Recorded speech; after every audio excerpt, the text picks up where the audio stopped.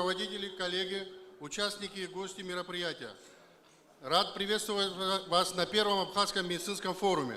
Для оглашения приветственного адреса президента Республики Абхазия Аслана Георгиевича Бжаня приглашается руководитель администрации президента Республики Абхазия Жасух Эдуардович Нанба.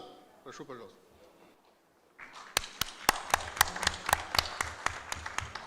Приветствую участников Первого Абхазского медицинского форума, знакового для развития нашего государства события и, безусловно, значимого как по составу участников, так и по рабочей повестке.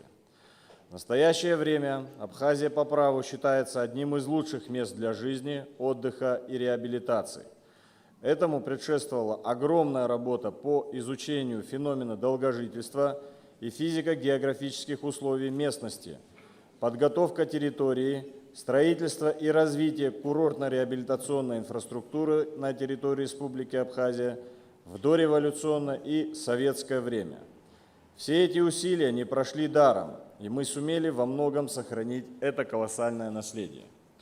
В программе сегодняшнего форума достойное место занимают темы реабилитации, санаторно-курортного развития, сбережения здоровья населения, все то, что можно и нужно развивать в Абхазии при участии ведущих российских научных и медицинских учреждений и коллективов. Солидный состав участников форума свидетельствует о большой перспективе развития научной и сервисной медицины, огромном курортно-санаторном и реабилитационном потенциале Абхазии не только на местном и региональном, но и на международном уровнях. Хочу поблагодарить организаторов и участников за проявленный интерес. Убежден, что ваша работа – это начало большого пути, и объединив усилия лучших научных и медицинских коллективов, мы вместе сумеем принести пользу науке, технологиям, практике и, главное, людям, нуждающимся в результатах этой работы. Президент Аслан Бжаня.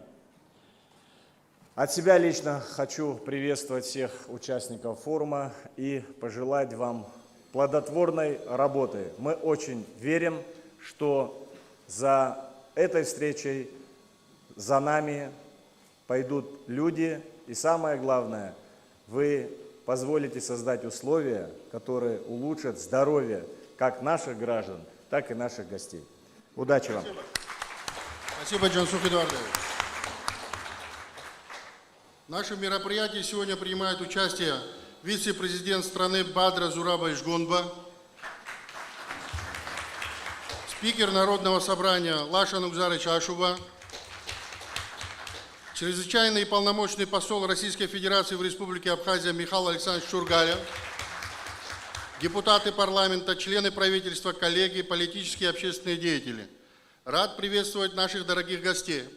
Отрадно отметить, что наш первый медицинский форум посетили ряд академиков Российской академии наук, Российской академии естественных наук, члены-корреспонденты, ведущие профессора и кандидаты медицинских наук, наши российские коллеги. Сегодня мы, без преувеличения, являемся свидетелями исторического события. Впервые в новейшей истории Республики Абхазия мы проводим медицинский форум, объединивший на своей площадке специалистов из разных областей медицины. Отдельную благодарность за помощь и организацию форума я хотел бы выразить президенту Республики Абхазия Аслану Георгиевичу Бжаня, премьер-министру страны Александру Золотинскому Чуванкваб и нашим меценатам. Для приветственного слова приглашается ректор Абхазского государственного университета, академик РАЭН, академик ОМАН Олег Алексеевич Гварамев. Дорогие коллеги, я имею право так говорить, потому что наш университет тоже участвует во многих мероприятиях, которые связаны со здравоохранением в Абхазии. Вот хронологически. В 1981 году я, как тогдашний проректор по науке нашего университета, обратился к величайшему нашему ученому в то время Борису Аркадьевичу Лапину с предложением открыть на базе Института экспериментальной патологии и терапии базовую кафедру нашего университета. Эта кафедра выпустила более 300 специалистов, врачей-биохимиков и других направлений. И у нас в университете постепенно готовится база для того, чтобы не только врачей, лаборантов, но и специалистов лечебного дела готовить. Это, вы все прекрасно знаете, непростое дело. Нужна очень серьезная материальная, техническая база, нужны финансы, что пока для нас не очень-то, так сказать, звучит оптимистически. Такая ситуация в Абхазии. А вот начатая в 1981 году инициатива университета, она сегодня дает очень серьезные плоды. Да. Когда началась война, нам стали выделять квоты на поступление, в том числе и на медицинской специальности.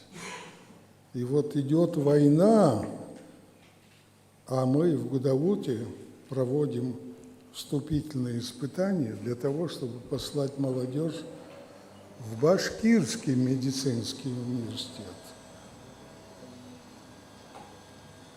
И сегодня с нами молодой человек Руслан Александрович Смыр, который защитил недавно докторскую диссертацию. А выпускники нашей кафедры совместной с институтом ЕПИТ подготовил около 20 кандидатов наук и одного доктора, и 3 сегодня работают над докторскими диссертациями. Вот началась пандемия, а мы были к этому готовы. Зинаида Всеволодовна Шевцова, ее супруг Баркаев Владимир Спиридонович, уже готовили кадры по коронавирусной инфекции. И когда пришлось нашим выпускникам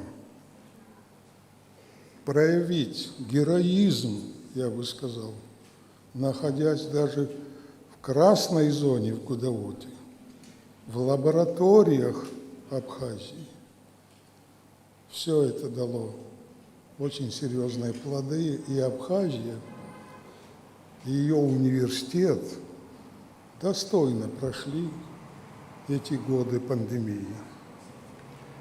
Я, конечно, с глубоким сожалением говорю о том, что нет сегодня и Зинаиды Всеволодовны.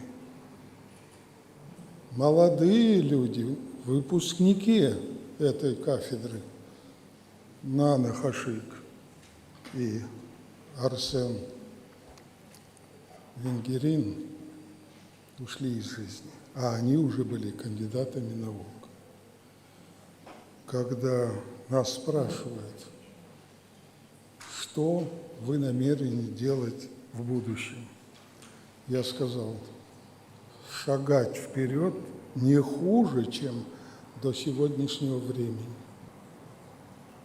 Посылы, которые были в наш адрес несколько лет назад, сегодня найдут свое решение, и в этом нам помогут сегодняшние наши гости, которые приехали в Абхазию, не потому что это, не только потому, что это такая прекрасная страна, там люди добрые и так далее, а приехали для того, чтобы поработать и помогать нам. огромное. Вам всем за это спасибо и успехов нашему первому, надеюсь, не последнему медицинскому форуму. Приглашаем отец Виссарион. Пожалуйста.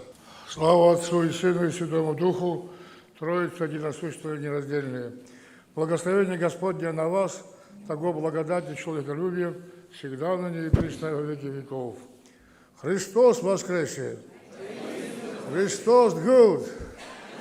Христос анести! На всех языках мира это приветственное, божественное слышится во всем мире. И мы сегодня также вместе с этим воскресшим Господом нашим Иисусом Христом радуемся. Но православная церковь всегда находилась рядом с апостолом Андреем Первозванным, также с апостолом Лукой врачом. Вот российское общество, Андрей Первозванный отсюда пошел в Киевскую Русь. И также апостол Лука врач тел. И здесь он соединяет тело с душою. Вот это и есть вот то общество, которое сегодня здесь вот собралось. И дай Господь нам всегда соединять телесные наши недуги, чтобы они исчезли, как исчезает дым. Христос приходил и показывал всему роду человеческому, как нужно исцелять, и Лазарь воскресший, 4-дневный, смердящий, лежащий. Вот в этом и есть симфония той ситуации, когда евреи выходили с египетского плена, вот медный змей, который символизирует медицину. Мы же вместе, и дай Бог, чтобы мы всегда были вместе. И вот то, что сегодня российское общество здесь имеет такую возможность сделать первый форум медицинский, дай Бог, чтобы мы всегда были вместе с Богом. А если будем мы с Богом, все болезни исчезнут обязательно. Как это, об этом говорит апостол Лука, врач. И дай Господь нам всегда быть вместе. Мир вам всем. Христос воскрес! Спасибо, отец Виссарион. Табу. Друзья, разрешите передать слово нашему гостю, уважаемому академику Российской академии наук, Российской академии естественных наук Юрию Анатольевичу Рахманину. Уважаемые члены президиума, уважаемые члены правительства, уважаемые члены Абхазской академии наук, уважаемые коллеги, члены медицинской и педагогической общественности, которые в первую очередь занимаются вопросами воспитания и здравоохранения в стране. От имени наших всех российских врачей, ученых, Российской академии наук, от президиума самой мощной общественной организации Российской академии естественных наук, вам огромный привет, пожелания здоровья, творческой нашей встречи, для того, чтобы она была результативной и была предвестником развития дальнейших наших тесных взаимоотношений во имя здоровья населения. И решите, вот у меня здесь появилась вот маленькая поэтическая зарисовка. Абхазия – чудесная страна. Ты для здоровой жизни Богом создана. Самой природой дан тебе простор от моря синего до снежных гор. И, сохраняя исторический свой род, живет здесь мужеством прославленный народ. И, отстраняя все ненужные преграды, сюда пришли высокие российские награды, о чем мы еще скажем. Абхазские, российские врачи сегодня объявляем дружно, хором, в Сухуми открываем мы Абхазский первый медицинский форум. Слово для приветствия предоставляется президенту Академии наук Абхазии, академику, иностранному члену Российской Академии наук Зурабу Джотовичу Аджипову. Глубоко уважаемый Бадра Зурабович, уважаемый Эдуард Валерьянович, дорогие наши гости, дамы и господа, позвольте мне от имени Президиума Академии наук Абхазии, всего научного сообщества нашей страны и от себя лично приветствовать вас, дорогие участники первого Абхазского медицинского форума. Поздравляю президента республики, министра здравоохранения, нас всех с открытием здесь и сейчас чрезвычайно важного форума, организованного Министерством здравоохранения Республики Абхазия совместно с Ассоциацией реабилитологов Абхазии и Российским медицинским обществом. Учитывая колоссальный опыт ученых Абхазии прошлых поколений, прежде всего Института экспериментальной патологии и терапии Академии наук Абхазии, в числе ведущих направлений деятельности которого были и остаются эксперименты по изучению безопасности и иммуногенности вакцинных препаратов, учитывая также географическое положение и климатические особенности Абхазии, на мой взгляд, она могла бы стать центром медицины, центром полноценной реабилитации пациентов. Сегодня это особенно актуально, когда продолжаются жесточайшие военные действия в Донбассе. Одним из путей развития медицины, подготовки кадров в Абхазии является наше тесное сотрудничество с российским медицинским сообществом. Сотрудничество это было ослаблено, в том числе из-за распада СССР, экономических последствий Отечественной войны народа Абхазии 1992-1993 годов. Сейчас в условиях новых политических и экономических отношений Республики Абхазия с Российской Федерацией эти прерванные взаимосвязи постепенно налаживаются. Яркое свидетельство тому и нынешний форум. Академия наук Абхазии, одним из приоритетных направлений которой является курс на взаимодействие с российским научным сообществом, готова оказать Министерству здравоохранения Республики Абхазия методическое, теоретическое и организационное содействие как в подготовке научных кадров через аспирантуру Президиума АНА, так и в проведении различных мероприятий, способствующих совершенствованию уровня медицины в нашей стране. Такую работу, можно сказать, Академия проводит с давних пор вместе с Институтом экспериментальной патологии и терапии АНА и Абхазским государственным университетом. Кстати сказать, буквально позавчера в Санкт-Петербургском государственном университете нашего аспиранта, точнее аспиранта Алисы Зауровны Матуа, Валерия Джинджоля, командированного отделом аспирантуры и подготовки кадров Президиума АНА, наградили дипломом второй степени за лучший доклад в секции патофизиология 26-й Международной медико-биологической конференции молодых исследователей «Фундаментальная наука и клиническая медицина человека и его здоровья». Для нас это очень замечательный факт. Программа форума, состав участников и тематика докладов вселяют уверенность в том, что первый Абхазский медицинский форум станет систематической площадкой, знаковым явлением для начала серьезных перемен в области медицины в Абхазии.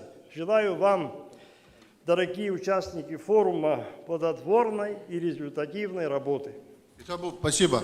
С приветственным словом попросим обратиться директора Института экспериментальной патологии и терапии Академии наук Абхазии, доктора медицинских наук, академика РАЭН, заслуженного врача Республики Абхазия Зураба Исоновича Микваби. Глубоко уважаемый президиум, уважаемые гости, друзья, коллеги. Ну вот, я думаю, что мы наконец дожили до того, что у нас первый медицинский форум. Хотя это лежало на поверхности все эти долгие годы, но это произошло только сегодня, и произошло благодаря нашим гостям. Вы знаете, я когда впервые прочел перечень фамилий, которые приезжают, я первое время не поверил даже своим глазам. Огромное вам спасибо. И я знаю, что вы не просто так приехали, а приехали для того, чтобы нам помочь. Я хочу в нескольких штрихах нарисовать и, может быть, добавить развитие абхазской медицины. Ведь когда началась война, вот я прошу всех прислушаться к этой цифре. В Центральном военном госпитале в Гудаутах, а это большой госпиталь, работало 3 хирурга, 3, 1 анестезиолог. Ну, это все объяснимо, потому что в то время до нашей войны абхазцев в Абхазии жило 17%. А медиков, если идти по этой цифре 17%, намного меньше. И спасибо России, откликнулись они первыми. Через 2 месяца у нас уже была военная бригада из госпиталя в Подольском. Потом приехали волонтеры. Кстати, вот завтра приезжают ко мне 2 людей, которые работали в бригаде, которая оперировала Ельцина. Они анестезиологи, и вот завтра приезжают в гости. И прошло какое-то время, когда вот сегодня говорили, во время войны Россия очередной раз пошла нам навстречу, выделены квоты были на обучение наших ребят, девочек в медицинских вузах. И только через несколько лет после войны начали как-то заполняться отделения. Ведь закончилась война, а для нас война продолжалась еще несколько лет, потому что я не помню, чтобы 2 дня подряд кто-то из врачей, которые тогда работали в больнице, они ночевали дома. Я помню, большое неудачное, к сожалению, наступление было, мартовское. И вот тогда мы за неполных 3 дня приняли 300 пациентов, которых оперировали. Мы эти 3 дня, даже больше, конечно, жили в операционной. А ассистировали нам акушеры-гинекологи, стоматологи, медсестры и так далее, и так далее. Но прошло какое-то время, как я уже говорил, отделения начали заполняться, и мы, прошедшие все это, вот честное слово я вам даю, мне вот сейчас понятно, что сделали медики в то время. Я не говорю только о врачах, это и медсестры, это и санитарки.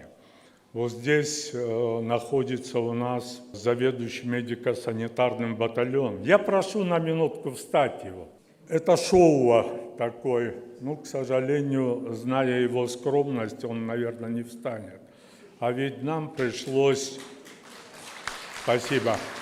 Вы помните, наверное, все те, кто закончил институты, военно-полевую хирургию, изучали мы поскольку-постольку.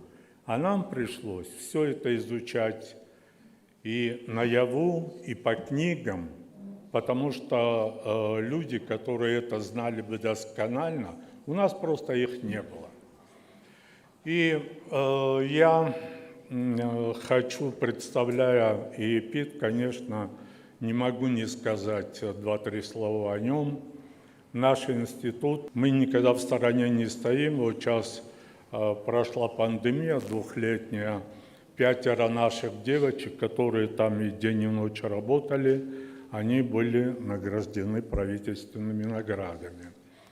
И я вам скажу, что нас врасплох эта пандемия не застала, потому что вот сегодня говорили мельком об этом. У нас в конце 80-х годов в институте произошла спонтанная инфекция ковида, ковида обезьяньего. Но если не учитывать, что точки, может быть, поражения немножко разные, а течение, в общем-то, во многом одинаковое, и наш институт очень глубоко ввел эту работу. У нас защищена по этой теме кандидатская тема. И если бы не наступила бы наша война, то к началу этой пандемии, которая закончилась год тому назад, человечество, в нашем лице, уже имело бы наборы. Ведь вы помните, наверное, когда началась пандемия, все силы медиков мира брошены были как раз на производство этих. А у нас они уже были бы. Я смотрю на вас, еще раз говорю, прочел списки гостей, и я горд. Горд тем, что ведь никогда не приезжают люди в те места, которые безразличны им. Никогда не приезжают туда, где что-то не делается. Единственное, это мое личное мнение, может, кто-то с этим не согласен, я хочу сказать, что как раз это направление реабилитации, на мой взгляд, у нас в стране развиты довольно плохо. Да, есть пионеры, благодаря которым Тхагуш, благодаря ему буквально после окончания войны проводится большая работа по реабилитации спинальников и вообще инвалидов войны. И если исключить несколько пионеров, которые занимаются, скажем, детством, у нас реабилитации как таковой, как она должна быть сегодня, в стране нету. А ведь посмотрите, у нас вся Абхазия – это огромный реабилитационный центр. Это море, это климат, это солнце, это бальнеология. Здесь все абсолютно, что для реабилитологии нужно.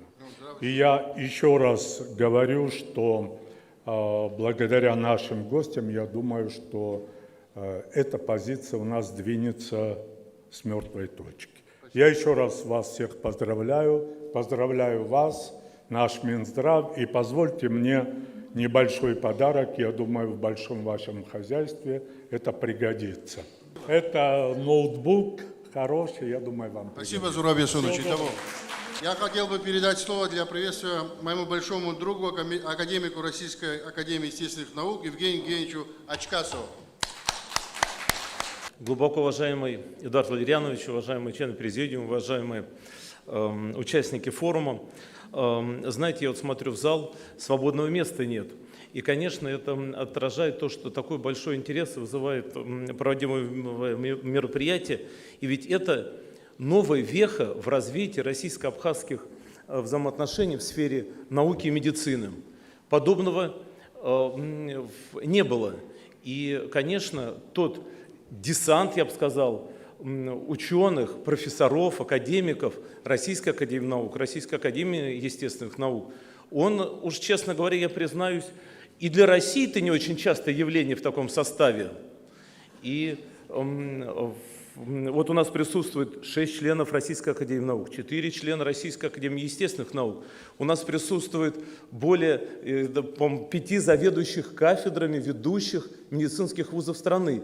И все они собрались в одном месте. И, конечно, это было бы невозможно без инициативы Министерства здравоохранения Абхазии. Это просто было бы нереально.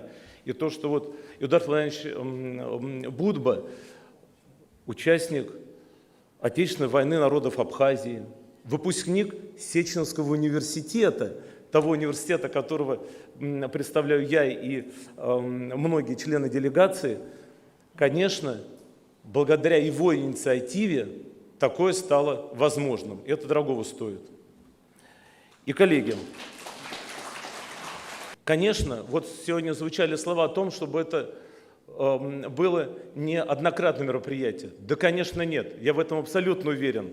Потому что есть абсолютное понимание необходимости развития медицины, совместного развития. Очень важные аспекты определены. Мультидисциплинарно у нас сегодня конгресс. Он не только реабилитологического профиля. Акценты, конечно, реабилитологические. И знаете, коллеги, сегодня, в эти дни, проходит Совет Всемирной медицинской ассоциации. В Кении, в Найроби проходит. Именно в эти дни. Россию там представляет Российское медицинское общество. И вот я, как руководитель этого общества, выбрал присутствие в Абхазии. И знаете, это очень важно. Развитие профессионального врачебного сообщества в стране. Это основа вообще создания профессиональной коммуникации врачебной. И то, что по инициативе, с поддержкой министра впервые в Абхазии создано первое профессиональное объединение врачей, и это стали реабилитологи, ассоциация реабилитологов Абхазии. Это очень важное событие, оно не может пройти незаметно. И только недавно создалась ассоциация, и уже ее результат работы, то, что тематика выбрана мероприятия сегодняшнего во многом реабилитационной направленности. Видите, насколько это важно? Поэтому, конечно, да, и у нас вот присутствует, да, руководитель ассоциации, поэтому я думаю, это хороший пример для других врачебных специальностей. Поэтому, коллеги, я еще раз благодарю за приглашение в Абхазию, на приглашение на этот форум и руководство страны, и всех делегатов. Мы очень рады присутствовать и хочу пожелать удачной, нам плодотворной работы. Спасибо, Евгений Евгеньевич, Спасибо. Итак, слово предоставляется министру здравоохранения Республики Абхазия Будбу Эльдару Валерьяновичу с сообщением состояния системы здравоохранения в Республике Абхазия, новые пути повышения качества и доступности медицинской помощи населению. Уважаемый вице-президент, спикер парламента, дорогие коллеги, гости. В своем докладе я хотел бы проинформировать вас о положении дел в медицине в Республике Абхазия и о том, какие мероприятия проводятся для повышения качества оказываемых медицинских услуг, их доступности и эффективности. Для более четкого понимания картины начну, пожалуй, с истории. Отечественная война народа Абхазии 92-93 годов нанесла колоссальный урон системе здравоохранения республики, разрушив не только более 80% материально-технической базы, но и привела к острой нехватке кадров. С первых послевоенных лет, вплоть до 2008 года, страна испытывала колоссальные сложности. В условиях ограниченных ресурсов самостоятельно решала свои проблемы отрасли. После признания Российской Федерации независимой Республики Абхазия в августе 2008 года и подписания в декабре 2014 года договора о союзничестве и стратегическом партнерстве между двумя странами, в рамках подписанных межправительственных договоров открылись не только новые возможности в лечении и лекарственном обеспечении наших граждан, но и возможность гармонизировать законодательство двух стран в сфере охраны здоровья. Благодаря инвестиционной программе социально-экономической помощи республики за счет средств Российской Федерации были реконструированы и оснащены некоторые медицинские учреждения системы здравоохранения. Неоценимую помощь оказало правительство Российской Федерации, вперед постигшее всех нас беды – пандемии коронавирусной инфекции COVID-19. В поддержку, еще раз хочу подчеркнуть, в поддержку абхазских коллег в республику прибыли высококвалифицированные медики из Министерства здравоохранения Российской Федерации, а также мобильный госпиталь Министерства обороны Российской Федерации, за что им отдельное спасибо. Пандемия COVID-19 стала серьезным испытанием для отечественной системы здравоохранения. Минздравом были оперативно мобилизованы все имеющиеся кадровые и технические ресурсы.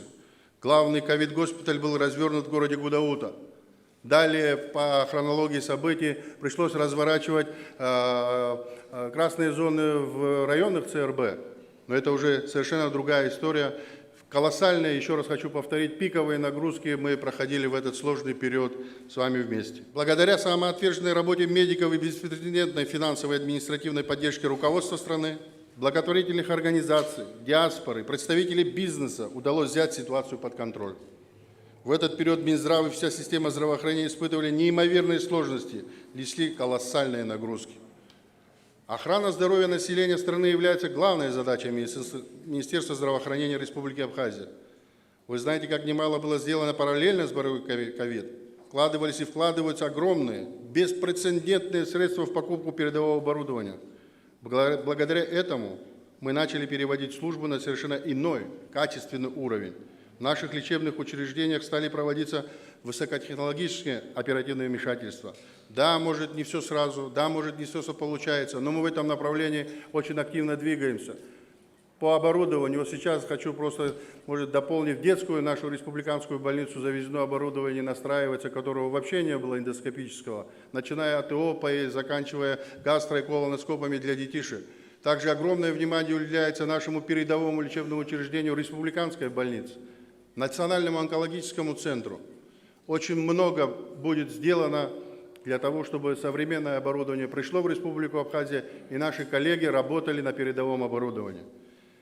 Большие средства финансовые тратятся также на лечение граждан за пределами Республики Абхазия. Да, к сожалению, мы пока не можем оказывать весь спектр медицинских услуг на территории Республики Абхазия, но я вас уверяю, придет то время, когда мы здесь будем делать все крупные оперативные вмешательства. И будем развивать и медицинский туризм тоже, как выше сказанные докладчики говорили о том, что у нас самой природой дано, чтобы мы и реабилитацию здесь могли сделать, и круглосуточно, круглогодично принимать наших уважаемых гостей, и в межсезонье. Никаких проблем с этим нет. Поэтапно начинает в полную меру действовать полис обязательного медицинского страхования. В этом направлении нами по поручению главы государства Аслана Георгиевича Бжаня проведена огромная работа. Большой процент граждан нашей республики госпитализируются в клинике Российской Федерации по полису, получают необходимые услуги в рамках ОМС. Для кого-то это может сейчас удивление, но мы работаем в этом направлении активно. Скажем откровенно, не все медучреждения ранее охотно оказывали помощь по полису ОМС, потому что выданные гарантийные письма Республики Абхазия обеспечили пополнение внебюджетных средств лечебного учреждения. На сегодняшний день в этом направлении ощущаются существенные подвижки. Как известно, состояние здоровья граждан страны во многом определяет способность его к увеличению численности населения, обеспечению им своей безопасности от возможных угроз и влияет на процессы развития страны. Поэтому государству приходится уделять охране здоровья своих граждан повышенное внимание и постоянно совершенствовать систему оказания качественных и доступных медицинских услуг. Целью развития здравоохранения является увеличение средней продолжительности жизни граждан и укрепление здоровья. Основные направления развития – это соблюдение прав граждан в сфере охраны и здоровья и обеспечение связанных с этим правами госгарантий, совершенствование управления системой здравоохранения, совершенствование системы медицинского страхования, развитие информатизации здравоохранения, кадровое обеспечение системы здравоохранения, развитие международных отношений в сфере охраны здоровья граждан. На наш взгляд, для реализации вышеуказанных направлений необходимо: первое – разработка и принятие совершенно новой, с учетом существующих мировых стандартов программы развития здравоохранения на среднесрочную и долгосрочную перспективу с учетом проведения структурных преобразований органов управления здравоохранения с целью повышения их эффективности. При этом имеется в виду централизация системы здравоохранения с прямым подчинением районных и городских лечебных учреждений напрямую Министерству здравоохранения Республики. В настоящее время система здравоохранения в Республике Абхазия представляет собой устаревшую систему организации с горздравами и райздравами, далекую от современной модели. Централизация позволит правильно распределить не только материальные, технические и кадровые ресурсы, но и быстро реализовывать принятые решения с наличием обратной связи. Вопросам централизации хочу еще уделить буквально несколько секунд. Во время пандемии COVID-19, когда централизованно было передано Министерству здравоохранения головное учреждение госпиталь Гудаутский, когда инфекционная больница напрямую подчинялась Минздраву, было управление централизованное без тех механизмов, бюрократических, которые на сегодняшний день останавливают, на мой взгляд, вот эти сложные процессы. Надо решать быстро, оперативно сегодня и сейчас. И наша задача Министерства здравоохранения в круглосуточном режиме реагировать на все нужды и чаяния наших граждан в любое время суток. Второе. Создание и совершенствование нормативно-правовой базы развития здравоохранения. совершенствование нормативных документов, регламентирующих профессиональную деятельность работников учреждений, разработка стандартов с перечнем гарантированной медицинской помощи, представляемой гражданам за счет Фонда обязательного медицинского страхования. Следующий пункт – это разработка и реализация целевого проекта по подготовке медицинских кадров высшего звена, а также повышение уровня профессионального образования работника разных сфер, в том числе фармацевтической. Вот сегодня говорили, уважаемые коллеги, о том, что крайне необходимо повышать свой профессиональный уровень. Да, медицина не стоит на месте, постоянно требует развития, обучения. И сегодня наш Абхазский медицинский форум тому свидетельство. У нас будут следующие доклады, которые вы все услышите. Внедрение в медицинскую практику мотивационных механизмов, стимулирующих деятельность работников здравоохранения, совершенствование системы непрерывного медицинского образования на всех уровнях, создание условий для повышения материально-технической оснащенности лечебных учреждений, с максимальным внедрением малоинвазивных методов лечения, а также повышение информатизации или, выражаясь современным языком, цифровизации и организации системы здравоохранения на всех уровнях с обеспечением безопасности хранения персональных данных, что немаловажно. Учитывая реалии современного мира, невозможно развитие медицины без международного обмена накопленным опытом, научными достижениями и объединением усилий для достижения более высоких результатов. Министерство здравоохранения Республики Абхазия принимает во внимание важность взаимодействия с коллегами разных стран и поэтому ценит высокий уровень доверительных взаимоотношений с Министерством здравоохранения Российской Федерации. Абхазия издавна славилась своим целебным климатом, бальнеологическими лечебницами и курортами, которые способствовали качественному отдыху, лечению и реабилитации. История наших курортов и бальнеологии ведется с 1903 года, когда по указу императора Николая II в Абхазии была создана первая климатическая станция. В советское время курортология Республики Абхазия активно развивалась. В 1938 году в Сухумах был торжественно открыт первый НИИ курортологии, который наряду с Всесоюзным институтом экспериментальной медицины и другими впоследствии открывшимися научными институтами создали прочную научную основу для развития советской курортологии и реабилитологии. Следует отметить, что, учитывая субтропический климат, отдых, реабилитация были актуальны и в период межсезонья. Сегодня Министерство здравоохранения Республики Абхазия видит острую необходимость в использовании климатического, бальнеологического потенциала в целях решения многих вопросов реабилитации. Дорогие друзья, искренне надеемся, что первый Абхазский медицинский форум с участием высоких гостей, известных ученых, явится отправной точкой в решении намеченных целей и задач. Спасибо за внимание.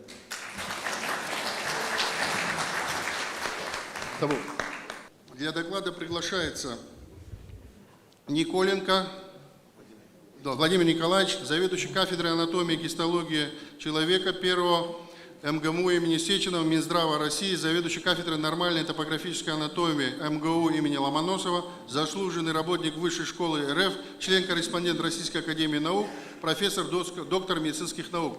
Высокочтимые руководители, представители ключевых структур Республики Абхазия, дорогие друзья, дорогие коллеги, я осознаю ту великую честь, которая выпала мне, историческую честь, выступить на первом медицинском абхазском форуме. Придавая большое значение этому событию, председатель Союза ректоров медицинских и фармацевтических вузов России, академик РАН, ректор Первого Московского государственного медицинского университета Петр Витальевич Глыбочка направил в Республику Абхазия большую делегацию представителей Сеченского университета. Конечно, по заявленному докладу охватить то, что произошло в первой четверти 21 века, это нереально. Нереально нарисовать целостную картину, нереально даже сделать эскиз того, что произошло. Это какие-то штрихи, это только какие-то мазки этой картины, которая будет осознаваться, рисоваться в следующие годы. Страна, не развивающая науку, превращается в колонию. Всем известные высказывания. Переход в 21 век, переход в третье тысячелетие. Мы ждали от него что-то необычное. В новогоднюю ночь мы смотрели на небо, ждали, что-то произойдет. Прошла эта ночь, и на следующую ночь на самом деле пошел звездопад открытий и достижений третьего тысячелетия. Вчера мы посетили национальное достояние Республики Абхазия, ботанический сад, и чтобы ощутить аромат прекрасной республики, мои коллеги вдыхали этот аромат вместе с запахами прекраснейших растений, которые цветут в настоящее время в ботаническом саду. Академик Ачкасов, академик, ведущий иммунолог, академик Караулов, виртуоз пластической эстетической хирургии Шарабара и, конечно, колоритнейший профессор Журулах Ашуев. Что мы знаем об обонянии? Да, это способность ощущать через ароматы наш мир. И вот то, что мы знаем, это базовые знания об обонянии, но с обонянием мы столкнулись при ковидной инфекции, и когда обоняние стало одним из ведущих симптомов заражения этой вирусной инфекцией. И понятно, что восстановление, реабилитация обоняния, она сейчас занимает одно из, наверное, 12-13 ведущих проблем постковидной реабилитации. Коллеги, я передаю привет и от своей многочисленной студенческой аудитории Первому Абхазскому медицинскому форуму. Спасибо. Спасибо, Владимир Николаевич. Следующий докладчик Эмухвари Ильяна Владимировна, главный врач реабилитационного центра для детей с ограниченными возможностями, Республика Абхазия, город Сухум. Параллельно хотел бы сказать, уважаемые друзья, пока Ильяна Владимировна подходит, параллельно с нашим форумом на территории Республиканской больницы города Сухум проходит мастер-класс по тотальной замене коленного сустава. 2 операции, 2 оперативного вмешательства. Коллеги из Российской Федерации приехали специально для того, чтобы провести мастер-класс. И в данный момент проводится операция, правильно, Эрик Эдуардович, по замене коленного сустава впервые в таком объеме. Сначала будет 1 пациент, потом 2 пациент. В планах сегодня 2 операции по тотальной замене коленного сустава на территории Республиканской больницы города Сухум. Дальше у наших уважаемых коллег, помимо сегодняшней программы, еще такая насыщенная рабочая программа, когда поедут в наши центры консультировать наших больных. Даже великие академики сегодня поедут смотреть наших пациентов по профилю, по аллергологии, иммунологии, по неврологии, по реабилитации, по разным специальностям. Определенный график у нас уже есть, проговорено, и у нас здесь находятся и стоматологи, и челюстно-лицевые хирурги, и нейрохирурги, присутствуют и неврологи, которые поедут консультировать. По поводу Караулова я уже сказал, академик, да, который поедет консультировать по своему профилю, это аллергология, иммунология, за что вам всем огромное спасибо. Тогда, Ильяна Владимировна, спасибо, давайте. Добрый день, уважаемые коллеги. Хотела вам представить доклад о структуре и организации работы Государственного учреждения Минздрава Республики Абхазия «Реабилитационный центр для детей с ограниченными возможностями». С целью создания условий для проведения профессиональной реабилитации детей с ограниченными возможностями здоровья в инвестиционную программу содействия социально-экономическому развитию Республики Абхазия 2013-2015 годов, принятую при президенте Республики Абхазия Анквап Александре Золотинсковиче было включено создание реабилитационного центра для детей с ограниченными возможностями. Подобная служба создавалась в стране впервые. Приказом министра здравоохранения Республики Абхазия Гов Анзора Назруновича от 5 февраля 2015 года, исполняющей обязанности первого директора реабилитационного центра Ади Фиратовны Абухба, было поручено принять все меры, связанные с созданием и функционированием реабилитационного центра для детей с ограниченными возможностями, утвердить уставные документы, штатное расписание центра, организовать подбор и подготовку персонала, обеспечение необходимым оборудованием. Реабилитационный центр был создан 17 апреля 2015 года. На открытии центра присутствовал заместитель председателя правительства Российской Федерации Хлопонин Алексей Геннадьевич. Центр располагается в городе Сухум в двухэтажном здании площадью 800 квадратных метров, расположенном в шаговой доступности от городской набережной, рядом с парковой зоной. Здание оборудовано лифтом для подъема детей, передвигающихся в колясках. Вокруг здания создана доступная для них среда. Все стены в коридорах и лестницы снабжены перилами для передвижения детей с навыками активной ходьбы.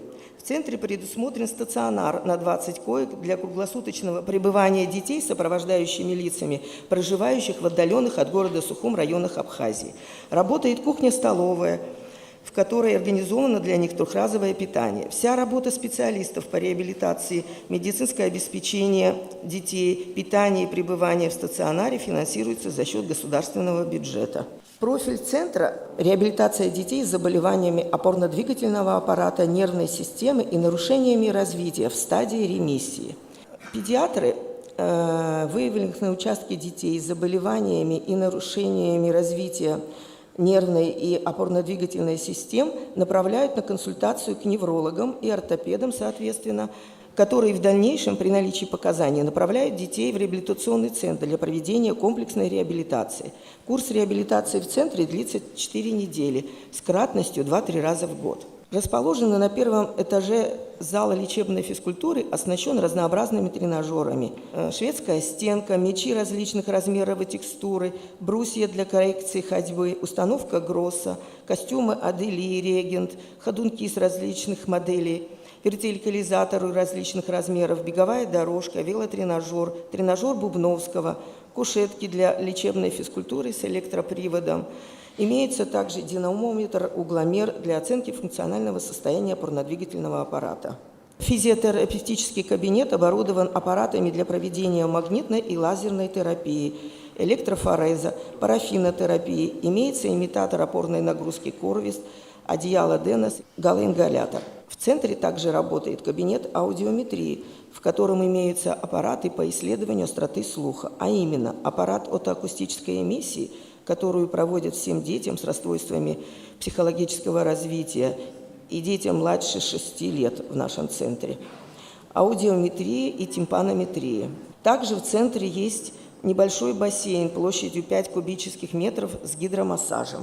Направленный для прохождения курса реабилитации в центре ребенок вначале осматривается мультидисциплинарной командой специалистов в составе невролога, травматолога, ортопеда, психиатра, врача ЛФК, физиотерапевта, педиатра, клинического психолога, которые формируют каждому ребенку в зависимости от нозологии и тяжести и особенностей течения заболевания индивидуальный план реабилитационных мероприятий. Он может включать в себя медикаментозную терапию, механотерапию, массаж мануальный и гидромассаж, занятия в бассейне, кинезотерапией, физиотерапию, коррекционные занятия со специалистами, дефектологом, психологом, логопедом, арт-терапевтом, педагогом, воспитателем. Особую роль в реабилитационном процессе имеет лечебная физкультура. При составлении программ коррекционных физических упражнений учитывается последовательность этапов двигательного развития младенца первых лет жизни, независимо от возраста ребенка. Даже если ему уже 4-5 лет, в работе с ними определяется тот уровень двигательного развития, на котором он остановился. С него и начинается выстраивание коррекционных программ.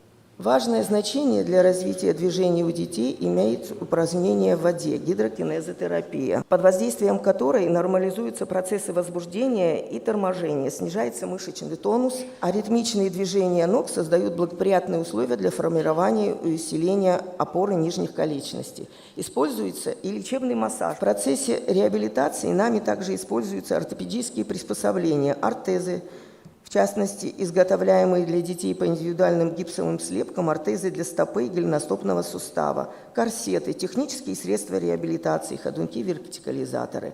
У детей с ДЦП наряду с консервативными средствами терапии, а также в случаях, когда их потенциал, очевидно, недостаточен или исчерпан, применяются методы оперативной коррекции двигательных нарушений, для проведения которых дети направляются за пределы Республики Абхазия. С 2016 года 2 раза в год фондом Ашана совместно с фондом АПСНы приглашается врач-ортопед из научного центра травматологии и ортопедии Минздрава Республики Абхазия, доктор медицинских наук, профессор Даниэлян Авсеп Аведикович, который на базе нашего центра проводит консультативный прием детей с детским церебральным параличом и другими заболеваниями опорно-двигательного аппарата, отбирая тех, кто нуждается в оперативной коррекции или проведении исследования биомеханики движения для решения вопроса дальнейшей тактики ведения этих детей, а также нуждающихся в использовании ортопедических приспособлений ортезов. Изготовление индивидуальных ортезов детям согласно гибковым слепкам, проведение исследования биомеханики движения и оперативная коррекция контрактур в научном центре травматологии и ортопедии Минздрава Республики Армения финансируется фондом Ашана. После нескольких лет упорной работы воздействие всего комплекса реабилитационных мероприятий, включая оперативное, иногда неоднократное вмешательство, до 15% детей с детским церебральным параличом смогли улучшить свои возможности к передвижению. Часть детей смогла начать ходить с помощью дополнительных приспособлений, а часть ходить уже без них. До 40% детей, пришедших к нам в раннем возрасте с диагнозом перинатальное поражение центральной нервной системы и задержка моторного развития, стало самостоятельно сидеть, держать спину, а затем и ходить. За период реабилитации наблюдается заметная положительная динамика у детей. Улучшается поведение, увеличивается объем памяти, улучшается концентрация внимания, обогащается словарный запас, улучшается мелкая моторика. Около 30% детей, проходивших в нашем центре запланированные комплексные курсы реабилитации на протяжении 3-4 лет, успешно поступили в общеобразовательные школы. В данный момент нам необходимо подготовить специалиста и оборудовать кабинет сенсорной интеграции. Ценностью центра является совмещение медицинского сопровождения и устойчивых педагогических условий. Для координации усилий на всех этапах реабилитации необходимо также подготовить врача-реабилитолога. Спасибо за внимание. Спасибо, Лена Владимировна, спасибо. Рахманин Юрий Анатольевич, главный научный сотрудник ФГБУ, Центр стратегического планирования и управления медико-биологическими рисками здоровья ФМБА России, ФГБУ, Федеральный научный центр гигиены имени Рисмана Роспотребнадзора, заслуженный деятель науки, академик Российской академии наук. Уважаемые коллеги, начнем от сотворения мира, от Библии. «И была тьма, и был хаос, и Дух Божий носился над водою. И был день первый, и разделил Бог воду, то, что на твердью, на небесную, и на подземную, на земную. До человека дошел на 7-е сутки». Отсюда вы должны понимать, откуда идет все живое, и без воды его по существу нет. Воду, которую мы видим, вот по новой классификации, которую предлагаю, разделяем на 6 видов вод. Поверхностные природные воды рекреационного и спортивного применения. К ним требования предъявляются: отсутствие механических, эстетических нарушающих образований и микробиологическая безопасность, эпидемическая безопасность. Это отражено в соответствующих документах. А дальше подземные и поверхностные минеральные воды бальнеологического применения и воды питьевого применения. Они разделяются на употребление из источника, где нужно медицинское заключение, и разливаемые в бутылки, где нужно бальнеологическое заключение. Значит, поверхностные и подземные пресные воды для централизованного и децентрализованного водоснабжения, упакованные пресные воды и вот новый вид – функциональные питьевые воды. Вот что это такое, мы сейчас постараемся оценить. Вторая группа – минеральные болоньические воды. Они сегодня подразделяются на 10 основных групп. Сегодня в регистре российском 91 вода, зарегистрированы 21 лечебная, 70 лечебно-столовых. Всего минеральных вод в России насчитывается от 4 до 5 тысяч, а сейчас подготовлен атлас, включающий 561 наименование. Но в регистр вошло пока 91 проверенных и хорошо изученных вод. На это очень важно обратить внимание. Ну, известно, что вода является важным поставщиком и минеральных компонентов. Ну, в частности, кальция, магния, фтора, йода, что наиболее важно для нашего организма. Теряя воду, человек умирает. Все наше здоровье формируется на здоровой водной матрице. Если она здоровая, то и будет и здоровое формирование. Это очень важно отметить. Основные источники загрязнения вод, используемых для централизованных систем водоснабжения, они хорошо известны. Разрешите не останавливаться. Для краткости я заранее скажу. Наши слайды можете скатать все и использовать в своих учебных программах. Мы для этого вам и делаем, для того, чтобы не разжевывать сейчас отдельные детали, а вы могли в этом разобраться сами, но эти источники известны, следовательно, мы с ними можем бороться и предупреждать ненужное загрязнение. Почему предупреждать? Потому что барьерная роль существующих способов водоочистки ограничена. Вот она здесь представлена. Даже при очень высокой степени водоочистки 99,9% для oocyst, криптоспоридия и для цветности и мутности воды, если они высокие, высокой эффективности недостаточно. Все равно отмечаются нарушения. Отсутствует вообще барьерная роль для тяжелых металлов и солей. Мы это хорошо знаем. Но есть и ухудшение. К сожалению, любая обработка – палка о двух концах. Одним достигаешь эффекта, скажем, обеззараживания, а другим получаешь вот эффект наличия опасных химических соединений. И на этом остановимся. При обработке воды хлором, если есть анилин, образуется 12 новых соединений, причем 6 канцерогены и мутагены. Опаснее, чем сам хлор и чем анилин. Но образуется сильный окислитель, образует мутагены и канцерогены, ну и остальные соединения. Ультрафиолет значительно меньше. Вот сейчас ультрафиолет возвращается, ренессанс идет ультрафиолета, и мощные ультрафиолетовые установки сегодня используются практически на всех водопроводах. Озон. А давайте озонировать кислородом.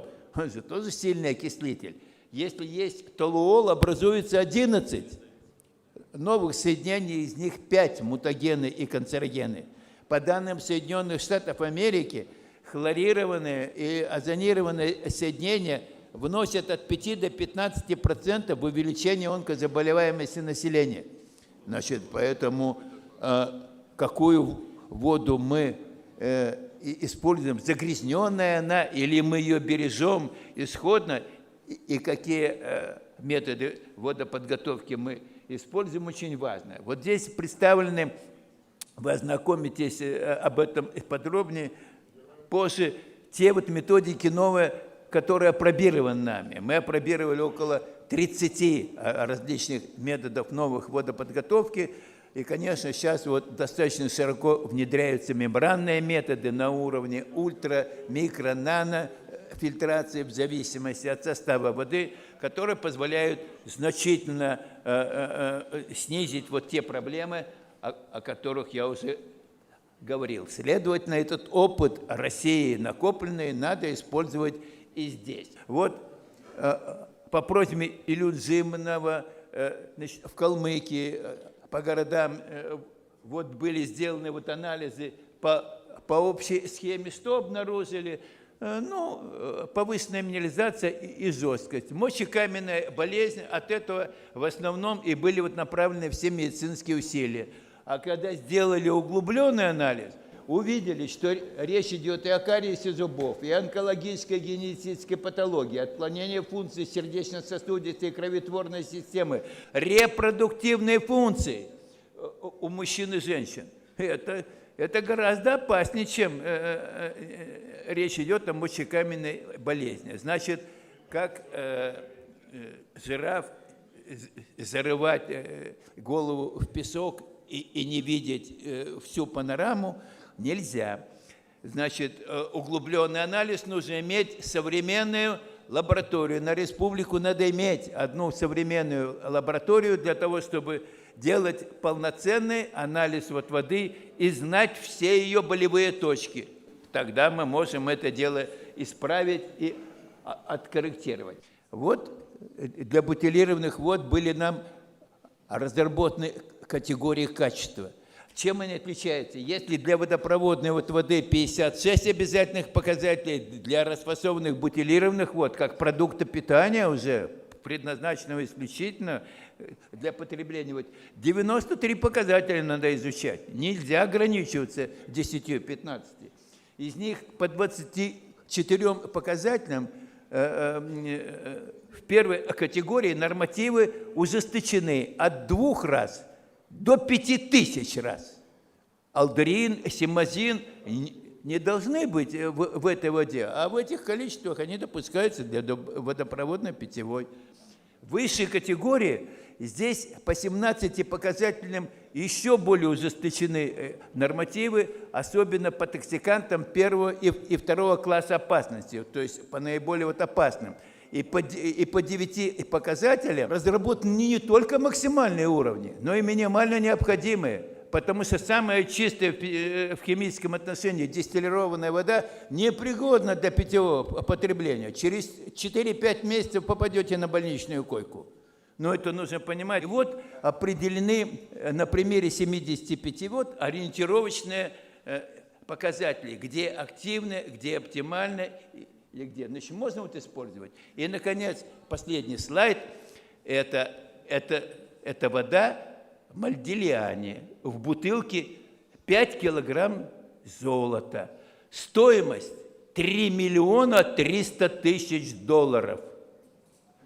Но почему вода? Почему не вино, не коньяк, не оливковое масло, а вода? Задумайтесь, это очень серьезный сигнал о том, что вода дороже всего на свете. Спасибо, Юрий Анатольевич, спасибо. Слово предоставляется Анатолию Епофеевичу Быкову, заведующий кафедрой спортивной реабилитации Кубанский государственный медицинский университет Минздрава России, заслуженный врач Российской Федерации, член-корреспондент Российской академии наук, профессор Россия, Сочи, город Сочи. Уважаемый Эдуард Валерьянович, уважаемые гости, коллеги Высокого собрания, это первый форум абхазский, и полагаю, что здесь должны быть сейчас определены, и в докладе министра здравоохранения мы услышали проблемные системные вопросы и поиск решения этих проблемных системных вопросов. Все наши пожелания и даже прекрасные знания профессиональные, они не будут реализованы, если не будет под это сформирована нормативно-правовая база. Республика богата интеллектуальным потенциалом, научным потенциалом. Он в свое время был вписан в единую структуру образования, науки Советского Союза.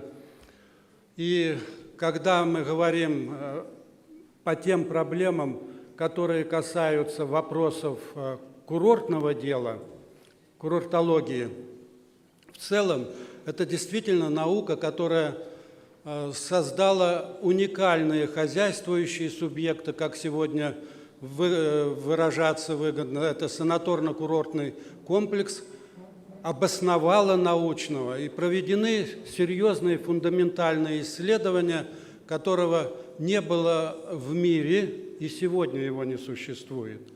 Но последние десятилетия она стагнировала. И вот говоря о развитии санаторно-курортного комплекса и ее структурных подразделений и инфраструктуры, я бы выразился так: назад в будущее. То есть взять все то лучшее, что накоплено, и на новой технологической основе двигаться вперед. Все, что касается нормативно-правовых документов, конечно же, нужно сформировать, я не знаю, может быть, они есть, но тогда адаптировать национальные стандарты использования, применения курортных ресурсов, которые бы обеспечивали их сохранение, возобновление и как одного из ведущих потенциалов природных ресурсов лечебных в реализации задач медицинской реабилитации, санаторно-курортного лечения, оздоровления, то есть включая все вопросы, касающиеся здоровья нации, ну и, естественно, населения всех тех стран, которые будут прибывать сюда. Именно с первичной профилактики, вот в этом отношении санаторно-курортная отрасль недооценена, когда мы должны говорить о здоровье здорового человека, о его укреплении, о здоровье сбережении, это вопросы первичной профилактики. Вопросы вторичной профилактики и, естественно, лечения санаторно-курортного и реабилитации. Здесь, конечно, в этом отношении нужно сформировать национальный реестр национального фонда, провести инвентаризацию всего того ресурсного потенциала, который имеется, разведанные, неразведанные, определить, сейчас в России это делается, и слава Богу, что санаторно-курортный комплекс и лечебные ресурсы природные вошли в сферу деятельности Министерства здравоохранения. И мы получили надежду на то, что в ближайшие годы этот потенциал будет восстановлен, и он достойно будет служить главной задаче государств, правительств – здоровье, сбережение народа. Потому что здоровый народ, здоровая экономика, здоровое развитие. И без всяких перекосов. Поэтому создание национальных, подчеркиваю, национальных, это придаст и независимость, суверенитет, за что мы все боремся, каждым на своем направлении, и перспективу стабильного, устойчивого развития. Курортное дело и лечебные факторы, как оказалось, это не только медицина, это еще мощные вопросы, касающие градостроительных аспектов. Определение так называемого рекреационного потенциала. А что это такое? Это уровень антропогенной нагрузки на те территории, которые служат лечебным целям, оздоровительным целям. определить конкретные параметры развития территории. Вот здесь должно быть 50 тысяч человек, и, извините, не больше. И какие бы деньги сюда вам не предлагались, построить там небоскребы, определить красивое будущее, сказать нет, дорогие, у нас курорт, у нас уникальные природные лечебные ресурсы, у нас режимы определены для сохранения этих ресурсов не только для настоящего, но и для будущих поколений. И вот это вот смысл будущих поколений, он должен доминировать для всех нас и в первую очередь для правительств и министерств здравоохранения, которые сегодня управляют этими ресурсами. Поэтому я в завершении еще передаю огромные пожелания процветанию этой территории и от Ассоциации курортных туристических городов, от глав 15 муниципальных образований Российской Федерации, 5 субъектов Российской Федерации. Это, конечно, города-курорты Краснодарского края, Кавказских минеральных вод, Алтая,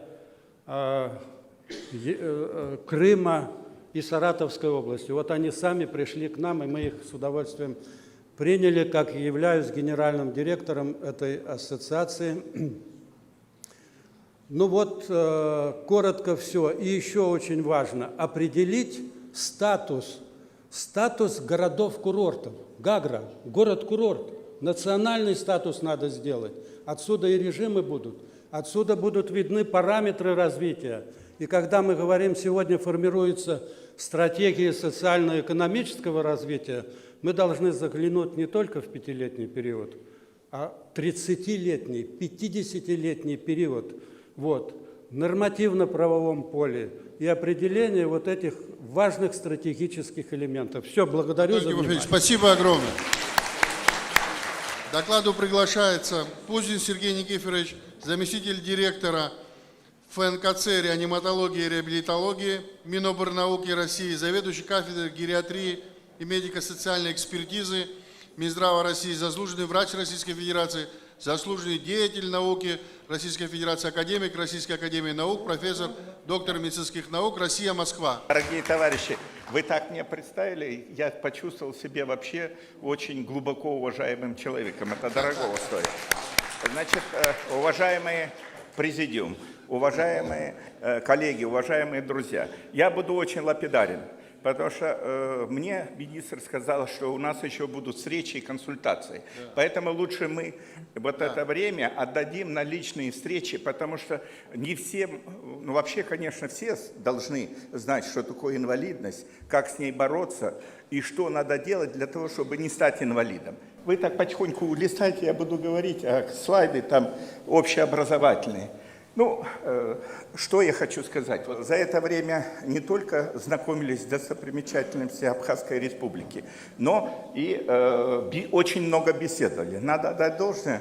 Не то, что вот у нас великолепные отношения сложились с очень очаровательным министром. Он использует вот эти беседы в целях развития системы здравоохранения Абхазии.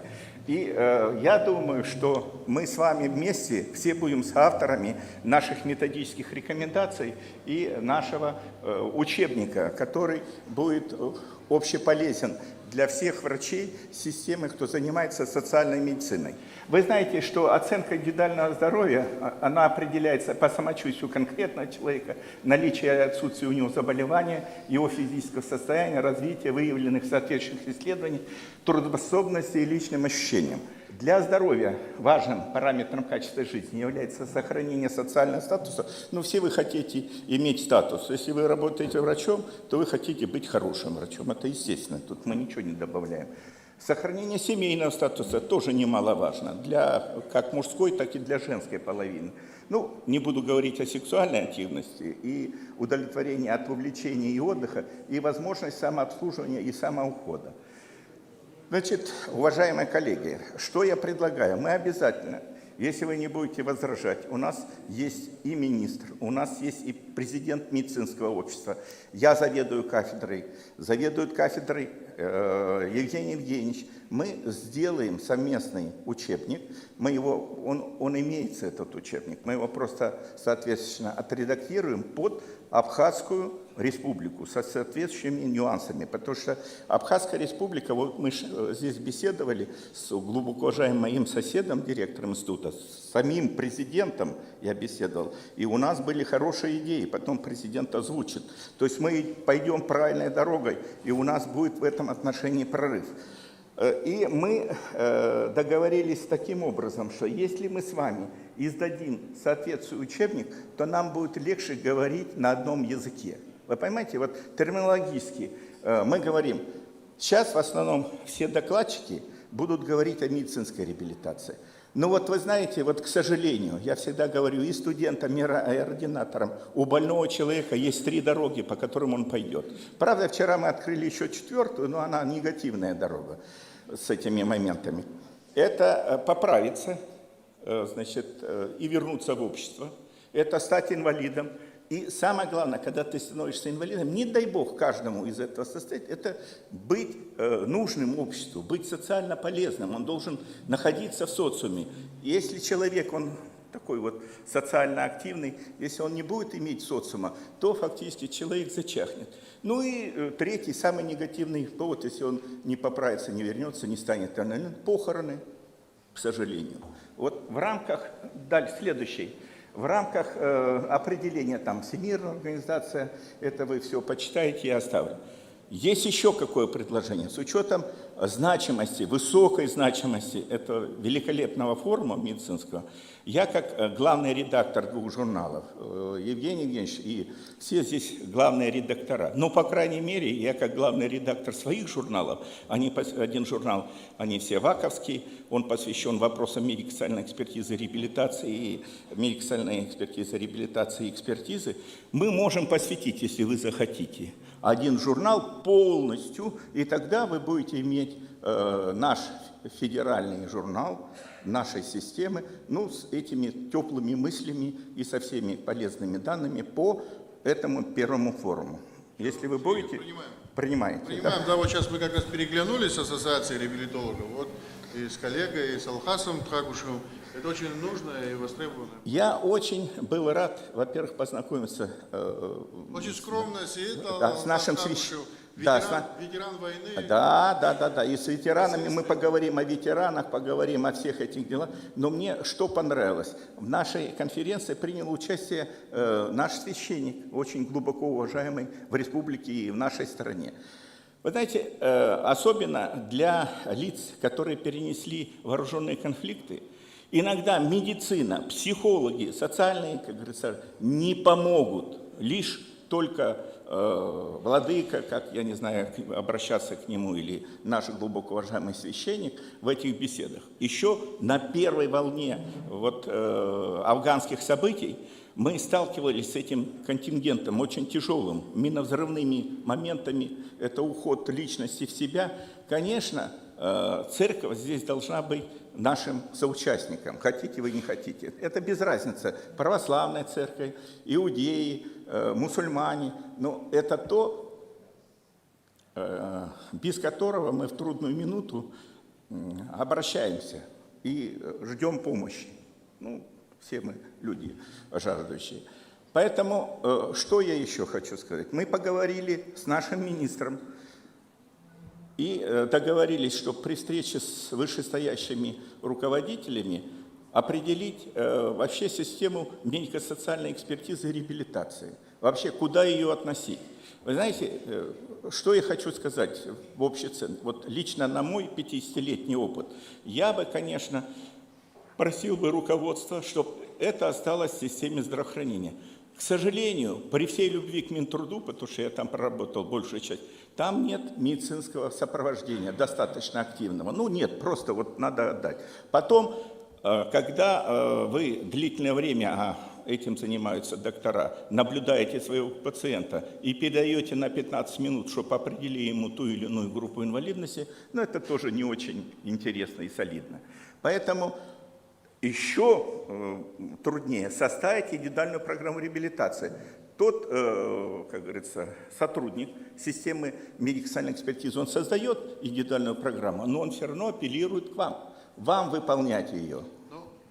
Наши договоренности в силе, правильно? В силе. Более того, я думаю, что, не открою секрета от министра, или я вам командирую сюда профессора, или вы приедете к нам, мы подумаем, это очень сложно. Я про вчерашние наши договоренности. Да. Поэтому, уважаемые коллеги, я еще раз хотел бы поблагодарить наших организаторов, и нашего министра, и нашего очкастого президента за то, что они дали возможность лично мне и моим коллегам находиться здесь, дышать таким великолепным воздухом, смотреть на такую великолепную природу. Более того, я думаю, что мы начнем сотрудничать, у нас будет много общего, интересного и полезного в социальной медицине.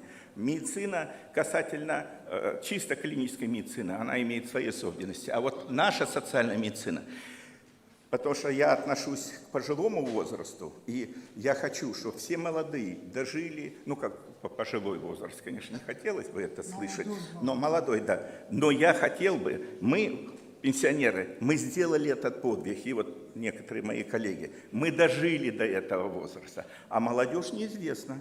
Сможет ли она это сделать или нет? Мне бы хотелось вам, чтобы вы профилактически поддерживали бы очаровательное стремление нашего министра на улучшение системы здравоохранения, и чтобы вы дожили, пережили, и мы все стали людьми геронтологического возраста. И я, как заведующий кафедрой гериатрии, был бы рад. Я отношусь к системе не Министерства здравоохранения, а работаю в Министерстве науки и высшего образования.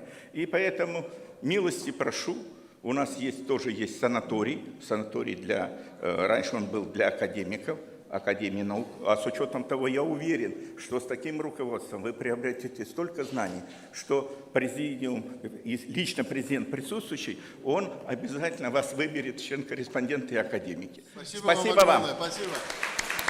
Следующий докладчик Чукбар Мактина Заурьевна, врач-невролог, отделение неврологии филиала номер 7, Сухумская городская клиническая больница, администрация города Сухум, управление здравоохранения. Абхазия, город Сухум. Добрый день, уважаемые гости, участники и организаторы первого Абхазского медицинского форума.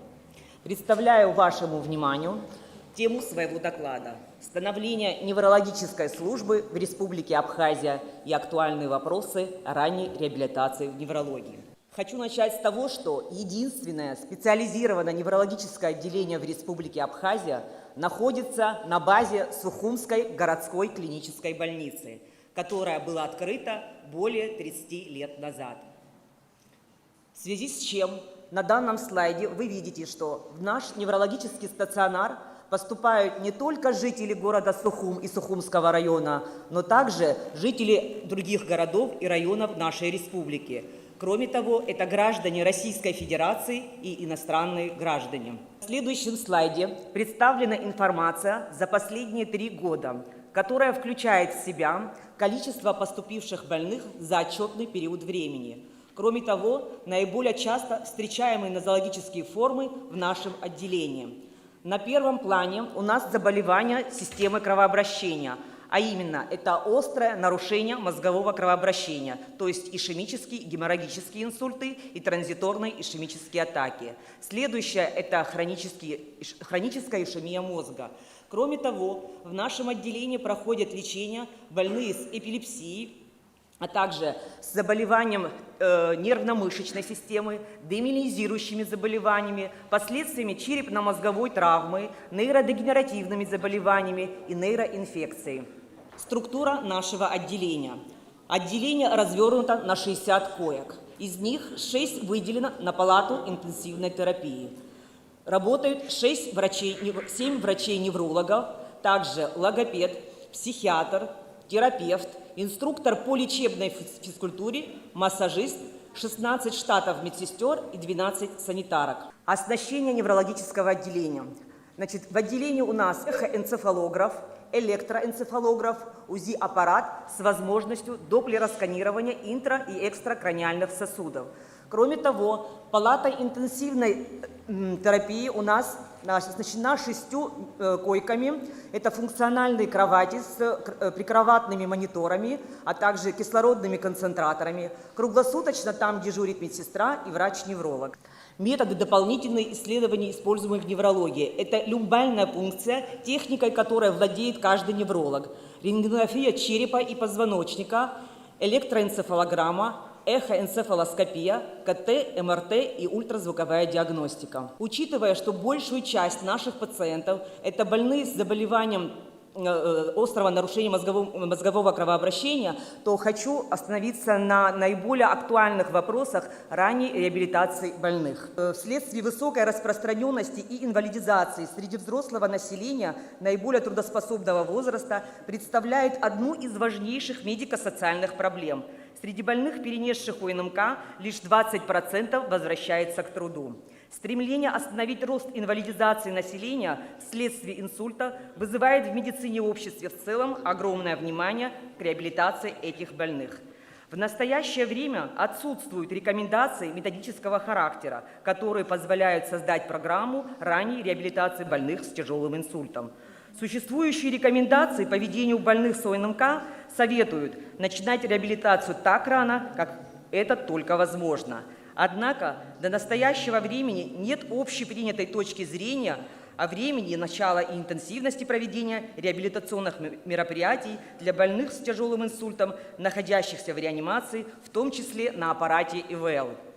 В большинстве случаев реабилитация у этой категории пациентов откладывается на поздние сроки заболевания из-за устоявшихся взглядов на реабилитационные мероприятия как на средство восстановления стабильного больного, не имеющего нарушения витальных функций, тем самым обрекая эту группу больных на увеличение срока восстановления неврологического дефицита, длительную обездвиженность и развитие соматических осложнений, в том числе венозных тромбозов и ТЭЛа. Можно предполагать, что одновременное проведение своевременной медикаментозной профилактики венозных тромбоэмболических осложнений и максимально возможная ранняя локомоторная реабилитация больных приведут к снижению частоты возникновения венозных тромбоэмболических осложнений, улучшению реканализации венозных тромбозов ног, снижению частоты развития синдрома полиорганной недостаточности у лиц с инсультом, находящихся в отделении реанимации и интенсивной терапии, и изменит структуру летальных исходов в этой наиболее тяжелой группе пациентов. У тяжелых больных с ОНМК, при которой возникает утрата мозгом своих регуляторных влияний на висцеральную сферу, приводит к развитию экстрацеребральной патологии с последующим формированием синдрома полиорганной недостаточности. Одной из основных форм экстрацеребральной патологии, которая влияет на динамику данного синдрома, течение и исход инсульта, это венозные тромбоэмболические осложнения, а именно это венозные тромбозы и тромбоэмболия легочной артерии. Причиной тромбоэмболии легочной артерии являются эмболоопасные тромбозы, большая часть которых локализуется в системе нижнеполой вены. Они диагностируются исключительно только при УЗИ-контроле нижних конечностей. Основной причиной развития венозных тромбозов является гиперкоагуляция и снижение венозного кровотока. Значит, что касается ранней реабилитации, то наши возможности в неврологическом отделении довольно-таки скромные. Но тем не менее мы начинаем раннюю реабилитацию непосредственно с палаты интенсивной терапии, начиная со 2-3 суток. В начале больному в остром периоде инсульта, как ишемического, так и геморрагического, проводится мониторинг и медикаментозная коррекция артериального давления, а также коррекция деятельности органов системы сердечно-сосудистой системы, дыхательной системы и основных параметров гомеостаза. То есть при проведении лечебной физкультуры мы учитываем следующие параметры. Необходимо, чтобы если больной ранее страдал гипертонической болезнью, то уровень артериального давления не должно превышать 200 на 100 мм ртутного столба. Если ранее больной не страдал гипертонией, то допускаются цифры не более 160 на 90. Конечно же, не должно быть острых нарушений сердечного ритма, и пульс не должен превышать 90 ударов в минуту. Частота дыхательных движений не должна превышать 30, сатурация не должна быть меньше 90, температура тела не должна быть выше 38 градусов. Все эти мероприятия направлены на то, чтобы быстро восстановить утраченный неврологический дефицит в раннем периоде заболевания и как можно снизить частоту венозных тромбоэмболических осложнений. Отсюда следуют наши выводы. Сравнительный анализ неврологического дефицита у реанимационных больных в течение острого периода инсульта выявил явную тенденцию в уменьшении неврологического дефицита при проведении ранней реабилитации в пассивном режиме до 1 часа в сутки. Венозные тромбоэмболические осложнения развиваются у половины больных с различным характером и локализацией инсульта, как при проведении кинезиотерапии, так и при ее отсутствии. Синдром полиорганной недостаточности развивается чаще на 4-е сутки ОНМК у 60% больных, при этом проведение ранней реабилитации не влияет на частоту и сроки развития синдрома, но способствует более легкому его течению. Проведение кинезиотерапии не предотвращает возникновение и дальнейшее распространение венозных тромбозов, однако способствует более быстрой их реканализации, в среднем ко 2-й неделе инсульта. Учитывая отсутствие повышения частоты ТЭЛа на фоне начала и проведения кинезиотерапии, у больных с острым окклюзионными дистальными тромбозами глубоких вен ног целесообразно пересмотреть показания и сроки начала реабилитации. Проведение кинезиотерапии у тяжелых больных с инсультом, в том числе находящихся на ИВЛ, выполнимо, безопасно и не увеличивает риск развития неблагоприятного исхода. Всем больным в остром периоде инсульта различного характера и локализации, находящимся в реанимации, необходимо проводить УЗИ-мониторинг вен, начиная с первых суток заболевания. Ну и в конце наши предложения. Издать государственный регистр неврологических больных и разработать методические рекомендации по реабилитации постинсультных больных. Создать материально-техническую базу для реабилитации постинсультных больных на регулярной государственной основе на базе Института курортологии города Сухум или КБРЦ города Гагра. Улучшить материально-технические условия городского физдиспансера. Доукомплектовать кадровый состав в неврологическом отделении Сухумской городской больницы инструктором по лечебной физкультуре, физиотерапевтом и психологом. Оснастить палату интенсивной терапии неврологического отделения Сухумской городской больницы более современными функциональными кроватями, которые позволяют осуществлять раннюю вертикализацию больных на ранней стадии заболевания.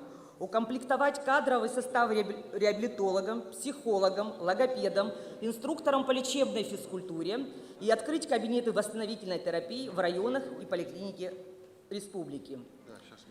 И в завершении своего выступления хочу обратиться со словами благодарности ко всем организаторам данного форума и пожелать им в дальнейшем новых смелых идей и больших удач. Кроме того, хочу сказать огромное спасибо за приглашение, за возможность выступить и за ваше внимание. Спасибо, Мартина Заурьевна. На самом деле хочу несколько слов дополнить. У вас очень глубокий смысловой доклад, но мы просто вас по времени чуть-чуть лимитировали, там доклад 10 минут. На самом деле я хотел бы, чтобы вы его больше дополнили, может мы как-то еще встретимся, проговорим. Мы вот вчера проводили вечерние совещания с академиком Лядовым, поговорили на одну тему по вопросам реабилитации. Первый этап, как говорится, в палате реанимации, прямо с первых часов надо заниматься уже реабилитацией помимо лечения. Вот эти вопросы, которые с уважаемым академиком Константином Викторовичем проговаривали вчера, минут, наверное, 30 мы только на эту тему вчера дискутировали, вот коллеги, наверное, подтвердят, поэтому очень важное направление, очень будем в направлении в этом взаимодействовать. Будем надеяться. Спасибо. Слово предоставляется Лядову Константину Викторовичу, главному врачу Московский центр восстановительного лечения, профессору кафедры спортивной медицины и медицинской реабилитологии 1 МГУ имени Сеченова Минздрава России, заслуженному врачу Российской Федерации, академику Российской академии наук, профессору, доктору медицинских наук, Россия, город Москва. Пожалуйста. Добрый день, уважаемые коллеги. Я бы дополнил сразу заявку на оборудование для отделения кабинета реанимации отделения неврологии, еще и прикроватными велотренажерами, аппаратами для электростимуляции и вертикализатором с возможностью тренировки ходьбы, имитации ходьбы. Замечательное сообщение, и оно как раз является хорошим вступлением к моему докладу, поскольку мы предполагали говорить о реабилитации пациентов раком молочной железы, и мои коллеги завтра в своем сообщении осветят эту тему. А сегодня, после общения как раз с коллегами, я решил все-таки несколько слов сказать о реабилитации в отделении реанимации и интенсивной терапии, и не столько неврологическом, сколько общехирургическая, травматологическая, ортопедическая история, которая мне представляется достаточно актуальной и важной. По долгу своей работы, хотя мы называем Центр восстановительного лечения, но мы активно участвуем в программе госгарантии по онкологии. Я являюсь представителем областного консилиума Московской области по онкологии, одного из 4. И это тот объем операций, который проводится в год в учреждениях, которые курирует наш консилиум. И, соответственно, мы имеем возможность следить за состоянием этих больных и помогать организовывать их стационарное лечение. И встает вопрос, когда мы говорим с хирургами, травматологами, вчера мы говорили с уважаемыми коллегами, которые, естественно, являются профессионалами в своей области, когда начинать реабилитацию, и здесь я не соглашусь с заведующим отделением неврологии, начинать нужно не со 2-3 дня, начинать нужно с 1-го дня поступления пациента, а если это пациент хирургический, то начинать с момента даже подготовки к операции этого больного, нужно начинать реабилитацию и уже сразу продолжать ее в отделении реанимации. Особенности лечения в реанимации, лечение острых жизнеугрожающих состояний. Как правило, это дефицит персонала, пациенты с полиорганной недостаточностью, длительной мобилизацией и то, что сохраняется до сих пор и в учреждениях в России, это тенденция к применению опиатной анальгезии. Задача реабилитации – профилактика осложнений, пневмонии, энцефалопатии, антибиотикоассоциированного колита и быстрое восстановление жизненных функций. Нам важно, чтобы пациент как можно быстрее из реанимации попал в отделение, а лучше и домой потом. И что же способствует вот этим вот мероприятиям? Поэтому мы здесь разделили, что делается часто и чего делать не нужно. Предоперационное голодание, не нужно голодать перед операцией от слова совсем. Это ужин и это высокоэнергетические смеси в день операции за 3-4 часа до наркоза в обязательном порядке. Механическая подготовка кишечника, ее делать не нужно, поскольку это мешает дальнейшему быстрому восстановлению функций кишечника после операции. И премедикация, которая тоже по современным представлениям не нужна. Что нужно? Информирование пациента и его родственников – да. Коррекция нутритивной недостаточности – да. Антибиотикопрофилактика, профилактика венозных тромбоэмболических осложнений и прием жидкости за 2 часа до операции. Не только жидкость, а, как правило, это сладкий чай, высокоэнергетическая, высококалорийная смесь. Мы можем делать разные варианты. Во время операции это нормотермия, это целевая инфузионная терапия. Мы не говорим, естественно, об операциях на мозге, о открытом сердце, когда имеется показания гипотермии, но на самом деле поддерживать нормальную температуру тела – это обязательно. Эпидуральная анальгезия, которую мы считаем обязательной и для послеоперационного ведения пациента. Короткодействующие анестетики, отказ от рутинного применения дренажей и зондов. Я до сих пор оперирую и представляю, как сложно отказаться после большой сложной операции от постановки дренажей, и тем не менее в течение, наверное, последних 15 лет, переламывая себя, не только своих сотрудников, мы перестали дренировать брюшную полость после операции любой степени сложности, начиная от панкреатодональной резекции и заканчивая онкогинекологическими операциями, которыми я сейчас занимаюсь, операции с лимфодиссекцией, мультивисцеральной резекцией с лимфодиссекцией. И, как показывает практика, отсутствие дренажа помогает восстановиться человеку гораздо быстрее и не несет никаких последствий в виде осложнений. Но точно так же мы стараемся не ставить, если это возможно, мочевой катетер, либо, если его нужно поставить, то удалить его сразу же после окончания операции. Ну и, естественно, это максимальное использование лапароскопической хирургии или мини-инвазивных органосберегающих операций. Послеоперационный период анальгезии обязательно, отказ, я уже сказал, от зондов и дренажей, их раннее удаление и раннее энтеральное питание, коллеги. То, чего мы почему-то всегда боимся. На самом деле пациента после операции, ну, на кишечнике это проще воспринимают колопроктологи, их легче бывает уговорить, предположим, человека, оперирующего пищевод или желудок, достаточно сложно убедить его в том, что можно дать человеку сиппинг, можно дать высокоэнергетическую смесь, и для кишечника и профилактики пареза, и, соответственно, профилактики несостоятельности анастомозов это будет иметь гораздо более важное значение, чем постоянное ограничение. Пить разрешаем с 3-4 суток, есть еще там с 5-6, забывая о том, что у нас есть слюна, слюну мы глотаем, все проходит на самом деле через наши наложенные анастомозы, а чем позднее мы начинаем кормить пациента, тем выше порез и тем выше, к сожалению, риск развития осложнений в виде несостоятельности.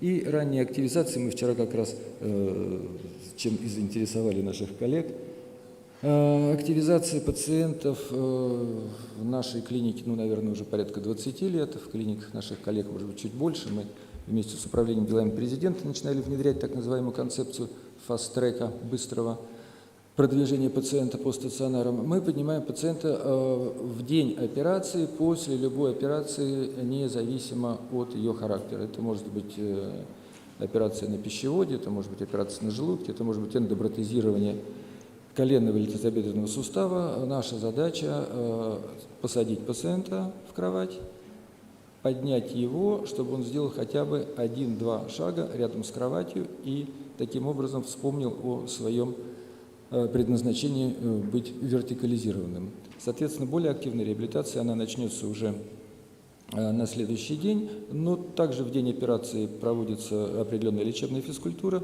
и если этот пациент, предположим, имеет некие проблемы с движением, то так называемые прикроватные тренажеры, которые мы тоже активно используем. Раннее интервальное питание должно быть начато в течение 24-48 часов после операции, и ранняя активизация, это вот пациентка, которую мы всегда показываем, это первые сутки, то есть эта пациентка несколько часов назад была закончена панкреатодональной резекцией. То есть это не сказки, это реальная ситуация, которая встречается в нашей практике ежедневно. И, соответственно, то, о чем мы говорили вчера с коллегами, что после эндопротезирования как коленных, так и тазобедренных суставов пациентов мы ставим в день операции, поскольку мы вчера уже говорили, что наши британские коллеги, они на самом деле проводят много достаточно серьезных исследований, убедительно доказали, что если пациент после операции по замене сустава хотя бы ночь пролежит со своими страхами, эти страхи в нем множатся, он представляет, как у него убрали его родной сустав, вставили какую-то железку, он боится, что он не сможет ходить целиком, то срок выписки затягивается на 2-3 дня. Это в Британии, где средний срок выписки 5-6, у нас еще больше.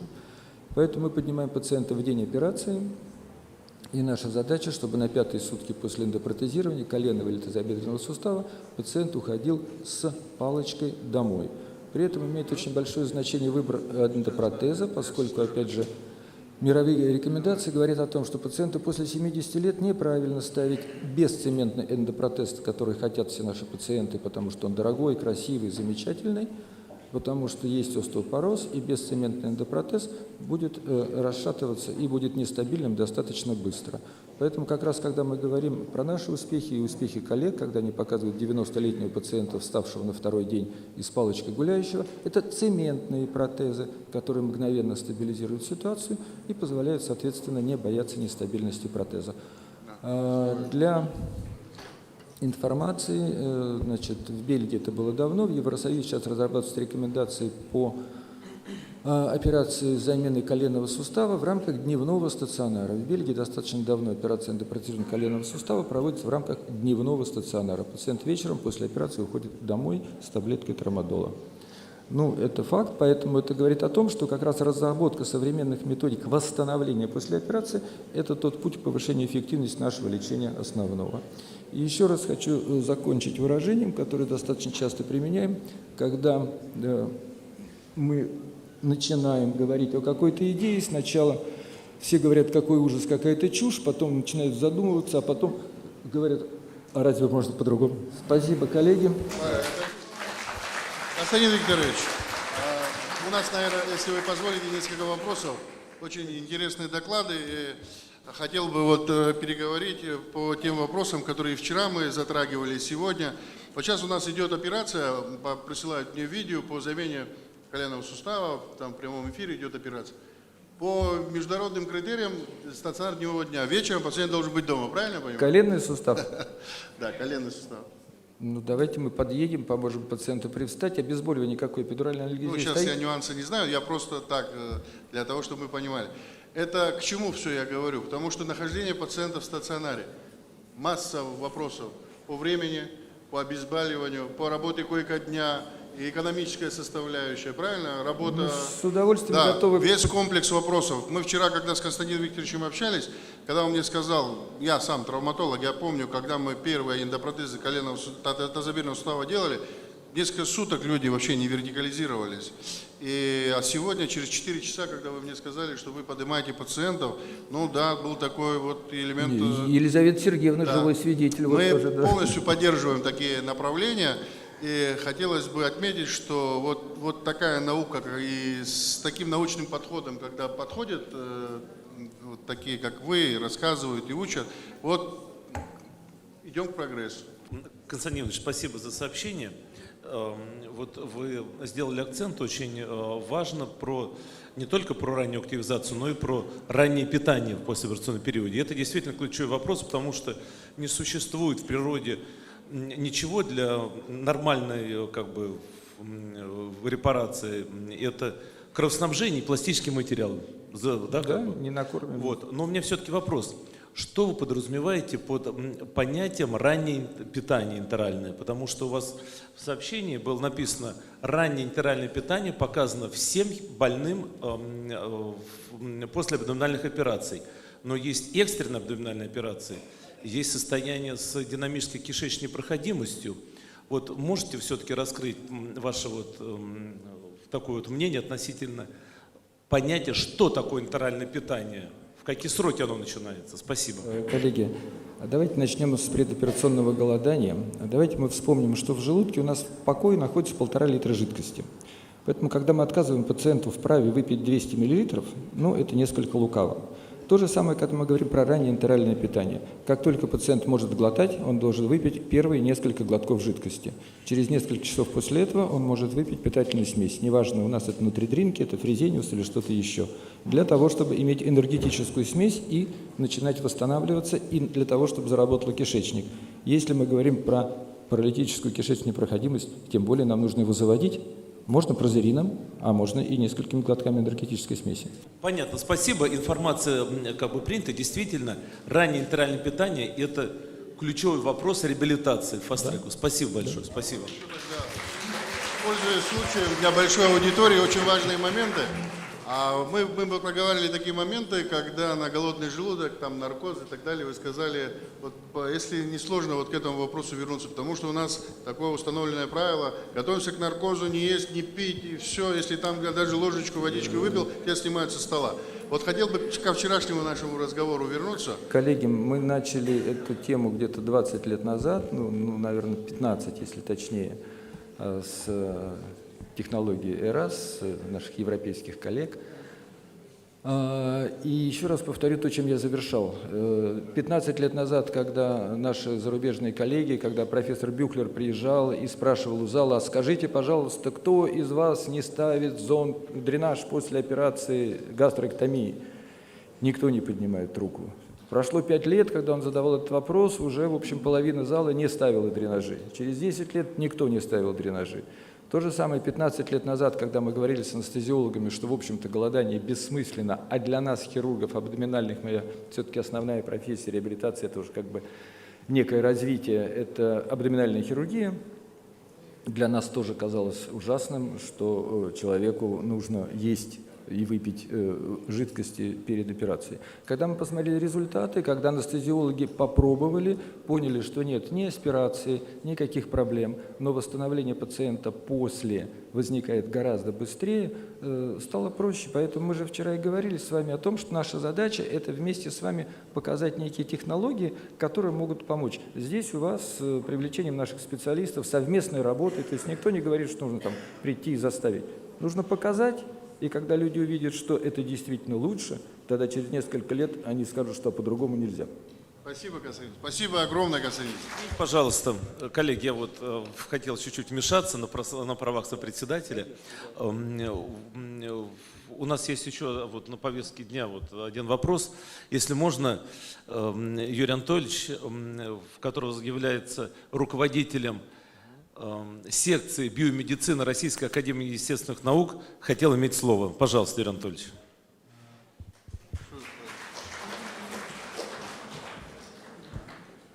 Уважаемые коллеги, но эта миссия, которую президиум получил нам выполнить, должна быть с участием Анатолия Тимофеевича Быкова. Я попрошу выйти действительного члена Российской академии естественных наук, и Евгения Евгеньевича Аскасова, действительного члена Российской академии естественных наук.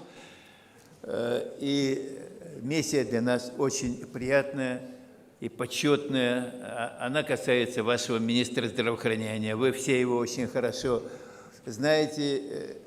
Не будем делать о нем подробное представление. Вы знаете, что образование он получил на самом высоком уровне. Очень много лет работал и в России, и здесь вот работает. Вы знаете его как и участника Отечественной войны. Он показал себя здесь как мужественный и ответственный патриот вашей страны.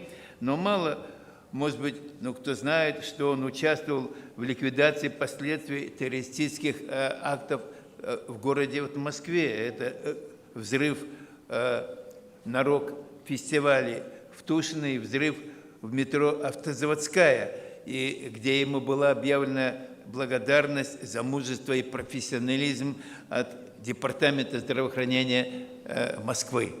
Это вот дополняет его образ. И какая же награда?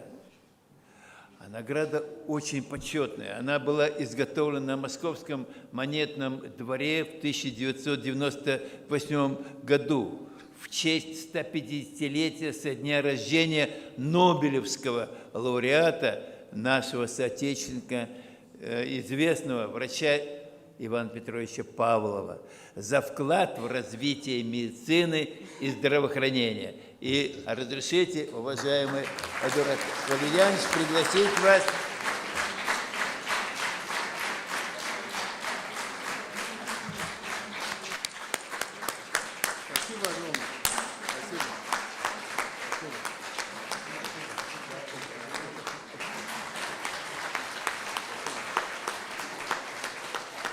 И мы всегда в вашем распоряжении. И давайте укреплять наши связи, давайте сделаем, чтобы этот первый Абхазский медицинский форум вошел в систему, и чтобы мы чаще встречались и здесь у вас, и в России. И для того, чтобы вы развивали медицинский туризм. Ну, это же вам Богом дано. А для этого нужно иметь мощную медицину. И вы очень на высоком уровне будете. Ведь если вспомнить, все высшее руководство отдыхало здесь, у вас, на вашей земле. И вот эти силы надо умножить и привлечь сюда самых квалифицированных людей. Спасибо, уважаемый Юрий Анатольевич, уважаемые друзья, за столь высокую награду. Вы правильно заметили, я извиняюсь, вот как-то вот, чтобы вы не спиной, очень тронут, очень ценю, и приятная такая неожиданность. То, что Абхазия будет развиваться, это несомненно. Медицинский туризм в Абхазии будет в скором времени. Бальнеологические курорты тоже будут. И в советские времена как было? Кто не был в Абхазии, да, если прожил сознательную жизнь, не был в Абхазии, значит, он плохо прожил свою жизнь. Я думаю, к этому тоже будем возвращаться, когда люди будут говорить, что мы были в Республике Абхазия. Спасибо огромное.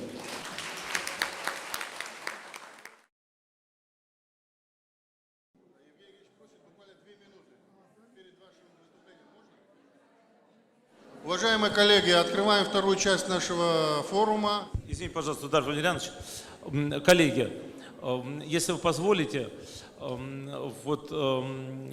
прежде чем сейчас приступить к докладам, Юрию Анатольевичу тоже есть обращение, да, как бы несколько слов хотел сказать, Юрий Анатольевич, пожалуйста. Уважаемые коллеги, не только министр, но и на сегодняшний день Президиум Российской академии естественных наук высоко оценены такой же наградой, серебряной медалью именно нашего знаменитого академика Павлова, еще 2 медицинских работника Абхазии. Первый – Чагава Макрик Акакевич. Чагава Маврик Акакевич. Подойдите, пожалуйста.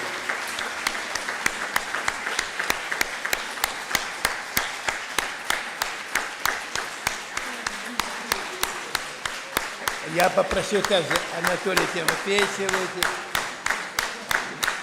Евгений Евгеньевич. И вас. Ну, вы знаете, что он работал и в России, он и здесь очень много работал. Нужно сказать, что все помнят катастрофическое землетрясение в Армении. Я его очень хорошо помню, потому что тогда встал вопрос о водоснабжении, там были все разрушено, и мы занимались бытовыми водоочистителями, чтобы быстро насытить рынок. А я был знаком с первым, самым молодым министром в Советском Союзе Робертом Маркачатрян, армянин. Он был министром легкой промышленности. И вот он с российской делегацией поехал во Францию, в армянскую диаспору, собирать деньги в помощь. Собрал $80 миллионов. Но самое важное, что было для меня интересно, когда он обратился к Шарлю Азнавуру, Шарль Азнавур отказал. И я сначала возмутился, как так? Армянская диаспора, такое, оказывается, Шарль Азнавур сам самостоятельно взял и построил детскую обувную фабрику в Спитаке, разрушенном от землетрясения. Вот в это же вот время и работал и Маврик в Линакаме, и до апреля 1989 года 4 месяца работал врачом-хирургом в Линакане. Затем в 1991 году он проходил обучение на военно-полевой хирургии по материалам на основе войны во Вьетнаме. Этот опыт помог ему и вот в тех военных событиях, которые состоялись здесь у вас и завершились победой абхазского великого народа. И страна достаточно высоко уже оценила его заслуги за вклад в общую победу, наградив орденом Леона. Но вот после войны он работает в республиканской больнице, 48 лет медицинского стажа. Этому надо поклониться.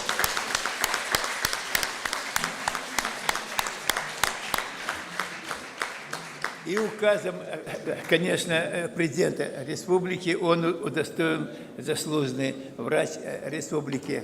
А вот сейчас по решению Президиума Российской академии естественных наук Евгений Евгеньевич вручаете ему Павловскую медаль.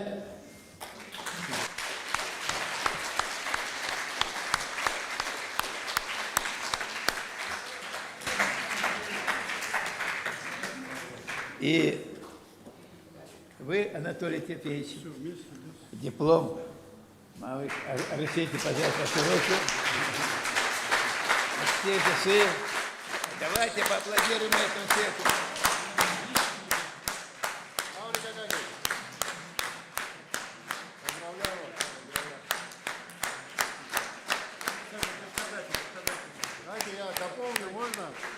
Да, да. Можно я пару слов скажу о Маврике Акакевиче? Маврик Акакевич человек скромный, сейчас скромно стоит. Он один из основателей Абхазской хирургической школы.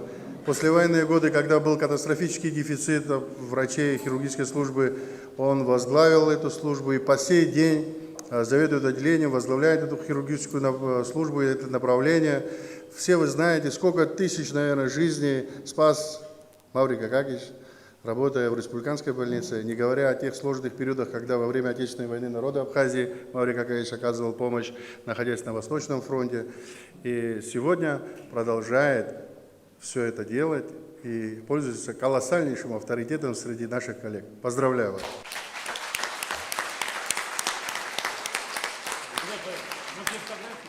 Уважаемые коллеги, и еще третья вот награда, также серебряная медаль. А я вам скажу, это очень высоко раритетная награда. Их изготовлено всего 1000 экземпляров. 25 экземпляров ушло в Соединенные Штаты, часть ушло в Китай, в региональное отделение. В Европу ушло, потому что Российская академия, естественно, создавала и Казахскую академию естественных наук, и Европейскую академию. И там есть медицинские работники, и обращение было администрации выделить им часть таких наград. Так что это очень редкая награда, она не раздается в тысячных экземплярах. Это очень важно. И вот еще одна награда вручается Хатва Эрику Эдуардовичу, вашему главному врачу республиканской больницы. Ну, о нем вы знаете, наверное, уже все. Я скажу, что он работал также и в России, и здесь, и он великий организатор. И вот республиканская больница, она приобретает второе дыхание, а сейчас вот с нашей помощью и нашим сотрудничеством рассчитываем, что это дыхание будет еще более эффективным и слаженным. И вот, учитывая эти заслуги, третья награда, Павловская медаль, вручается вашему главному врачу.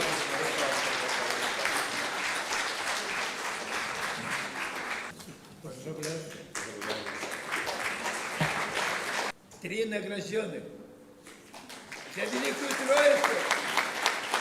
Спасибо вам огромное. Спасибо вам огромное за те теплые слова, которые были сказаны в наш адрес. Я хотел бы за Эрика Эдуардовича пару слов сказать. Вы знаете, те цели и задачи, которые мне лично поставлены как министром здравоохранения, руководством страны, лично президентом Асланом Георгиевичем Бжаня, по модернизации системы здравоохранения, по выведению ее на совершенно иной уровень, неважно какое лечебное учреждение, это касается всей системы здравоохранения. Сегодня головное лечебное учреждение страны – это республиканская больница. Поэтому вы, наверное, видите, может, не сразу какими-то рывками, но каждый день маленький плюс. Каждый день маленький плюс. И это благодаря коллективу, благодаря дружному коллективу, слаженному коллективу с большим научным потенциалом, который сегодня руководитель Эрик Эдуардович Хатва исполняет обязанности. Поэтому я его также поздравляю. У нас очень много дел у всех впереди на благо нашего народа для того, чтобы поднять медицину на совершенно другой достойный уровень. Я хотел бы, чтобы российские коллеги сюда приезжали также, делали мастер-классы. А потом, если мы будем здесь все оперировать, медицинский туризм конкурировал с другими странами.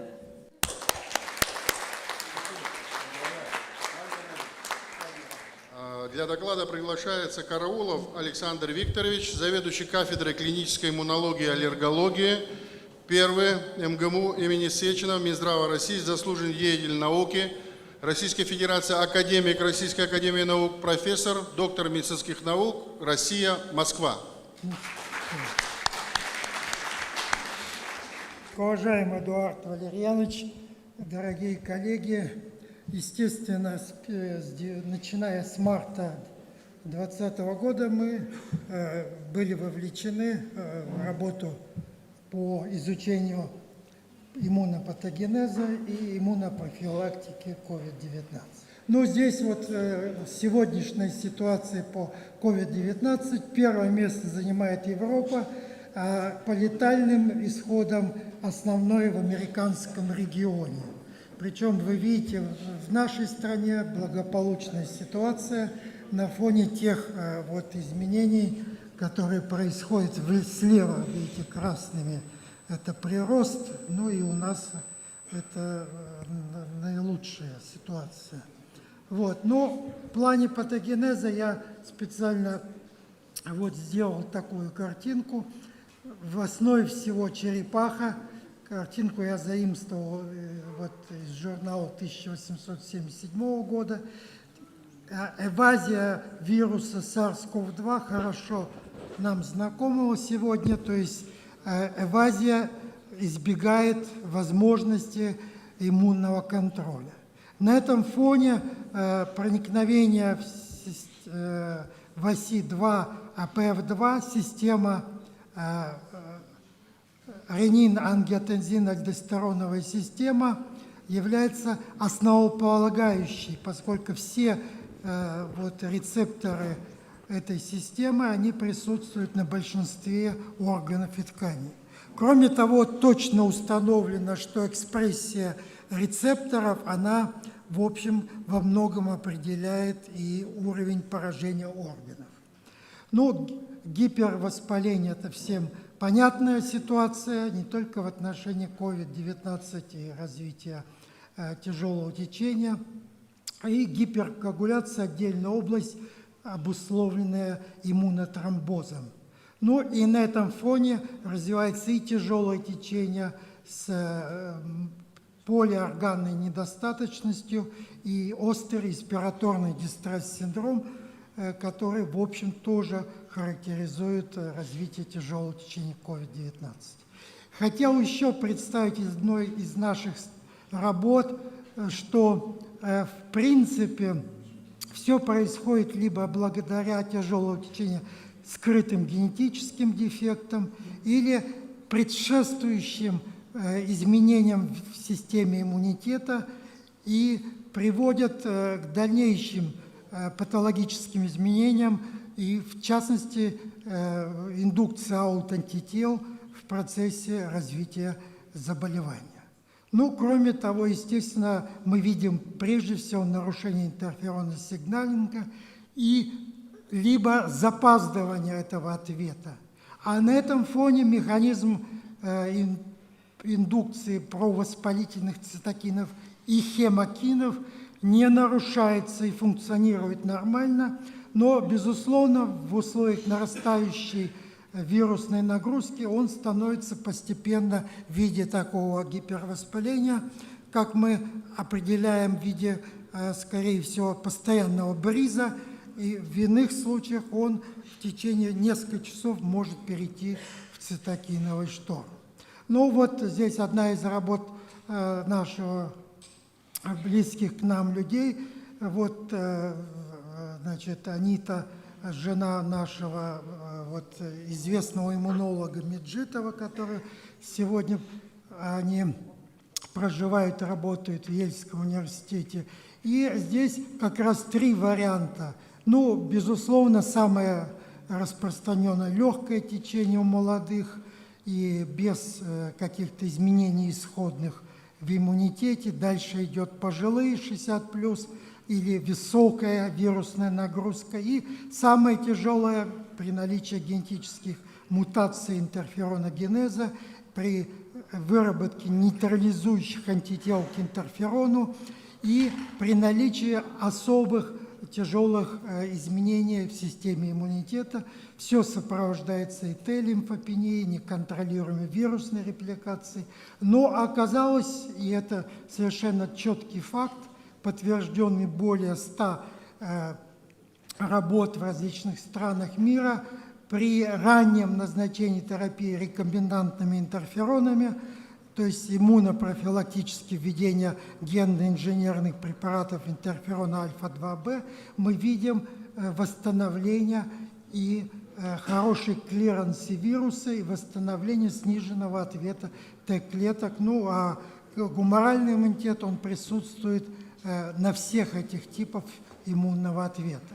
Ну и многие наши коллеги четко зафиксировали более низкий уровень интерферона альфа в крови по сравнению с пациентами с COVID-19, которым требовалась только оксигенотерапия. То есть все было хорошо.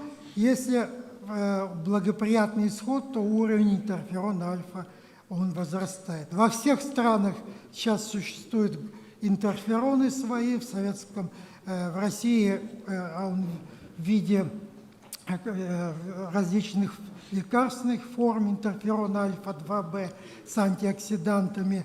И вот здесь целый ряд работ выпущено различными группами российских исследователей. Здесь работники медицинской скорой помощи и в возрасте менее 59 лет. И вы видите введение суппозиториев ректально и гели интерназально, то есть на мукозальный иммунитет влияет полное отсутствие эпизодов респираторных инфекций и важно увеличение секреторного иммуноглобулина А, то есть одного из самых важнейших показателей адекватного ответа на слизистых. Ну и, безусловно, очень хороший такой момент снижения ситуативной личностной тревожности вот, в основной группе. Ну и поскольку есть разрешение на этот препарат у новорожденных детей, у матерей, то здесь были проведены такие работы по изучению 227 пар мать-ребенок, и вы видите значимое уменьшение эпизодов респираторных инфекций у новорожденных детей при профилактическом применении препарата и сокращение до 2 раз продолжительности заболевания, ну и симптоматическая терапия, и, что важно, и так это не нужно назначать, но антибиотики, естественно, не назначались. И в семейных очагах этот препарат разрешен и у беременных, и здесь тоже мы видим индекс профилактической эффективности составил 5, то есть число пациентов, инфицированных SARS-CoV-2 и применявших для профилактики препарат было 5 раз меньше. Ну и в целом 6 раз снижал риск заражения и вакцинированных пациентов. Вы знаете, это отдельная проблема, которой мы остановимся. Ну, каждый, вот я изобразил специально для сегодняшнего собрания, видит то, что может и хочет увидеть в своей жизни. Ну вот мы с моим другом, руководителем иммунологии Венского медицинского университета и заместителем моим по международной лаборатории Рудольфом Валенте, мы проводили такие работы, и оказалось, что в принципе, безусловно, имеет значение только титры иммуноглобулина G, к определенным эпитопам рецептор связывающего домена. И именно если это есть защита к рецептору связывающему домену, то мы здесь и видим высокий уровень нейтрализации вируса. Но оказалось, реально даже при тяжелом течении у 20% перенесших заболевания не образуется этих вот антител. Более того, мы показали, что иммуноглобулин G вырабатывается к свернутой форме, то есть на истинной форме рецептор связывающего домена, а не к отдельным пептидам. Ну, в общем-то, это действительно очень важное, имеющее практическое значение. И вот с этим связано, в частности, недостаточная эффективность пивак короны, которые вот думали, что будет ответ на отдельные пептиды. Ну и еще один здесь вот побочный вывод: иммунизация именно свернутой формы, но не линейной конформации, индуцирует вирус-нейтрализующие антитела. Но вот параллельно выяснилось, что антитела, естественно, исчезают быстро, через 4 месяца, но остается память в виде долгоживущих плазматических клеток костного мозга, и, в общем-то, эта память сохраняется более чем года. Ну и помимо того, есть еще и Т-клетки памяти, и остаются цитоксические Т-лимфоциты, долгоиграющие. Ну и в тяжелом течении есть четкие у нас данные по маркерам, в частности по лимфопении, по маркерам истощения лимфоцитов. Первоначальный вот момент, связанный с кратковременным гиперстимуляцией лимфоидного ростка, он быстро спадает на нет. И, в общем, все признаки иммунодефицита, и вот на вскрытии наши коллеги видят, в общем-то, гипоплазия лимфоидной ткани, она практически, к сожалению, атрофируется. Ну и увеличение количества нейтрофилов и макрофагов, оно является псевдоувеличением, то есть нейтрофилы, как правило, не это предшественники, незрелые, малоэффективные, а по макрофагам мы видим изменения, в общем-то, их фенотипа, и это касается и бронх-ассоциированной лимфоидной ткани. Ну и, в общем-то, на фоне этого происходит и цитокиновые изменения БРИС, переходящий в шторм, и есть и феномен антителозависимой клеточной токсичности.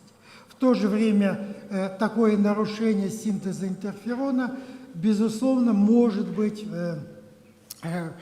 и скоррегировано, как мы видели, ранним назначением этих препаратов.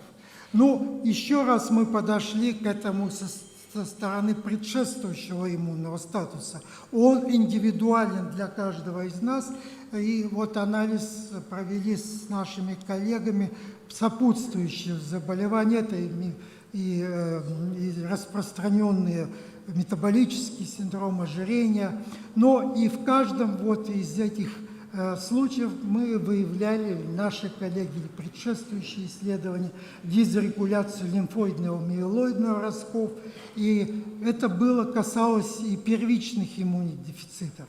Допустим, селективный дефицит ИГА, он присутствует, и даже у нас в нашем Сеченском университете был академик, вот проживший, имени его названа одна из клиник, у которого был селективный дефицит ИГА. Вот, он об этом узнал поздно, но прожил более 90 лет, и не было каких-то изменений. Вот, вот этот COVID, как и некоторые другие вирусы, он является тем вирусом, который переводит латентные изменения в иммунитете в клинически значимые.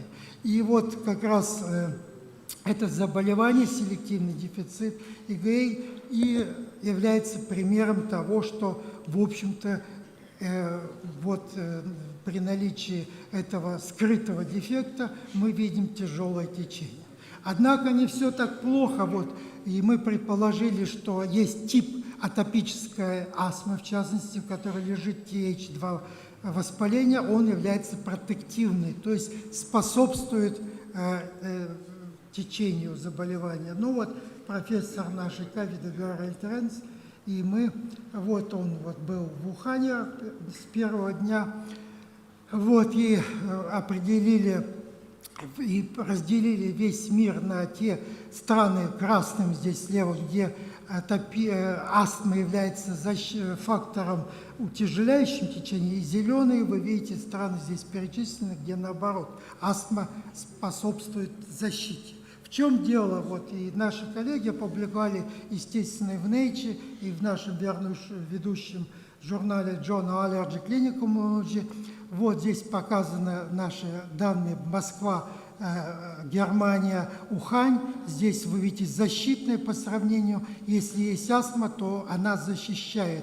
А в Стэнфорде, в Калифорнии, она, наоборот, утяжеляет. Дело оказалось очень простым в типе иммунного ответа.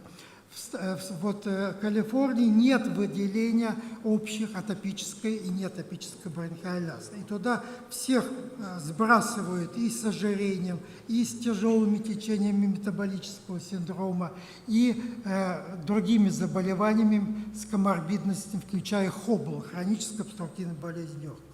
А это совершенно иной тип ответа. Это иммунный ответ, там предшествующий уже есть скрытое или выраженное клиническое воспаление. На этом фоне мы видим TH17, в общем, по-нашему это плохой ответ. А при атопии, при атопической бронхиальной астме, это редкий случай, мы видим защиту в силу и снижения экспрессии того, в общем, тех рецепторов, через которые происходит заражение у нас в альвеолах, в других органах.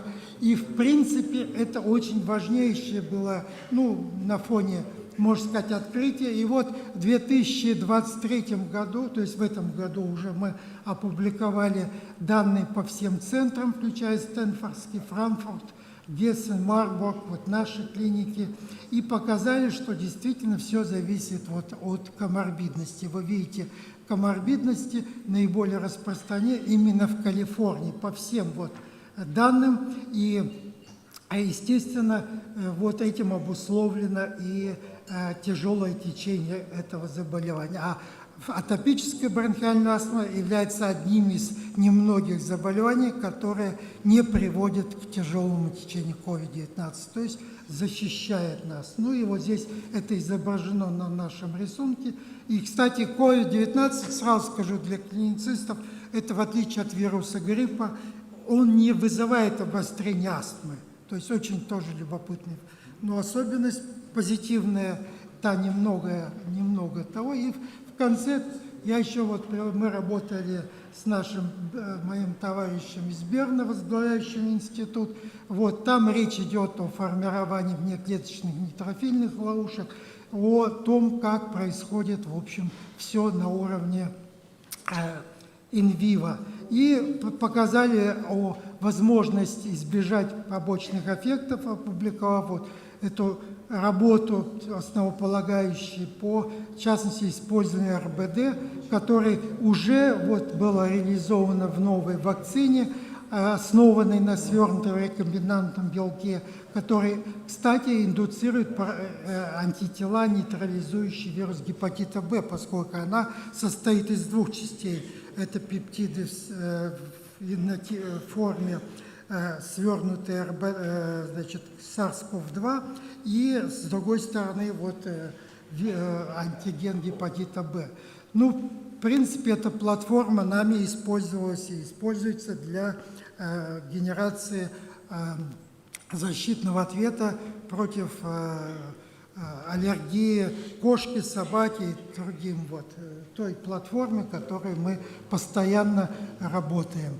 То есть это эффективно индуцирует вирусные нейтрализующие тела. И вот опубликована работа, естественно, первый Рудольф Валента вел самоиммунизацию и получил хорошие результаты. Сейчас мы с Россией вот работаем совместно. Ну и я хотел сказать, мы много эти дни вот под руководством министра 2 дня работали, заседали с нашими академиками, которые уже сделали блестящие доклады здесь, или которые собираются их сделать.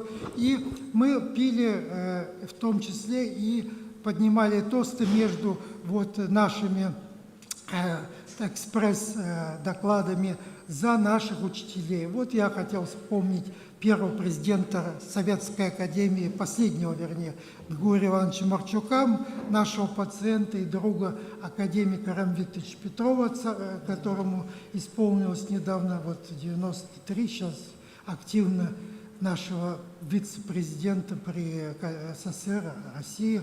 И мы, в общем-то, все это реализовываем в математических моделях и понимаем, что взаимоотношение параметров вирусной репликации, иммунной защиты хозяина и определяет исход инфекции. Вот. И вот недавно опубликованные работы тоже привели к выводу, что длительный ковид – это результат нескоординированных реакций системы интерферона и адаптивного иммунитета. И, в общем, продвинулись в понимание возможности проведения иммунореабилитации при длительном ковиде. Вот, спасибо за внимание. Огромное спасибо. Александр Викторович, вопрос у Евгения Евгеньевича. Да. Спасибо большое, Александр Викторович. Вот у меня вопрос есть. Вы нам рассказывали сейчас о формировании вообще вот иммунитета, да? А скажите, пожалуйста, вот нас всех волнует, в общем-то, формируется в итоге иммунитет после ковида? Насколько и как часто нужно вакцинироваться с вашей точки зрения? Вот те вопросы, которые все нас беспокоят. Да, спасибо. Кратко. Очень кратко. Иммунитет после любого заболевания всегда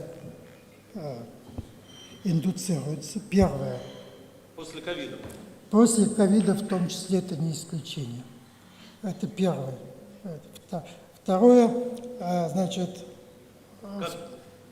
Как долго формируется и как часто надо Он ревакцинироваться? формируется спустя, разные виды иммунитета формируются по-разному, но если тройный иммунитет связан с врожденными и адаптивными реакциями, то в течение месяца после перенесенного он...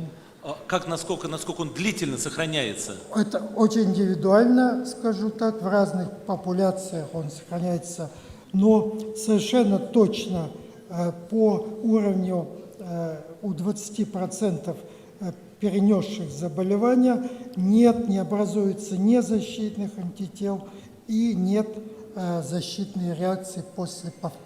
То есть они предрасположены к повторному заражению. И на этот процесс не влияет и вакцинация любыми вакцинами. Более того, если вы скажете, какая лучше, отвечу другом своего Рудольфа Лента, который на вопрос австрийского телевидения, какая вакцина лучше, «Спутник» либо «AstraZeneca», он ответил, это две разные вакцины, они обе векторные, но они созданы по разными коллективами людей. Если, «Спутник» создан для людей, создавался для людей, то AstraZeneca создавалась для получения прибыли. Поэтому эффект их совершенно различен. И это произвело очень сильное впечатление на австрийскую аудиторию. Но его гражданство не лишает, потому что он в Нижней Австрии премьер-министр, так же, как у нас есть друзья в Абхазии, мы здесь чувствуем, он там тоже чувствует очень... Спасибо, Александр. Все-таки еще один вопрос я задавал. Нас интересует. Мы поняли, что на какой надо ориентироваться. Как часто мы должны ревакцинироваться и на что ориентироваться мы должны? Могу сказать так. Нам нет никакой необходимости не изучать титр антител, поскольку никто вам не скажет качественно, что это за титр, за антитела. Бессмысленно изучать и клеточный иммунитет, поскольку клетки, они несут в себе память, но не защиту от заражения, это точно я вам скажу. Они могут дать вам только пользу при заражении в плане легкого течения, то есть или даже бессимптомного. Поэтому ориентироваться надо на общеклинические проявления. Если у вас тяжелые если вам 65+, или есть у вас какие-то заболевания, я их могу сейчас перечислить, то за исключением атопической формы астмы, за исключением некоторых аутоиммунных, кстати, заболеваний на фоне приема определенных моноклонов и тех препаратов пожизненно, допустим, метотрексат принимаете, еще тут течение может быть более легкое. Нет, я вам сразу скажу, что надо реально смотреть. Эта группа вирусов изучалась еще в 80-е годы, 4 вируса обычные, я имею в виду коронавирусы.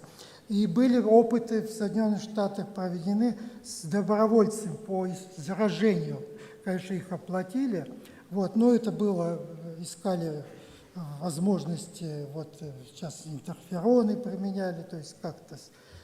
И совершенно точно могу сказать, что устойчивого иммунитета против этого заболевания не будет. Его не было и не будет. Александр Викторович, еще такой момент. Не каждый раз такой великий иммунолог и специалист такого ранга находится в Абхазии, здесь на трибуне, когда все медицинское сообщество практически, руководители точно здесь. Может, из зала есть у кого вопросы к нашему уважаемому академику? Используйте такую возможность. Еще хотел добавить, многие в рамках такого эпохи психоза спрашивали и дискутировали по поводу необходимости зачем-то вводить вакцины. Я могу четко сказать, что 80% где-то по международным исследователям, мы видим, что вакцинация любыми вот из действующих вакцин, не псевдовакцин, она приводит к снижению тяжелого течения, и она значительно снижает процент смертности. Поэтому, естественно, все наши коллеги и кто вакцинировался своей вакциной, мы все, в общем-то, сторонники вакцинации. Но имеем в виду, что вот это не защищает, вакцинация не защищает 100%, вообще скажу, от заражения. То есть будет легкое, может, течение, будет бессимптомное течение. И более того, многочисленные исследования вот в ряде стран показывают, что это касается и бустерной вакцинации, то есть оно позитивное. У нас в республике спутник Ви, спутник Лайт, мы вакцинированы. Очень хорошо. И вот, в принципе, лично я вакцинирован, и в принципе, мои коллеги. Мы очень хорошо относимся и к вакцинам, стимулирующим мукозальный иммунитет, то есть тоже, кстати, спутник. Вот. И, в общем-то, это тоже дает нам право рекомендовать их в случаях, вот особенно медицинским работникам, я считаю, это очень правильное было решение. И мы подчеркиваем и, значит, при совещаниях с нашими руководителями такие возможности у нас есть. Вот, и считаем, что вакцинация, мы избрали правильный путь, он был единственно возможный. И, в принципе, что еще интересно, сегодняшняя вот ситуация, в частности по России, она говорит о том, что на самом деле при достаточно скромных количестве летальных исходов мы добились, в общем-то, такой достаточно выраженной, я бы сказал, я бы не сказал иммунной прослойки, это слово не очень в данном случае подходит, но мы добились того, что мы справились с действующими Спасибо. вирусами. Александр Викторович, спасибо. Если вопросов нет, значит, продолжаем. Слово предоставляется Очкасову Евгению Евгеньевичу, директору клиники медицинской реабилитации, заведующей кафедрой спортивной медицины и медицинской реабилитации первого МГУ имени Сеченова Минздрава России, президенту Российского медицинского общества, академику Российской академии наук, профессору, доктору медицинских наук Евгению Евгеньевичу Очкасову, Россия, город Москва. Спасибо большое. Глубоко уважаемый Эдуард Валерьянович, глубоко уважаемый Юрий Анатольевич, коллеги, мы с вами вот сегодня в рамках программы конференции поставили 2 сообщения, посвященные проблеме ковида. Вопросы профилактики, да и вопросы реабилитации. Ну, кто-то может задать, да зачем, вроде бы ковид как бы уже ушел в прошлое, его уже нет. Но я хочу для этого привести цифры, напомнить, что ковид никуда не пропал. Но вот на 24 апреля, сегодняшнее число, на 11:00, вот статистика свежая, в Российской Федерации выявлено за сутки 4917 случаев, из них госпитализировано 382, значит, это, в общем-то, те тяжелые варианты, и 34 человека умерли. То есть ковид, он присутствует, и поэтому проблема эта остается актуальным. И, в общем-то, мы хотели поделиться с вами нашим опытом на формирование реабилитационных программ при ковиде, наш взгляд. Но вот видите, оказывается, еще в 2003 году уже это все было. И нам это напомнил в одном из своих докладов уважаемый профессор Будко Дмитрий Юрьевич, здесь вот он в зале, наш питерский коллега, я вот позаимствовал его слайд. В общем-то, оказывается, эта история не такая уже и нова, как нам с вами кажется. Издано большое количество различных клинических рекомендаций. И здесь вот сейчас будет несколько слайдов, они такие, знаете, ну как подсказка что ли. Если кому-то будет интересно, мы все слайды останутся, можно их не перефотографировать. И здесь видите, вот постоянно обновляются методические рекомендации по лечению, диагностике и профилактике коронавирусной инфекции. Но там разделу реабилитации посвящено очень мало, буквально там, что надо ее проводить. Вот последние были вот 17-я версия, потом издавались различные, видите, общественные организации, и Союз реабилитологов России издал тоже свои рекомендации, вышло 2 версии, они представлены тоже везде на сайтах соответствующих, вы можете к ним обратиться и получить информацию подробно, все там достаточно расписано. Мне очень импонирует проект клинических рекомендаций, правда, они не были реализованы в сами рекомендации, но проект этот существует под руководством академика Разумова, который одним из первых подготовил такие рекомендации, и там, видите, четко было определено, что с наиболее высокой степенью доказательности к реабилитационным методикам относятся физические упражнения, дыхательная гимнастика при пневмонии, ассоциированной с ковидом. А вот интересно, смотрите, в самом начале пандемии главный реабилитолог Минздрава России Галина Евгеньевна Иванова в своем интервью ответила на вопросы, которые сегодня нас всех волнуют. И она, в общем-то, во многом оказалась права. Смотрите, в тот период еще задавали вопрос ей, каким именно пациентам нужна реабилитация. Она пишет, всем. Она абсолютно права. Ведь не тяжесть ковида определяет, течение ковида определяет, нужна реабилитация или нет. Потому что постковидные осложнения развиваются и при легких формах заболевания. Все мы знаем, что и при легком течении развиваются осложнения по типу синдрома Гиена-Барре, и погибают люди, и становятся инвалидами, я об этом сегодня скажу. Права, Галина Евгеньевна? Пожалуйста, смотрите, вот и задают вопрос тоже. А что принять тем, кто переболел в легкой бессимптомной форме? Тоже необходимо заниматься, в общем-то, реабилитацией и не забывать о дистанционных реабилитационных телемедицинских технологиях. Так мы сегодня это активно используем в реабилитации больных, перенесших ковид-инфекцию.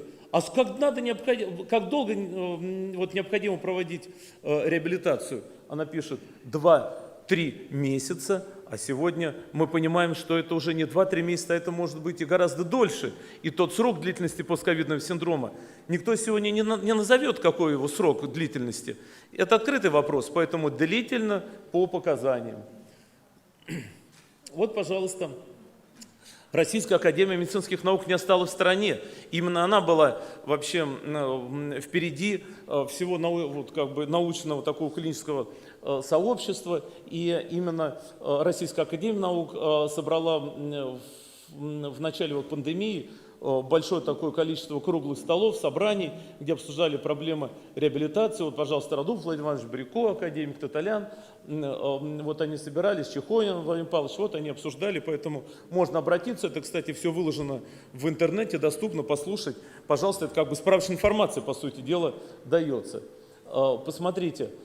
Но мы должны с вами по-разному смотреть, со всех сторон на проблему смотреть, правда? Значит, взгляд должен быть мультидисциплинарный, с какой стороны посмотреть. Вот, кажется, такая интересная картинка я нашел. И вот посмотрите, в период пандемии было проведено 5 больших форумов, онлайн-форумов, посвященных проблемам реабилитации при ковиде, сопредседателями которыми явились ведущие специалисты, в том числе Сергей Никифорович Пузин, который сегодня присутствует в зале, и Дмитрий Юрьевич Будко, который в зале сегодня присутствует, академик Лабзин, и доктор наук Фисюн Анатолий Дмитриевич, руководители федеральных центров.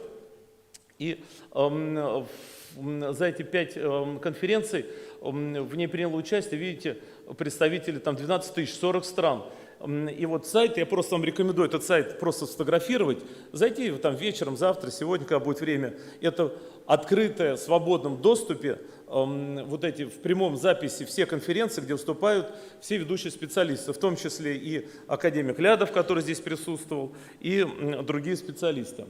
Поэтому это такая рабочая версия. Но теперь, собственно говоря, стратегия противодействия эпидемии, она не может обойтись без медицинской реабилитации, поэтому в этом всем комплексе все равно все заканчивается вопросами реабилитации, чтобы у нас было максимально меньше инвалидов, о чем говорил Сергей Никифорович, и, не дай бог, все это не заканчивалось тем третьим путем, о котором говорил Сергей Никифорович. Вот посмотрите, как развивалась вообще динамика подходов. Я взял эти слайды у Чуланова Владимира Петровича, главного инфекциониста Минздрава. Вот посмотрите, как развивалось количество, например, медицинских препаратов, которые использовались в разных клинических рекомендациях.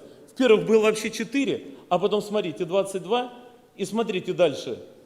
Вон, видите, как список расширяется. Конечно, мы нарабатываем опыт, получаем новые представления, поэтому все очень динамично, мы должны постоянно общаться, чтобы быть в тренде, понимать вообще о новых тенденциях. Ну, я очень кратко скажу, что напомню о роли вообще вот как бы тропности к эндотелиальным клеткам вируса SARS-CoV-2. И это важно в патогенезе полиорганных поражений, конечно, страдают сосуды. И вот интересно цикл таких макропрепаратов, потом микро в различных органах, вот поражение легких. Это вот слайды предоставил Лев Владимирович Коктурский по моей просьбе к нашему форуму. Вот мы видим, какие изменения происходят макроскопически в легких умерших пациентов с ковидом. Вот такие идут изменения в микроскопически, мы видим поражение альвеола. В общем-то, это все является предпосылками к развитию фиброза. В начале пандемии мы говорили, что вначале мы все испугались фиброза, потом стали говорить, да вроде все рассасывается и все благоприятно, а теперь в отдаленном периоде мы понимаем, что нет, не совсем все так благоприятно, и длительно остаются явления фиброза в легких все-таки есть. Действительно, это находят и морфологи, и рентгенологи, поэтому не все так бесследно ковид проходит. Ну вот, пожалуйста, также это вот тоже легкие, сейчас пройду дальше. Вот, пожалуйста, то же самое касается миокарда, миокардита. То же самое, вот, миокард микроскопический, тромбоэндокардит, пожалуйста. Вот мы видим изменения в печени, печень страдает. Подробно не буду. Вот, также страдают почки. Конечно, в основе заложено это нарушение микроциркуляции, даже вот с явлениями сепсиса, вот септическая селезенка. Кого-то интересно, какие же смертельные были осложнения ковида в Москве в первую, вторую, третью волну. Мы видим, они все, в общем-то, сосудистые генезы, инсульт, тромболия легочной артерии, инфаркт миокарда, гангрена конечности, сепсис, гангрена кишки. Вот от чего умирали люди в Москве в разгар пандемии. Вот очень интересный слайд. Мы говорим об остром ковиде, ну, в течение там 2, 3, 4 максимум недель, в общем-то, острый период разрешается. А что дальше? А дальше, так понимаете, как бы возникает лонг-ковид, да, это, и, в общем-то, постковидный синдром, который развивается непосредственно после 12 недель заболевания. Но, вот видите, вроде тут на слайде написано, как бы вниз идет, а где вот эта вот граница внизу, никто не знает. Если мне кто-то подскажет вот эту вот, какую сюда поставить цифру, я, например, не знаю. Поэтому я поставил вопрос длительности и под вопросом. Спектр проблем, понятно, это и респираторная, хроническая усталость, дерматология, настроение поведения, неврология. Ключевые. И я сейчас вам скажу, почему. Вот смотрите, постковидный синдром, сколько вот так в процентах, тут немножко разбросано. И видите, верхний блок, много сколько осложнений неврологических. А знаете, вот сюда готовились к вашему, вот к нашему форуму, я созвонился с Сергеем Петровичем Запари. Это главный эксперт по медицинской экспертизе Москвы. И я говорю, Сергей Петрович, сколько вообще, есть ли инвалидизация после ковида? И мы там подобрали статистику из диссертант, сейчас вот мы делаем диссертацию кандидатскую, являюсь руководителем. И оказывается, в Москве уже более 200 наблюдений людей, получивших инвалидность с неврологическими осложнениями. Это поражение центральной нервной системы, это периферическая нейропатия. Это те люди, которые получили неврологическое заболевание в течение 3 месяцев с момента перенесенного ковида. Это мы говорим об ассоциации с ковидом. И, скорее всего, поэтому вот нам кажется, что это поражение больше легких, оказывается, нет. И я думаю, что многие неврологи, сидящие в зале, меня поддержат, что, оказывается, проблема отдаленного периода, она даже не совсем пульмонологическая, она неврологического характера. И это вот очень важно. Проблема классификации, вот на слайде, как классифицируется, написано. Вот картинки рентгенологические, обзор, спектр поражений, которые поражают при ковиде. Вот про неврологию я уже сказал, насколько это важно. Принципы реабилитации на слайде представлены во всей литературе, они имеются. Вот, и напоминаю, вот 3 этапа реабилитации. И, конечно, на каждом этапе имеются свои особенности. Ну, в задачи реабилитации тоже большой спектр входит. Я думаю, здесь сидят реабилитологи, поэтому подробно акцентироваться не буду на этом. Но, конечно, это снижение общей инвалидизации. Ну вот,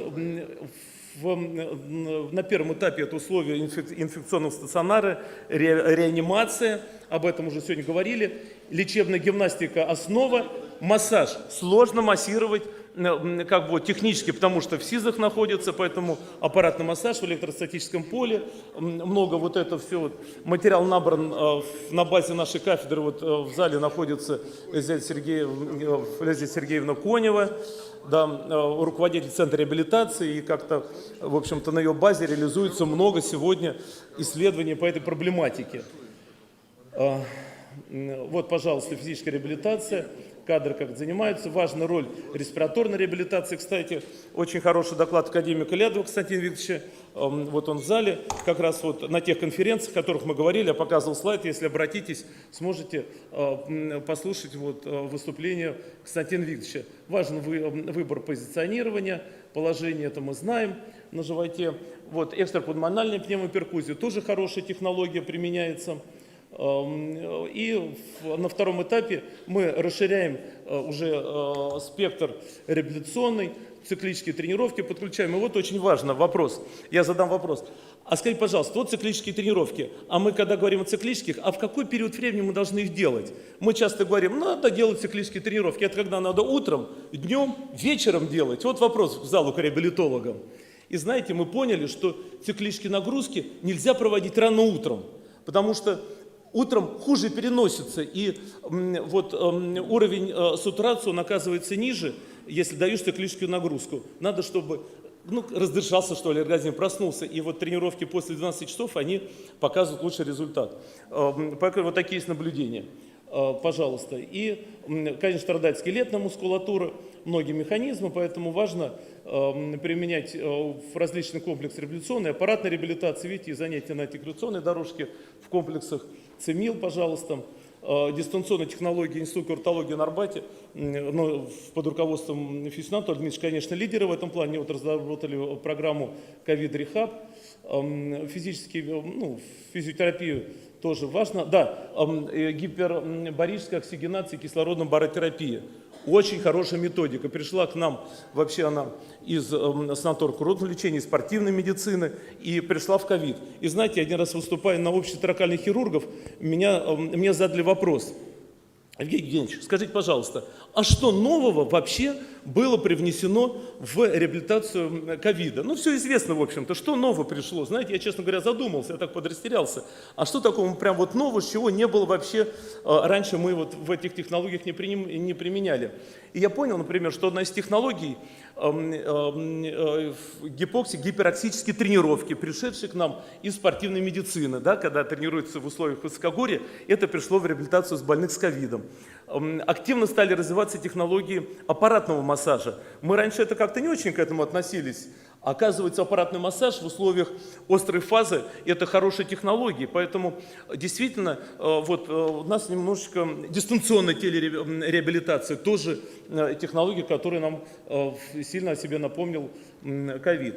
Вот, пожалуйста, использование сурфактанта тоже важно. Кардиопротекцию обязательно должны мы использовать.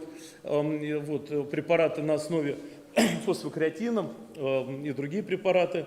Тоже не надо забывать роль микронутриентов. И профессор Скальный, лидер вообще микроэлементологии в нашей стране, напоминает, что цинк, селен, витамин D – важные аспекты и профилактики ковида, и лечения. Поэтому должны оценивать микроэлементный статус. И это не так сложно. Смотрим по составу волос, и я думаю, что надо это развивать и в Абхазии. Как другу скажу, уже платные минуты у вас пошли. Я понял. Сон. Важно помнить. Я, видите, пользуюсь служебным положением. Надо обязательно спать хорошо. Если мы спим, то мы лучше восстанавливаемся после инфекции. И вот те тренировки, о которых я говорил, интервальные, озонотерапия, тоже мы сейчас начали активно использовать хорошо и имеем замечательный опыт по поводу этого. И тренировка обоняния. Вот Владимир Николаевич Николенко сидит, вот он показывал, я понял, что у меня слайд этот неправильный. Надо не вот эти баночки различными запахами делать, а с цветами Абхазии показывать, приезжать, тренироваться, и тогда будет гораздо лучше и приятнее, эффективнее. Поэтому это неправильный слайд, его не надо брать на вооружение, а вот лучше Владимир Николаевич слайд. Спасибо большое за внимание. Вот есть такая книжечка, тоже издана по реабилитации при инфекционных заболеваниях. Там есть вопросы ковида отражены. Спасибо большое. Сколько я должен? Спасибо, Евгений Евгеньевич. Вы, как всегда, на высоте. Мы так по дружбе, как говорится, там по минутке вы не обращайте внимания, не так дорого в республике. Я попрошу наших уважаемых друзей Будко Дмитрия Юрьевича, Муртаза Зарифовича Мидова проехаться на консультацию в республиканскую больницу ждут. И вот сейчас, подождите, может, Шарулах Ашуев, у вас 15 часов консультация, может, вы сейчас с ними проедете, и заодно там полпациентов уже, они все равно приехали заранее, чтобы не терять время. Любой пациент, который ждет, он ждет каждую минуту, лучше доктор пораньше к нему приедет, правильно? Не надо так, все. Я вас попрошу проехаться, проконсультировать. Продолжаем работу, уважаемые друзья. Валентин Ильич Шарабаро, директор клиники пластической хирургии, заведующий кафедрой пластической хирургии 1 МГМУ имени Сеченова Минздрава России, профессор, доктор медицинских наук, Россия, город Москва. Просим вас. Глубоко уважаемый президиум, глубоко уважаемые коллеги, я признателен за возможность выступить на столь важном форуме со своим докладом. Согласно нашей вчерашней рабочей встрече я чуть-чуть изменил доклад, от эстетики ушел в область Вчера реконструкции. после нашего рабочего конструктивного совещания темы у многих поменялись, я смотрю. Да, я... Почаще нам надо встречаться. Абсолютно, да, согласен. Я чуть-чуть изменил, добавил реконструктивные аспекты в свой доклад. Значит, хирургия пластическая, реконструктивная и восстановительная. Вообще это широкие направления достаточно хирургии. Как вы видите, это не просто эстетическая хирургия, но это и проблема восстановления функций, формы частично или полностью утраченных органов. В общем-то, методы пластической хирургии, они применяются во всех практически хирургических специальностях, без исключения. Но сегодня мы все-таки будем говорить о том, что подразумевается больше в народе под термином пластическая хирургия. Это реконструктивно-пластический компонент и эстетический. Соответственно, реконструктивно-пластический восстанавливает функции косметические дефекты поверхностных тканей. Различные методики используются, я не буду тратить время, я покажу все это на клинических наблюдениях, учитывая лимит времени. Но эстетика контролирует или эстетические недостатки, или просто недостатки, возрастные изменения или недостатки внешнего вида. Итак, реконструктивно-пластическая хирургия. Ну, посмотрите, вот пациент инвалид, то есть он практически не может питаться, выворот век, изъязвление конъюнктивы, то есть серия пластических операций, лазеротерапия, то есть полностью открывается рот, закрываются глаза, восстановлены черты лица. Отсутствие ушной раковины. Также с хрящей реберных мы восстанавливаем, основываясь на другую здоровую ушную раковину. Ожог кислотой, девочка, страдает внешним, пожалуйста, восстановлено без следов практически волосяной покров. Здесь не открывается практически рот, выворот век. Также отсутствие частичного волосяного покрова. Смотрите, восстановлен волосяной покров, брови, нос и нормальное открытие ротовой щели. Также контактная травма, деформация, восстановление. Сгибательная контрактура шеи, очень тяжелые последствия. Лоскутная пластика, восстановление, практически полное разгибание шеи. И, в общем-то, кажется, вот поступает такой пациент, да, кажется, ну что можно сделать, как можно вернуть к полноценной социальной жизни? Можно. Можно с помощью хирургии и современных косметологических технологий. Пациенты возвращаются к полноценному социуму. Я извиняюсь, это одноэтапно и несколько этапно. Абсолютно вы правы. Хирург всегда многоэтапно, к сожалению. Реабилитация занимает 2-3 года. Травма, когда отсутствует практически часть мозгового черепа, кажется, вот, то есть человек страдает, у человека нет кости, которая покрывает мозг. То есть восстанавливаем, ставим различные имплантаты и восстанавливаем как можно волосяной покров. Пожалуйста, также мозговая грыжа. Человеку просто опасно жить. За 3 этапа полностью восстановлен волосяной покров, поставлена титановая конструкция, и человек полноценно член нашего общества. Раневые дефекты. Также современная пластическая хирургия практически восстанавливает их без последствий и без следов. Вы видите тот глубокую рану, вы видите человека после восстановления, никаких следов вы практически не видите. Человека, казалось бы, кто-то не заметен, но у человека двоение в глазах, то есть когда разница в уровне глаз больше 2 мм, двоение, то есть также реконструкция дна орбиты, постановка глаз на один уровень, и человек уже перестает двоиться и полноценное восстановление. Огнестрельное ранение также вы видите, деформация тканей, дефект тканей лица. Пожалуйста, 2 это операции и восстановление. Дефект челюстей также полноценно восстанавливается. Укус, отсутствие носа, любой, в данном случае собственная собака, вот, то есть отсутствие носа, пожалуйста, лобный лоскут прекрасно делает свое дело, и, в общем-то, в комбинации с пересадкой хрящей и собственных ребер восстановлен нос. Травма также, дефект для девушки очень значимый, полное становление, сосудистые мальформации, я пройду коротко, до-после. Пигментное новообразование, вот контрактура сустава, человек практически инвалидизирован, после вот контрактура локтевого сустава, действует контрактура Дюпюйтрена, то есть сейчас так же, как и в других специальностях, эндоскопически это делается, то есть практически без разрезов, без следов, функция кистей. Синдактилии, вот, тяжелая инвалидизация, отсутствие сухожилий разгибателей, активные движения в проксимальных межфаланговых суставах отсутствуют, как и в пястно-фаланговых. Посмотрите, это пассивные движения, активных движений нет. Пластика сухожилий разгибателей, дистракция костная и лоскутное восстановление тыльной поверхности кисти. В общем-то, полностью практически восстанавливаются функции кисти у пациента. Ну, дефекты и раны. Перекрестная пластика. Посмотрите, эта девочка инвалидизирована практически, нет пальцев. Идет полицизация первого пальца. Сгибатель перемещается в приводящее положение, разгибатель в отводящее. И, в общем-то, человек получает возможность захвата, и мы выписываем, человек дальше разрабатывает, чтобы восстановить хотя бы функцию захвата кисти. Да, реконструкция нижних конечностей, то есть возможности реконструктивной хирургии, они достаточно широки. Ну какая же пластическая хирургия без эстетики и красоты? Вот мы видим, в общем-то, лицо. Мы видим, достаточно нам увидеть глаз, чтобы понять примерно возраст этого человека, да, и оценить, в общем-то, ну, насколько интересен человек, да. Вот омолаживающая операция, да, и посмотрите, насколько глаза стали красивыми, молодыми, насколько заиграло все лицо, да. Сравнительно молодая девушка, по сравнению, ну как вот ее портят некоторые моменты, да, это исправляется, и посмотрите на эту же девушку, да, насколько же человек, мужчины, так же самое, в общем-то, но самая лучшая пластическая операция какая? Которая никто, чтоб не сказал, что сделана операция. То есть идет омоложение примерно на 15 лет и без следов практически. Молодая девчонка, студентка, обращается, потому что ее, в общем-то, дразнит, что ну, вид у нее такой, как будто она, в общем-то, не досыпает. Вот.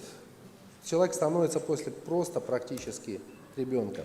Вот также, молодо, красиво, вопросов нет, но можно сделать еще моложе и красивее. Посмотрите, сравните на эти глаза, до и после, ну это разное восприятие лица, да? Здесь комбинация, то есть нижняя треть лица малоинвазивна, то есть подбородочная область, глаза, пожалуйста, до и после. Более возрастные, уже малярные мы видим зоны, да, тазмалярных областей. То есть, и главное, чтобы все это выглядело естественно после операции, потому что ну, часть наших коллег грешат нашими возможностями, злоупотребляют ими.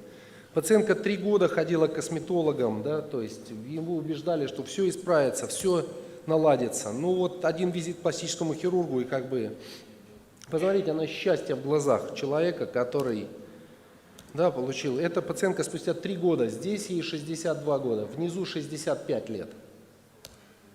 Смотрите, здесь, казалось бы, ну вот, ну как, ну возрастной пациент, ну сравните этих пациентов, да, то есть, ну это мужчины, казалось бы, да, ну вот мужчины все чаще и чаще делают. Смотрите, мужчина до операции и после коррекции. Мальчиком он не стал, безусловно, но если мы сравним пациентов этих до и после, то ну, это другое качество, в общем-то, жизни. Я некоторые позволю себе без комментариев, просто до и после. Притом малоинвазивно в данном случае, эндоскопические технологии. Пришли к нам на помощь, когда мы делаем разрез волосистой части головы. иногда через рот, и на веках делаем. То есть короткие доступы, которые не видны. Да, и, соответственно, никто не может сказать, что сделано вмешательство. И посмотрите, контуры шейно-подбородочной области, вообще лицо, насколько преображается. Здесь в данном случае также эндоскопическая методика, никаких следов на человека практически не остается. Посмотрите на контуры нижней челюсти, шейно-подбородочной и вообще на глаза, в которых после операции совершенно другое проблеск счастья.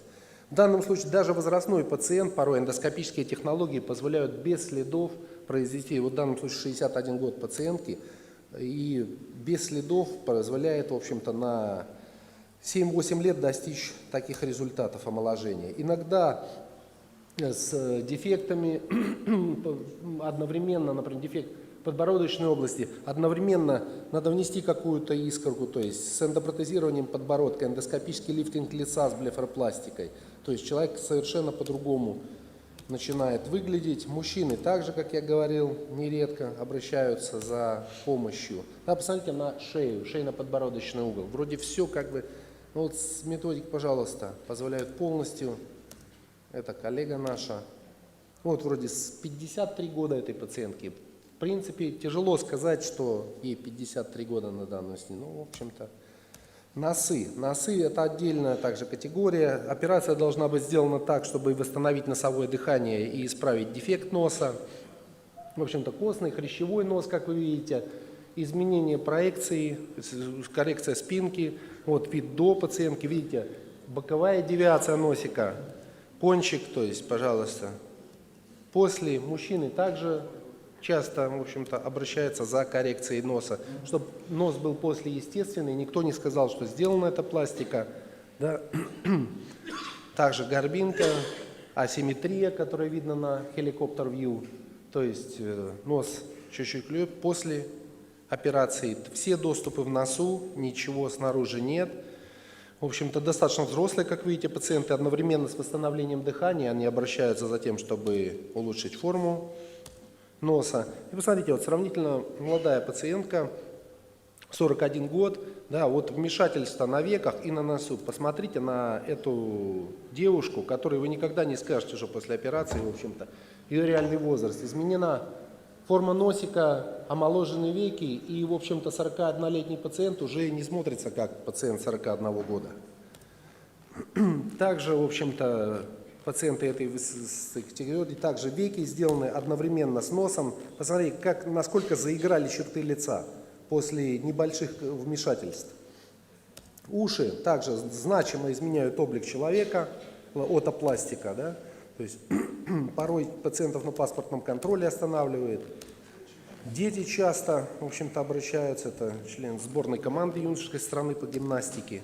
Ну и грудь, конечно, куда же пластическая хирургия без груди. Многие также хотят красивую грудь, без следов после операции, различные доступы, различные ситуации. Я пройду быстро, не акцентируя. В общем-то, используем и импланты, и собственную жировую клетчатку, у кого измазано. Неважно, асимметрия, если асимметрия, мы ее коррегируем, выравниваем. В общем-то, здесь достаточно тяжелая грудь, то есть и тубулярная деформация груди, асимметрия груди. Пожалуйста, после асимметрия, после восстановления, также коррекция ошибок здесь. Также до и после выравнивается асимметрия. Возрастной птоз, казалось бы, невозможно без имплантов сделать. Нет, можно, если все ткани переместить, все ткани собрать, пожалуйста. То есть достаточно приемлемая форма груди без имплантов, асимметрии. То есть, пожалуйста, вот наша коллега доктор обратилась, то есть здесь гипотроз, здесь птоз и тубулярная деформация. На одной стороне, естественно, имплант, на другой просто сформирование собственной ткани. Порой пациентки после массивных похуданий обращаются, то есть вот тяжелая деформация, тубулярная грудь, то есть не с чем, надо эту грудь расправить на имплантах. Да, также асимметрия, молодые девчонки. В общем-то, вот неправильно выполненная пластическая операция, неправильно стоящая, также, в общем-то, исправляется, и форма груди становится правильной, естественной, замена круглых на анатомические при ситуации. Да. Редукции, достаточно частая операция. Пациентам просто намного проще становится жить и двигать. Вот девчонке 27 лет, посмотрите, насколько, в общем-то, не просто жить с такой грудью, да, и вид ее до, после операции. Ну, это редукционные мамопластики. Одновременно с подъемом выполняется, в общем-то, формирование правильной, аккуратной формы молочной железы. Это, кстати, дочь, затем выполнила операцию дочь, затем привела маму, учительница. В общем-то, животы также важная часть нашей составляющей, да, то есть до и после, также, чтобы не было желательных следов после данного вмешательства, даже вот такой вот. Это последствия большого спорта, олимпийская чемпионка Советского Союза. Вот, до и после вмешательства. Вот все, что ниже на линии, это мы удаляем, да. Животы послеродовые также имеют право, вот посмотрите, здесь так же самое. Одновременно с липосакцией достаточно посмотрите, насколько возрастает качество жизни этого человека. После массивных похуданий, как вы видите, также приходят к нам, то есть и важно, чтобы тоже рубчики в скрытых областях, чтобы они были не видны. Мужчины также обращаются после массивных похуданий. Также, в общем-то, это наше правило. Вот насколько провисают плечи, насколько провисает грудь, вот также после вмешательства плечи. Также липосакция. Липосакция сейчас ультразвуковые методики, силовые методики липосакции, которые позволяют контурировать прямые мышцы живота, контурировать контуры и практически, в общем-то, в день операции вечером отпустить домой. Липоскульптура, то есть берем в областях, где не нужен жир, вводим туда, куда пациент желает, например, ягодичные области, и насколько изменяется контур человека, да, то есть не было ягодиц, практически были отложения в поясничных областях, появились ягодицы, исчезли отложения. Контурирование, также липомоделирование ягодичных областей, посмотрите, до и после, в общем-то, убираем откуда не надо, вводим туда, куда пациент желает.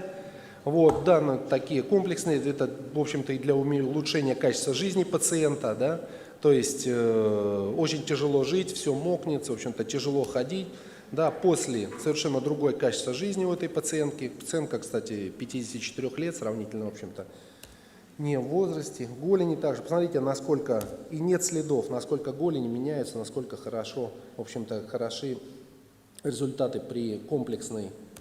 Вот приходит такая пациентка, да, к пластическому хирургу и говорит, что я вот как бы, хочу, чтобы вы мне помогли, в общем-то, другое качество жизни, другой социум. И постепенно мы с современными методиками, к счастью, в состоянии привести этого же человека, это одна и та же пациентка, на фото до слева и на фото после справа. Естественно, у этих пациентов совершенно другое качество жизни после того, как вмешивается моя любимая специальность – пластическая хирургия. Спасибо за внимание. Готов ответить на вопросы. Спасибо.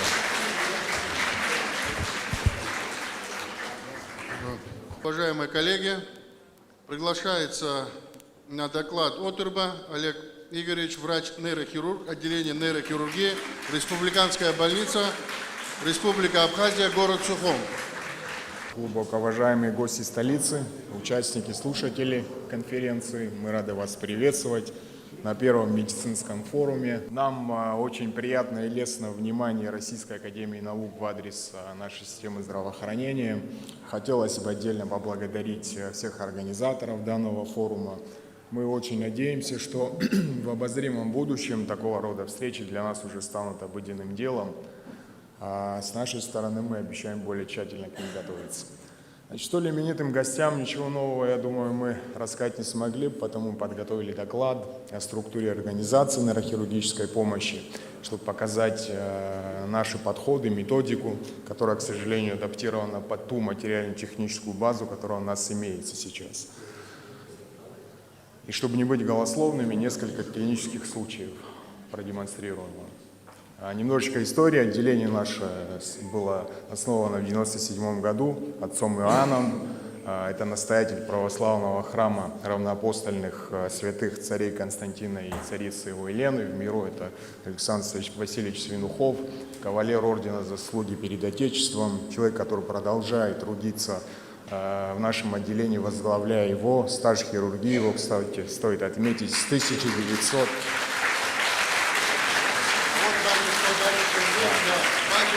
Батюшка, пожалуйста, встаньте, пожалуйста.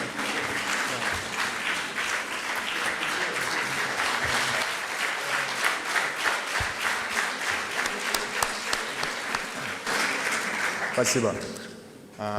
Стаж хирургии его с 1978 года, господа. 45 лет в этом году юбилей. Будем отмечать. Значит, на данный момент в отделении у нас трудится 6 врачей, нейрохирургов, 2 врача-невролога. Отделение развернуто на 27 койках. Казалось бы, это немного, но для страны численность, которая составляет менее четверти миллиона, это примерно как один спаленный район у вас в России, города-миллионника, этого вполне себе пока достаточно. Основная, значит, цель нашего отделения, задача – это оказание специализированной нейрохирургической помощи пациентам с различной патологией. Значит, на базе нашего отделения мы проводим коррекцию при острой черепно-мозговой травме, при спинномозговой травме, шунтирующие операции выполняются, в плановом порядке оперируются объемное образование центральной нервной системы различных локализаций. Значит, реконструктивная хирургия проводится, шов, суралис, периферической нервной системы и многие другие нозологии. Значит, на данном слайде мы продемонстрировали точное количество пациентов, которые у нас проходят лечение. Вот, вы можете обратить внимание, это от 150 до 180 операций в год. Это примерно один случай на 1500 человек населения. То есть немалая концентрация заболеваний. Вот. В 2022 году, в частности, было выполнено 177 операций. Большинство из них, конечно, это дегенеративные заболевания различных уровней поясничного шейного отделов позвоночного столба. И на втором месте, к сожалению, пока что стоят травмы центральной нервной системы, механизм травмы различный. Далее мы решили продемонстрировать клинические случаи, чем мы все-таки занимаемся у себя в отделении, как это проходит, ну и свою методологию какую-то. Как пример, случай с пациентом, выполнена операция вентрикулоперитониального шунтирования. Значит, пациент был достаточно тяжелый, у него метастатическое поражение было головного мозга, большой солитарный очаг в дне третьего желудочка, в заднем роге бокового желудочка, что вызвало тривентрикулярную гидроцефалию. Сейчас продемонстрирую. Простите. Вот видно крупный очаг в дне третьего желудочка, который вызывает окклюзию, и не менее крупный очаг в заднем роге бокового желудочка. Значит, пациенту выполнена шунтирующая операция, это послеоперационный контроль. Попробуем запустить слайд. Вот. Значит, состояние шунта удовлетворительное, гидроцефалия регрессировала, конвекситальные все борозды извилины раскрыты, гипертензионного синдрома нет. Следующая пациентка тоже как пример шунтирующей операции, поступала в крайне тяжелом состоянии, на уровень сознания кома. У этой пациентки уже тетравентрикулярная, то есть все 4 желудочка мозга задействованы, гидроцефалия, она называется резорптивной, после перенесенного тяжелого менингоэнцефалита. Ее еще оперировали в советские времена, заболела она от 89 года, по-моему, да, 89 года. Тогда, к сожалению, шунт-системы были не топ-качества, так сказать, соответственно, они периодически забивались, достаточно было несчастной заболеть ОРВИ или еще чем-то, и она попадала на решунтирование. Мы же ей уже установили топовую систему Бибраун, с которой она живет пару лет минимум, соответственно, никаких проблем нет.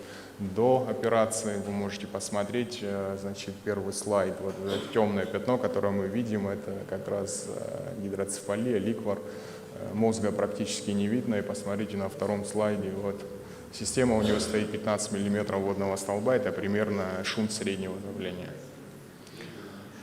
Значит, это пример операции, которую мы выполняем при травмах позвоночного столба, транспедикулярная фиксация. На первом слайде видно компрессионный перелом первого поясничного позвонка, субтотальной компрессии. Значит, перелом был 3-й степени с вовлечением всех 3 колонн. Установлена 8-винтовая система.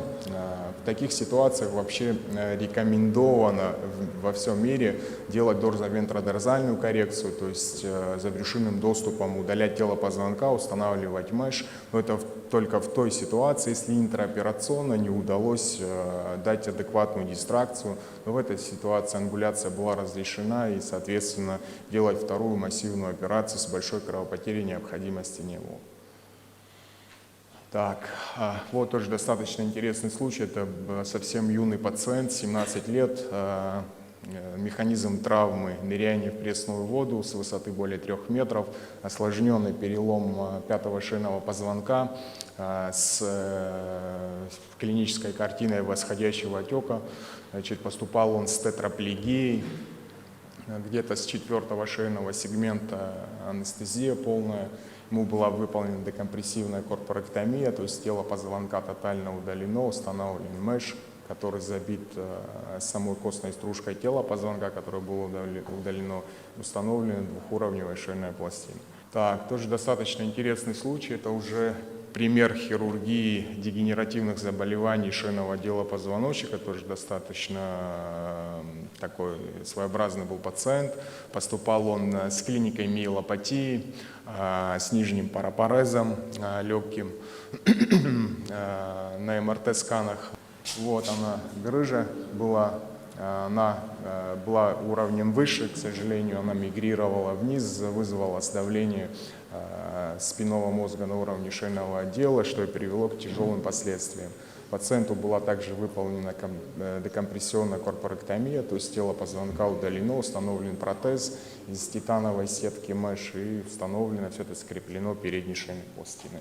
Кстати, пациента мы реабилитировали минимум полгода, он ранее занимался тяжелым трудом, но вернулся к труду абсолютно адаптирован к социуму.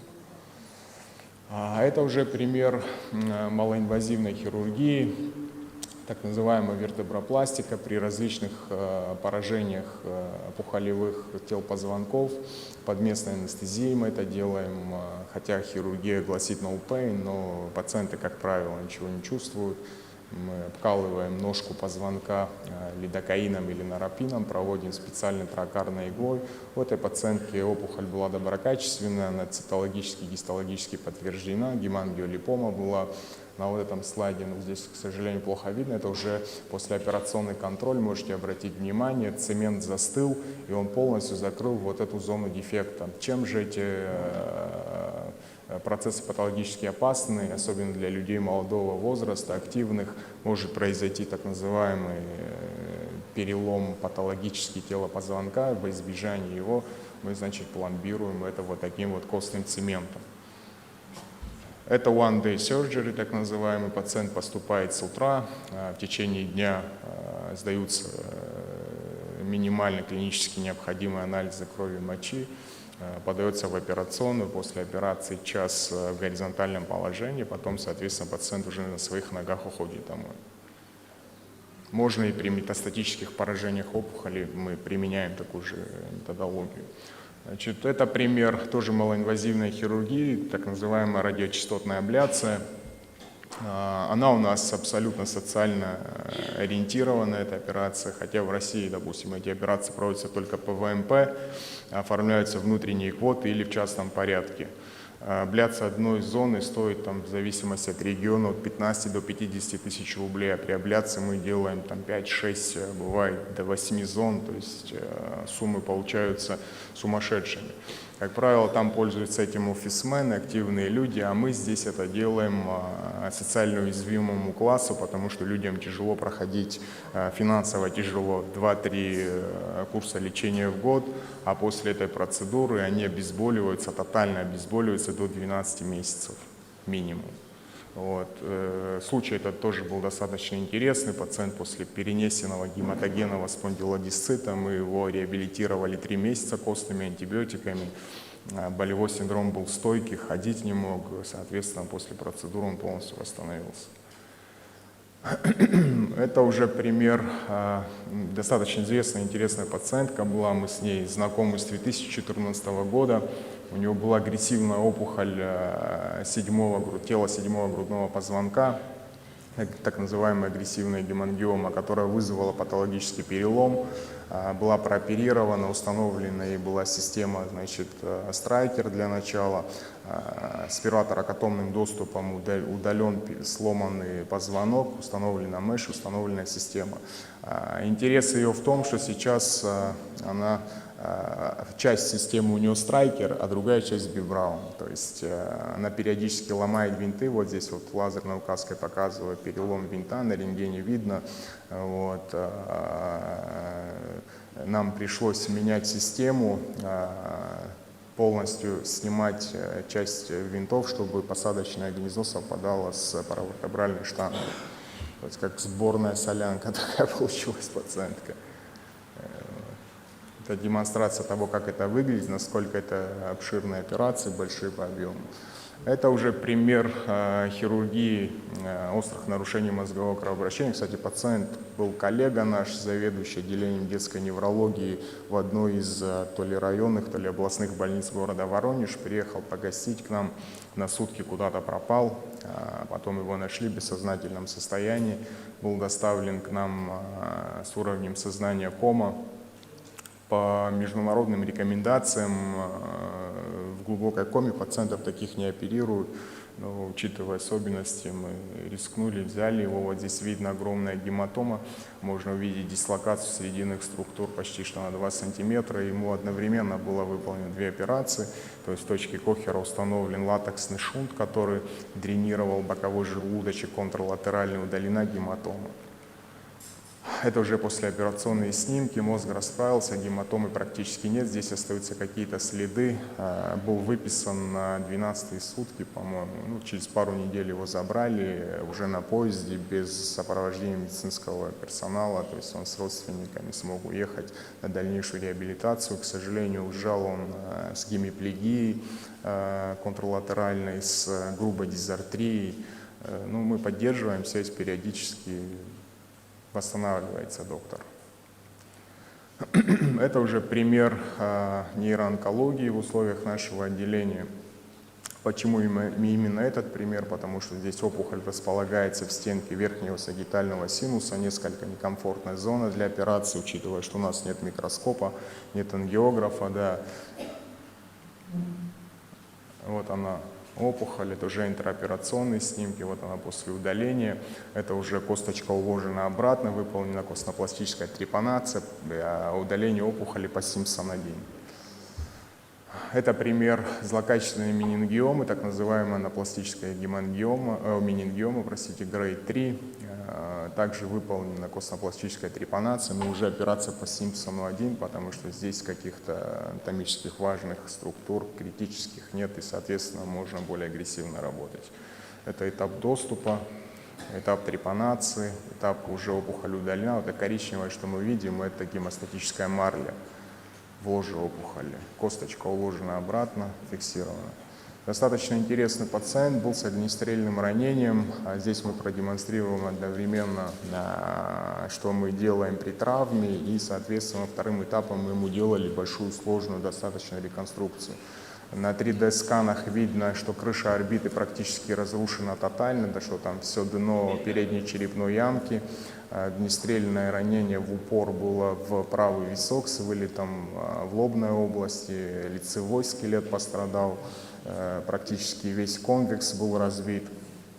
Вот она гематома огромных размеров, практически занимает всю тотально правую лобную долю, частично левую лобную долю. Это уже томография после снимка, 3D-контроль. Пациенту был выполнен так называемый классический доступ зутера с бифронтальной краниоэктомией. Посмотрите, какой огромный дефект получился. Ну, этот слайд, он, наверное, больше комплимент в адрес нашей реанимации, потому что это 9-е сутки после операции, вот после такого тяжелого ранения пациент каким-то образом сидит и общается. Здесь можно увидеть после трахеостомической канюли, рана еще осталась свежая совсем.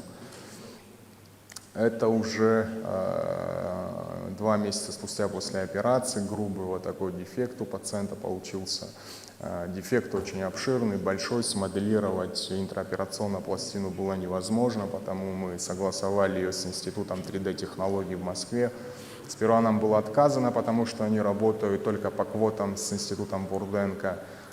Бурденко нам очень рекомендовали пациента на такую операцию отправить к ним, но больной категорически отказался, и мы оперировали его здесь. В итоге директор института сжалился над нами, и они вырастили для нас углеродную пластину с титановым опылением. Это нужно для того, чтобы раны хорошо заживали. Значит, мы сделали ему компьютерную томографию костей черепа на основании 3D-модели с дефектом его же костей. Уже на специальном 3D-принтере медицинском была выращена вот эта пластина. Выращивали ее, кстати, 3 недели. Вот это уже этап установки самой пластины. Такая вот. Это у нас 8-й сутки после операции, через 3 месяца. Шрам остался в волосистой части головы, то есть пациент социально адаптирован. Следует отметить, что он набрал 28 баллов по шкале когнитивных нарушений ММСЕ, то есть когнитивные нарушения легкой степени, которые тяжело будет человеку необученному увидеть. Сам он не жалуется. Инвалидность не дали, да?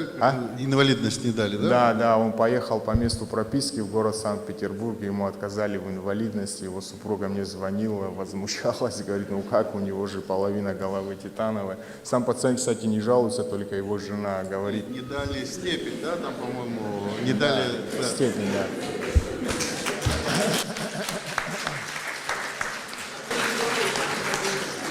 Соль случая в том, что после этого случая, это уже такая шутка, может быть, немного не в тему, много желающих к нам обратились за хирургической коррекцией мужских проблем, потому что супруга его жаловалась на булимию и на чрезмерное либидо.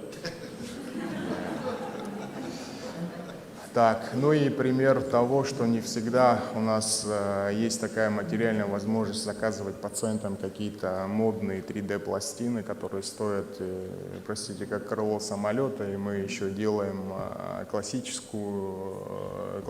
дефекты, краниопластики классические. Вот. На этом слайде клинический случай с пациентом. Молодой пациент, достаточно невезучий. В течение 8 месяцев мы его оперировали 3 раза. Первый раз по поводу компрессионного перелома в результате ДТП, 5-й грудной позвонок. Второй раз мы ему делали декомпрессивную трепанацию, краниоэктомию по поводу черепно-мозговой травмы, тоже в результате ДТП. И 3-я операция, вот она продемонстрирована на слайде, уже мы закрывали дефект черепа. Костную пластинку, которую мы удалили, это теменная височная часть лобной кости, чтобы она не портилась. Обычно ее везде в мире кладут в холодильники, но у нас-то большие проблемы с электричеством из-за веерных отключений. Мы имплантировали подкожно-жировую клетчатку бедра. Вот оно. Значит, он с ней в бедре ходил 3 месяца, нежелательно более 3 месяцев ходить, потому что локусы гистосовместимости потом могут не совпасть, и костная пластинка может начать лизироваться. И здесь этап операции, как мы удаляем ее из подкожной жировой клетчатки бедра, устанавливаем, моделируем дефект и фиксируем это все такими титановыми краниофиксами. Ну и немного о выводах. У нас по времени регламент поджимает. В среднем из Абхазии у нас примерно от 10 до 20 пациентов утекает по квотам республиканским на хирургию в сопредельные государства, дружественную Россию, но дружба дружбой, а бюджет и средства, как говорится, это все стоит достаточно больших денег. Нематериальных активов у нас, к счастью, достаточно. Было бы неплохо немножко подтянуть еще материально-техническую базу для того, чтобы мы могли оказывать более специализированную помощь уже в условиях республиканской больницы и не терять вот те 20 пациентов ежегодно, которые от нас уезжают. Спасибо за внимание. Спасибо. Очень яркий познавательный доклад, Олег Игоревич, спасибо. На самом деле мы готовились на 10 минут, ровно 26 минут был у вас доклад, я вас не перебивал, потому что большой объем работы выполняет отделение нейрохирургии Республиканской больницы. У нас есть определенные планы и задачи, которые мы будем выполнять и по оснащению, и по реконструктивным операциям. Сейчас мы переговорили вчера с Валентином Ильичем. Леонид Ильич, по поводу реконструктивных операций, вы видите, да, какой объем сделан у нас здесь местными нашими коллегами в наших условиях. Поэтому я думаю, что вот то взаимодействие, о котором мы переговорили вчера и сегодня, и в будущем завтра мы заложим в резолюцию нашего форума, это все будет закреплено, правильно? И будем взаимодействовать, потому что проще здесь сегодня соперировать такого рода пациентов, которые вы увидели, и пациенту легче, и выезжать тоже, да, и плановые какие-то операции. Спасибо. Работаем дальше. Уважаемые коллеги, слово предоставляется Юрию Ивановичу Пиголкину, заведующему кафедрой судебной медицины 1-й МГМУ имени Сеченова Минздрава России, заслуженному врачу Российской Федерации, член-корреспонденту Российской Академии Наук, профессору, доктору медицинских наук, Россия, город Москва. Пожалуйста. Спасибо большое, уважаемый Эдуард Валерьянович, президиум, уважаемые гости, участники конференции. Безусловно, я преклоняю голову за тот стоическое терпение, с которым вы выслушиваете высокие научные положения или разные мысли, причем для каждого из нас они выстраданные. Мы считаем, что это вы должны обязательно услышать, вы без этого не обойдетесь. Но некоторые очень далеко от этого, для них очень трудно это выслушивать. Вместе с тем, безусловно, что можно взять? Тот системный подход, который представляет каждый докладчик, взять то рационально необходимое, то, что для вас нужно. Можно не погружаться в детали, а в целом воспринять то, о чем мы говорим. И я представитель судебной медицины. Казалось бы, где же судебная медицина и где это реабилитация? Но я могу вам сказать все очень тесно. Судебная медицина – это медицинская специальная дисциплина, которая решает вопросы, возникающие в судебно-следственной практике. И в этой связи, пожалуйста, учитывая, что в президиуме у нас сидит травматолог, да, господин министр, я приведу в качестве мотивации пример. Был 20 лет назад военнослужащий солдат Сычев, которого в связи с неуставными отношениями заставили присесть 30-40 раз. После этого у него развился тотальный тромбоз, и пришлось удалить и ноги, и другие органы, и так далее. И осудили людей за это. Или следующий случай тоже, когда в Калининграде 3-летнему ребенку сделали инъекцию венозную, развился опять флебит и ампутировали руку. И тот же губернатор говорит: всех врачей посадить, врачи во всем виноваты. Следующий пример из нашей практики, когда проводили эндоскопическую операцию, вы знаете, перед этим отменяют противосвертывающую терапию. И через 7 дней у человека развился, пожилая женщина, развился тромбоз, и тромбоз легочной артерии, и она скончалась. И вопрос: в таких случаях, когда случается следствие, возбуждают уголовное дело по факту ненадлежащего оказания медицинской помощи. Я могу сказать, было нами проделано большие исследования, 2 диссертационных, в котором оказалось, что да, в принципе, при нормальном течении все должно закончиться благополучно. Однако в случаях наследственной предрасположенности определенных генов и характера повреждения соответствующим образом развиваются тромботические осложнения. И мы здесь были представители церкви. Действительно, медицина – это искусство. Если мы можем помочь, помогаем, но Есть индивидуальные особенности организма, которые могут привести вот к тем нежелательным, тяжелым последствиям, которые решают уже наказание суд. А вот предпосылки для того, да, наказывать или нет, это прерогатива судебных медиков. Опять же, вы полагаете, что все понятно, все известно, и вот эти вещи, они уникальные, потому что каждый случай, каждое развитие уникальное. И по каждому направлению, вот тромбоэмболические осложнения или там, например, влияние алкоголя или вот черепно-мозговая травма, они все особенные. И там, например, нужно решать вопросы давности той же черепно-мозговой травмы, решать вопросы о причинной связи между травмой и наступлением смерти. Они случаи индивидуальные, поэтому каждый раз приходится проводить маленькое или большое исследование.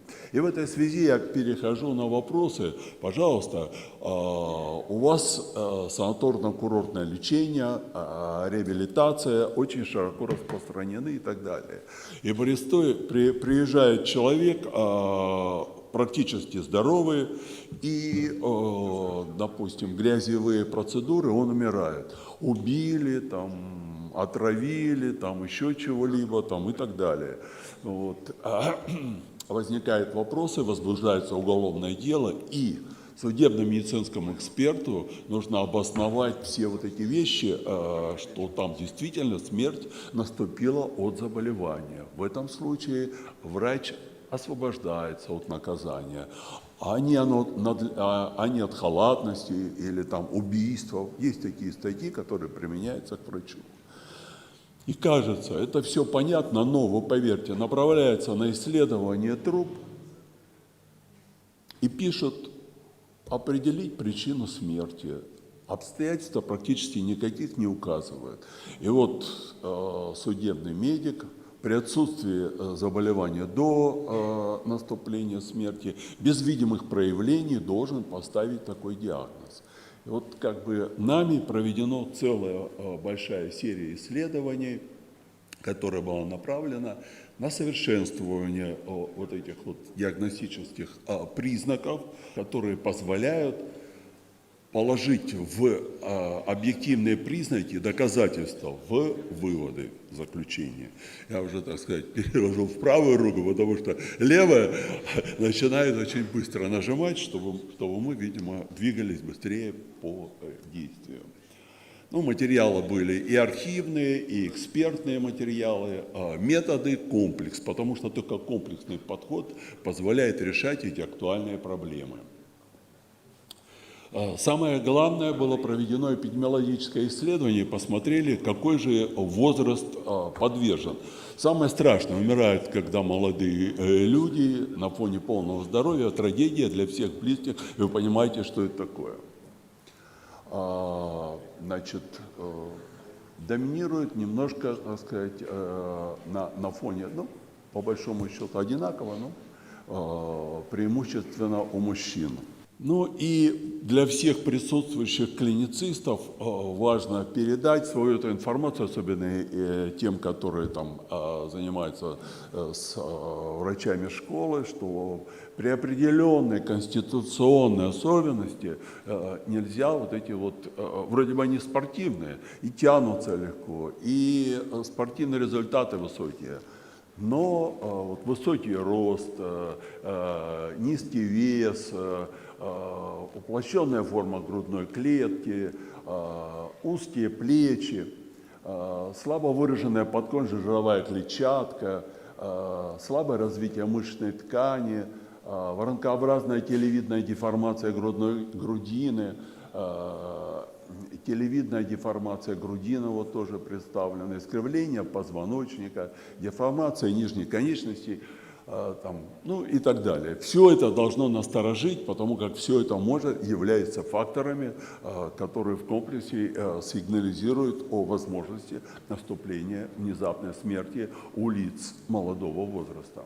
Вот я просто возвращаюсь к началу, что для того, чтобы и защитить врача, не только обвинить. Вот нужно такие комплексные, серьезные исследования, которые показывают наличие заболевания, наличие каких-либо индивидуальных особенностей у человека, которые, чтобы не все обвинения были возложены на врача. Спасибо большое за внимание.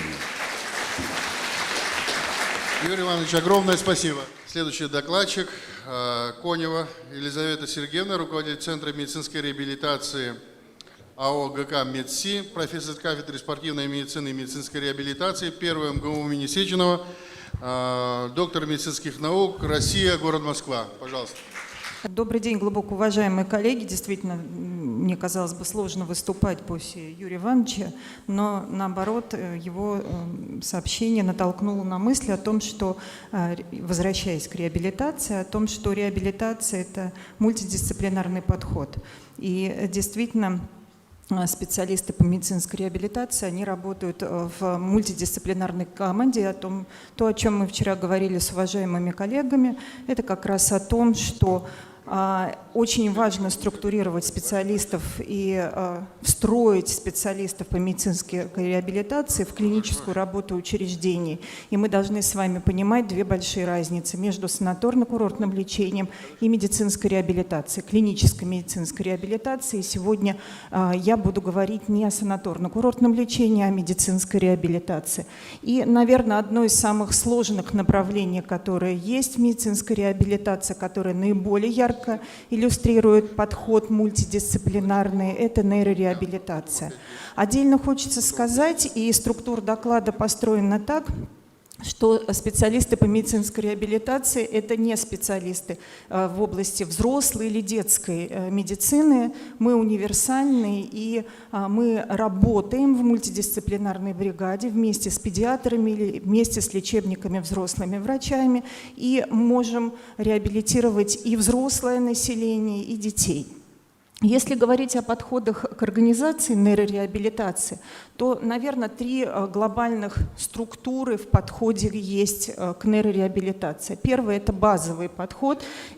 Он должен быть доступен для всех учреждений, которые занимаются неврологическими пациентами и являются основой нейрореабилитации. Вторые – это более расширенные программы реабилитации, они требуют более высокой квалификации персонала, более совершенного технического подхода.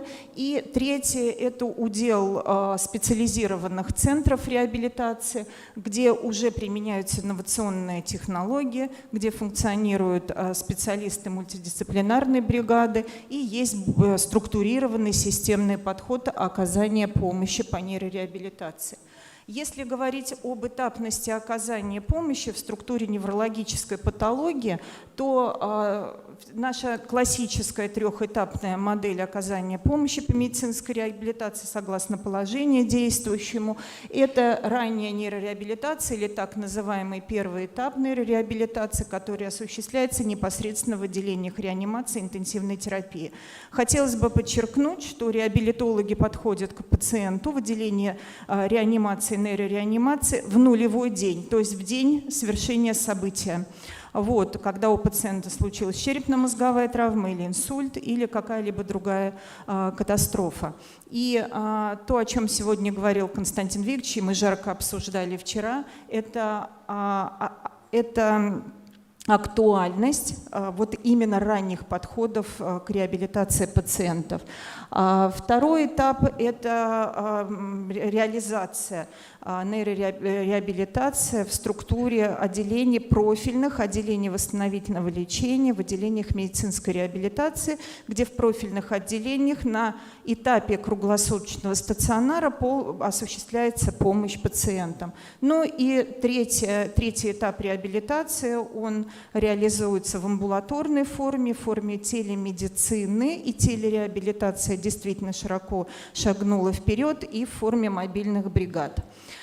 Если мы говорим о ранней нейрореабилитации, то программы ранней нейрореабилитации в отделении реанимации, как я сказала, начинаются с нулевых суток, с минимальной помощи. По мере расширения показаний, по мере исключения критических состояний мы расширяем этапно программы реабилитации, и это крайне важно, в первую очередь для ранней стимуляции и ухода от нарушений, которые приносят неврологическое заболевание. И второй, более важный момент для работы в отделении реанимациях – это борьба со вторичными осложнениями, которые, я думаю, широко известны в этой аудитории.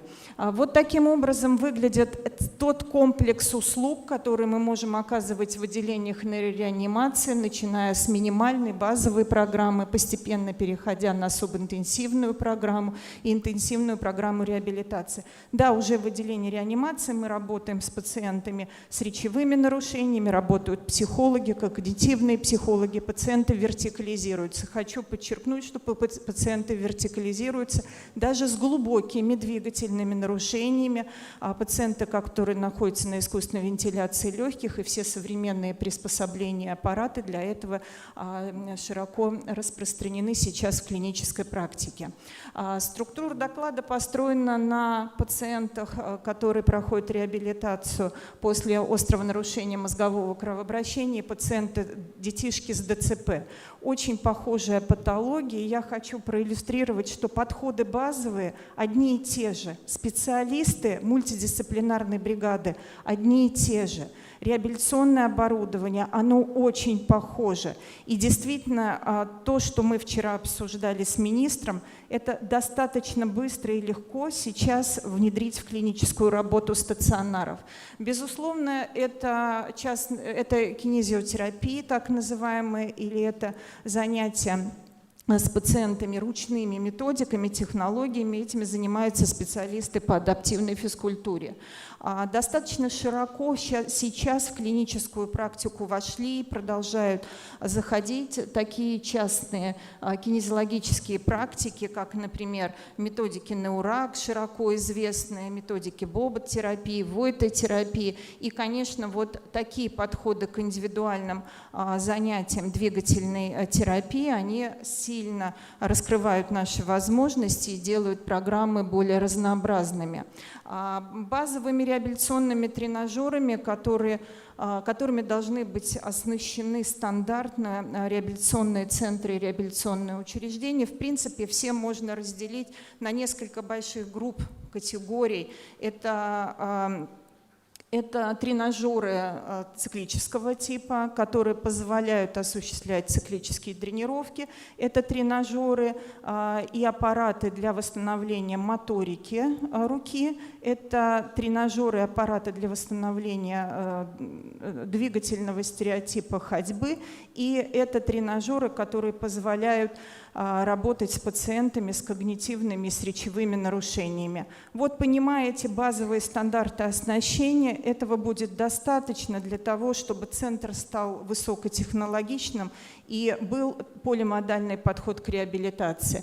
Но перед вами на слайде представлены аппараты циклического типа. Вы видите, они очень похожи для взрослых и для детей, и они позволяют с биологической обратной связью проводить тренировки по мобилизации верхних и нижних конечностей.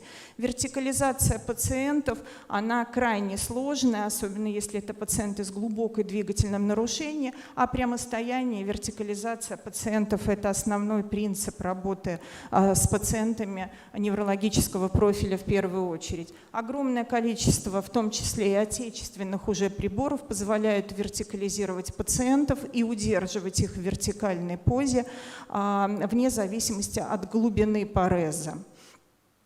Кинематическое навязывание стереотипа ходьбы. Да, дальше будет, и мы с вами широко уже наслышаны о том, что есть роботы, дорогостоящие роботы по реабилитации ходьбы. Сложные приборы, дорогие, сейчас действительно есть аналоговые, роботизированные, механизированные тренажеры, которые позволяют в системе динамической разгрузки или в активном режиме навязывать пациенту правильный физиологический аналогичный стереотип ходьбы. Линейка роботизированных технологий по реабилитации ходьбы, она сейчас обширная, и в нашу практику 20 лет назад вошел всем известный Локомат, да, швейцарская компания, Хакома сейчас. Многие учреждения оснащены этим оборудованием. Большое количество диссертационных исследований было выполнено на тему применения при разной патологии этого оборудования. Вот. Ну и, конечно, эти приборы достаточно широко используются, и их аналоги — это и А3, и ГЕО, они достаточно широко используются в клинической практике. Вопрос клинического использования экзоскелетов, он крайне дискутабельный, на мой взгляд, и я имела достаточно широкий опыт применения экзоскелетов у пациентов в нейрореабилитации взрослого состояния. Мне кажется, что при наличии роботизированных и кинематических систем это не вполне оправдано, так как эти приборы очень тяжелы. Надо помнить, что все-таки эти приборы, экзоскелеты, они изначально изобретались для адаптации пациентов со спинальной травмой к бытовым условиям. Поэтому для пациентов в нейрореабилитации они достаточно тяжелые, нагрузочные. Чего не скажешь о детских экзоскелетах, которые шикарно, вот Бомбини представлен на слайде, шикарно используются в реабилитации детей. Они зачастую воспринимают их в игровой форме, и это здорово позволяет детям тренировать стереотип ходьбы. А хочу напомнить, что он порочный у детишек с рождения. Они даже не помнят, как ходить правильно, поэтому это крайне важный компонент. Если у пациента умеренный парез, и мы работаем над активным восстановлением ходьбы, то в помощь нам это дорожки с разгрузкой массы тела для того, чтобы в активном режиме тренировать ходьбу с заданной скоростью. И на центральной фотографии вы видите дорожку с BOSS-видеореконструкцией на полотно дорожки, где у нас есть возможность проводить подометрическую оценку ходьбы, выявлять порочность ходьбы, определять целевые установки и с помощью выставления видеоряда ширины шага, длины шага, сложно координированных упражнений мы можем тренировать у пациента ходьбу. Ну, космические технологии, пришедшие в медицину, они достаточно широко и давно известны. И, конечно, силовые системы, состоящие из опорных элементов и регулируемых эластических тяг, надежно и давно вошли как во взрослую нейрореабилитацию, так и в детскую, и позволяет нам избавлять пациентов от порочных установок и порочных патологических стереотипов. Стабилотренинг. Стабилотренинг – это важная составляющая нейрореабилитации, очень широко перекликающая с реабилитацией пациентов с опорно-двигательным аппаратом. И, конечно, современные реабилитационные платформы, они позволяют, как вы видите, проводить тренировки и в вертикальной позе, и в исходном положении сидя. Они также снабжены обширной диагностической базой, которая позволяет нам грамотно выставлять режимы тренировок. Различные технологии видеореконструкции, они тоже доказали свою эффективность в рамках нейрореабилитации. Широко применяется во взрослой нейрореабилитации для имитации каких-то бытовых навыков. И таким образом мы проводим социально-бытовую реабилитацию сложно координированных движений у пациентов. Ну а у детишек, конечно, в игровой форме хорошо воспринимается эта глобальная тренировка двигательных стереотипов. Роботизированные технологии по восстановлению моторики руки, проксимальных, дистальных отделов. Мы с вами знаем, что моторика руки – это наиболее сложно восстанавливаемый двигательный акт, манипулятивные функции верхней конечности. Они крайне сложно реабилитируются. И, конечно, удел аппаратной реабилитации, он достаточно большой в этом направлении, начиная от роботизированных технологий и заканчивая тренировкой с биологической обратной связью в активном двигательном режиме мелких движений. Ну, конечно, гидрокинезиотерапия – это методика любима она хорошо воспринимается пациентами, и пациенты ее воспринимают зачастую как такой большой шаг к выздоровлению. И реабилитационная вода – это теплая прежде всего среда, где оказывается пациент, и мы можем воду использовать как, с одной стороны, разгружающую среду, с другой стороны, как нагрузочную среду, и тренировать различные двигательные акты. Конечно, детишки занимаются в воде хорошо, и гидрокинезиотерапевты практически сейчас не знают противопоказаний, включая эпилепсию, если только это не фармакорезистентные формы. Многоканальная программируемая электростимуляция – обязательная составляющая любой нейрореабилитации. А также достаточно широк арсенал и отечественного оборудования. Вы видите, что костюмы применяются в детской практике, которые программируются под каждого ребеночка отдельно. И, соответственно, вот такая динамическая стимуляция, вот в данном случае 8-канальная, для тренировки двигательной активности пациентов. А симптоматическая физиотерапия, в нейрореабилитации физиотерапия любая, она больше носит именно симптоматический характер, но она здорово помогает двигательным терапевтам для того, чтобы уменьшить тонус мышц, для того, чтобы убрать болевой синдром, повысить толерантность к физическим нагрузкам. И, конечно, мы работаем совместно с физиотерапевтами.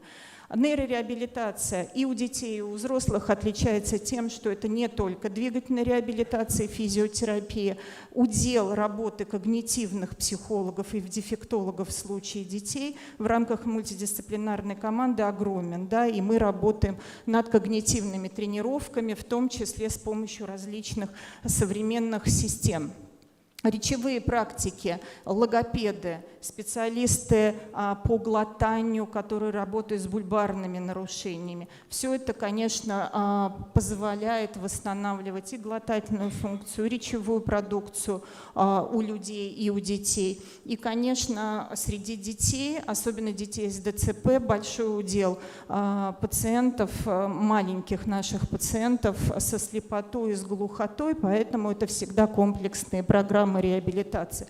Эрготерапия, трудотерапия – это то, что позволяет пациенту восстановить независимость в повседневной жизни, значимые бытовые навыки, и, конечно, и в детской, и во взрослой практике она проводится достаточно широко. Нельзя не сказать об арт-терапии, если мы говорим о детской нейрореабилитации. В заключение я хотела бы сказать о роли телемедицины как третьего этапа и телереабилитации как третьего этапа реабилитационного ведения наших пациентов. Телереабилитация, основоположником в нашем стране являлся академик Лядов Константин Викторович, и действительно большое количество пациентов мы пролечили телереабилитационным путем под его руководством. Защищена диссертация по нейрореабилитации телемедицинскими путями. Сейчас на выходе диссертационная работа об использовании телереабилитации у пациентов после эндопротезирования. Вот. И, конечно, телереабилитация позволяет нам помогать нашим пациентам удаленно дома, и это определенная этапность. Заканчиваю. В заключение хотелось бы проиллюстрировать клинические примеры, без них никуда. Молодой мужчина, 36 лет, попал к нам из одной из клиник, пациент с геморрагическим инсультом, у него только родился второй ребенок. Длительный путь длиной 4 года с этапной реабилитацией привел к тому, что пациент дееспособен, ведет свой блог и продолжает к нам приезжать уже в гости. Ну и наша маленькая пациентка, которая родилась с ДЦП, единственной почкой, врожденной глухотой. И, конечно, вот эти нейрореабилитационные пациенты, они требуют длительного системного подхода и работы мультидисциплинарной бригады. Спасибо. Спасибо, Елизавета Сергеевна. Вы не уходите, не уходите. Елизавета Сергеевна, спасибо большое за сообщение. Вот у меня было 2 вопроса. На один вы ответили, как долго вообще следует проводить нейрореабилитацию, и в какой период после инсульта мы можем ожидать успеха Вот вы показали, 4 года было, да, длительность реабилитации. Да, все зависит, конечно, от обширности инсульта и глубины нарушений. И иногда это вся последующая жизнь, а иногда мы добиваемся успеха за полгода, за год. Ясно. И еще вот вы в рамках доклада упоминали, кроме там аппаратно-различной реабилитации, и про логопедов говорили, но вы совсем ничего не говорили про мануальные методы реабилитации, коррекции. У нас, потому что вот Сергей Черновой находится в зале, я знаю, что сегодня даже немножко уже проконсультировал, успел, вы поделитесь немножко. Ну, вот тогда, Константин, расскажите, пожалуйста, насколько сейчас мне доложили, там ситуация была, оперирован был человек, 3 месяца болевой синдром, и вы сейчас что ему там сделали, чтобы болевой синдром купирован? Расскажите. После простатоктомии длительное время хромал после операции, что вернулось для него перекосом таза, блоком крестцово-подвздошного сустава. Была произведена мануальная терапия таза, сустава, также постизометрическая релаксация мышц бедра и ягодичной области. Пациент почувствовал значительное облегчение, и в этом направлении вот были даны рекомендации по работе в этом направлении. Это сегодня? Да, это сегодня. Спасибо вам. Если говорить, Евгений Евгеньевич, поэтому по нормальной возможности. Да, если говорить о нейрореабилитации, вот постинсультной, да, и ДЦП, конечно, здесь больше работают остеопаты и рефлексотерапевты, это тоже часть нашей специальности. Вот, если говорить о мануальных терапевтах, все-таки это в большей степени поражение опорно-двигательного аппарата, позвоночника, поэтому. Спасибо. Да, это все команда. Да. Спасибо. Да, я передаю слово руководителю ассоциации Асмат Клементьевна Джинджолья. Добрый день, коллеги. Слово предоставляется Клочковой Екатерине Викторовне. Это директор автономной некоммерческой организации физической реабилитации с темой доклада «Кадровое обеспечение эффективной реабилитации».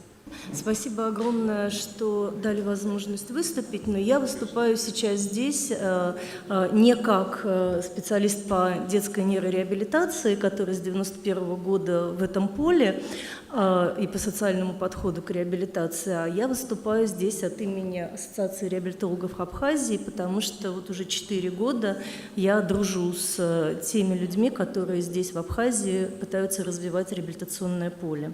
Почему именно я? Потому что так моя жизнь сложилась, что я была экспертом Всемирной организации здравоохранения и помогала внедрять в нескольких постсоветских странах МКФ, Международную классификацию функционирования. Я работала с ЮНИСЕФ, работала с Евросоюзом в Таджикистане и в том числе развивала поле вот тоже реабилитационной профессионализации. Поэтому вот когда-то, да, мы с Алхазом познакомились, он меня позвал в Абхазию, и, как я шучу, за, наверное, уже теперь недели 2, которые я здесь провела, я ни разу к морю, подходила, но не купалась еще пока, несмотря на то, что первый раз было вполне тепло, и все люди купались. Вот. Но зато я знаю, как устроена система реабилитационной помощи Абхазии. Итак, что же такое вообще результативная реабилитация? Вообще она должна быть доступной. И вот этот первый пункт «доступность», да, тут, к сожалению, Российской Федерации тоже похвастаться нечем. По последним мониторинговым данным, не более 20% детей с церебральным параличом имеют хоть какой-то доступ к реабилитации. Мы, то есть с группой исследователей, социологов проводили обследование в районе, Кингисеппском районе Ленинградской области. Это один из самых благополучных районов Ленинградской области. Там большое присутствие промышленных предприятий, неплохо развитая транспортная доступность. Да, и, в общем-то, к сожалению, только по тотальному опросу родителей с детьми-инвалидами не более 15% из них имеют доступ к постоянной, такой вот пролонгированной реабилитационной помощи. И 0% имеют доступ к реабилитационной помощи по месту жительства. И это регион Ленинградской области, 2 часа до Санкт-Петербурга. Результативность. Да, мы знаем очень много методов воздействия, от массажа до парафина, локомата и так далее, да, но, к сожалению, часто в реабилитационных практиках мы не измеряем результативность в категориях, опять-таки, международной классификации функционирования, то есть в категориях того, каким образом человек с помощью наших усилий реабилитационных научился решать какие-то двигательные задачи. В общем-то, вот вопрос об этичности использования экзоскелета, не могу не отреагировать, да, он как раз в этом вопросе, да, то есть вы походили с пациентом с экзоскелетом много дней, да, на реабилитации, да, у него даже была спинальная травма перед этим. Да, но что это дало ему в повседневной жизни? Это не убрало никак атрофии, это не улучшило его двигательные навыки, не помогло ему справляться там, с бытовыми перемещениями, не увеличило силу и там, контроль и так далее. Экономическая эффективность. Опять-таки, у нас есть очень много методов, да, но если методы не доказывают свою результативность, то, в общем-то, мы на них тратим как ресурс пациента. Он как минимум приезжает на эти реабилитационные мероприятия, тратит свое время, силы, энергию, деньги на проезд. Но также мы и используем наши государственные деньги и время на то, чтобы специалисты делали то, что не доставляет результативности. Ну, есть такая вещь, как согласованность и непрерывность. И вот, допустим, нейрореабилитацию очень легко говорить после предыдущего докладчика, да, когда 4 года в руках одной клиники, да, достигались результаты для пациента после острого нарушения мозгового кровообращения, да, и этот пациент был в одних руках. Это редкая ситуация, доступная, опять-таки, если говорить о Российской Федерации, только в крупных городах у пациентов с деньгами, извините. Вот, поэтому это не модель.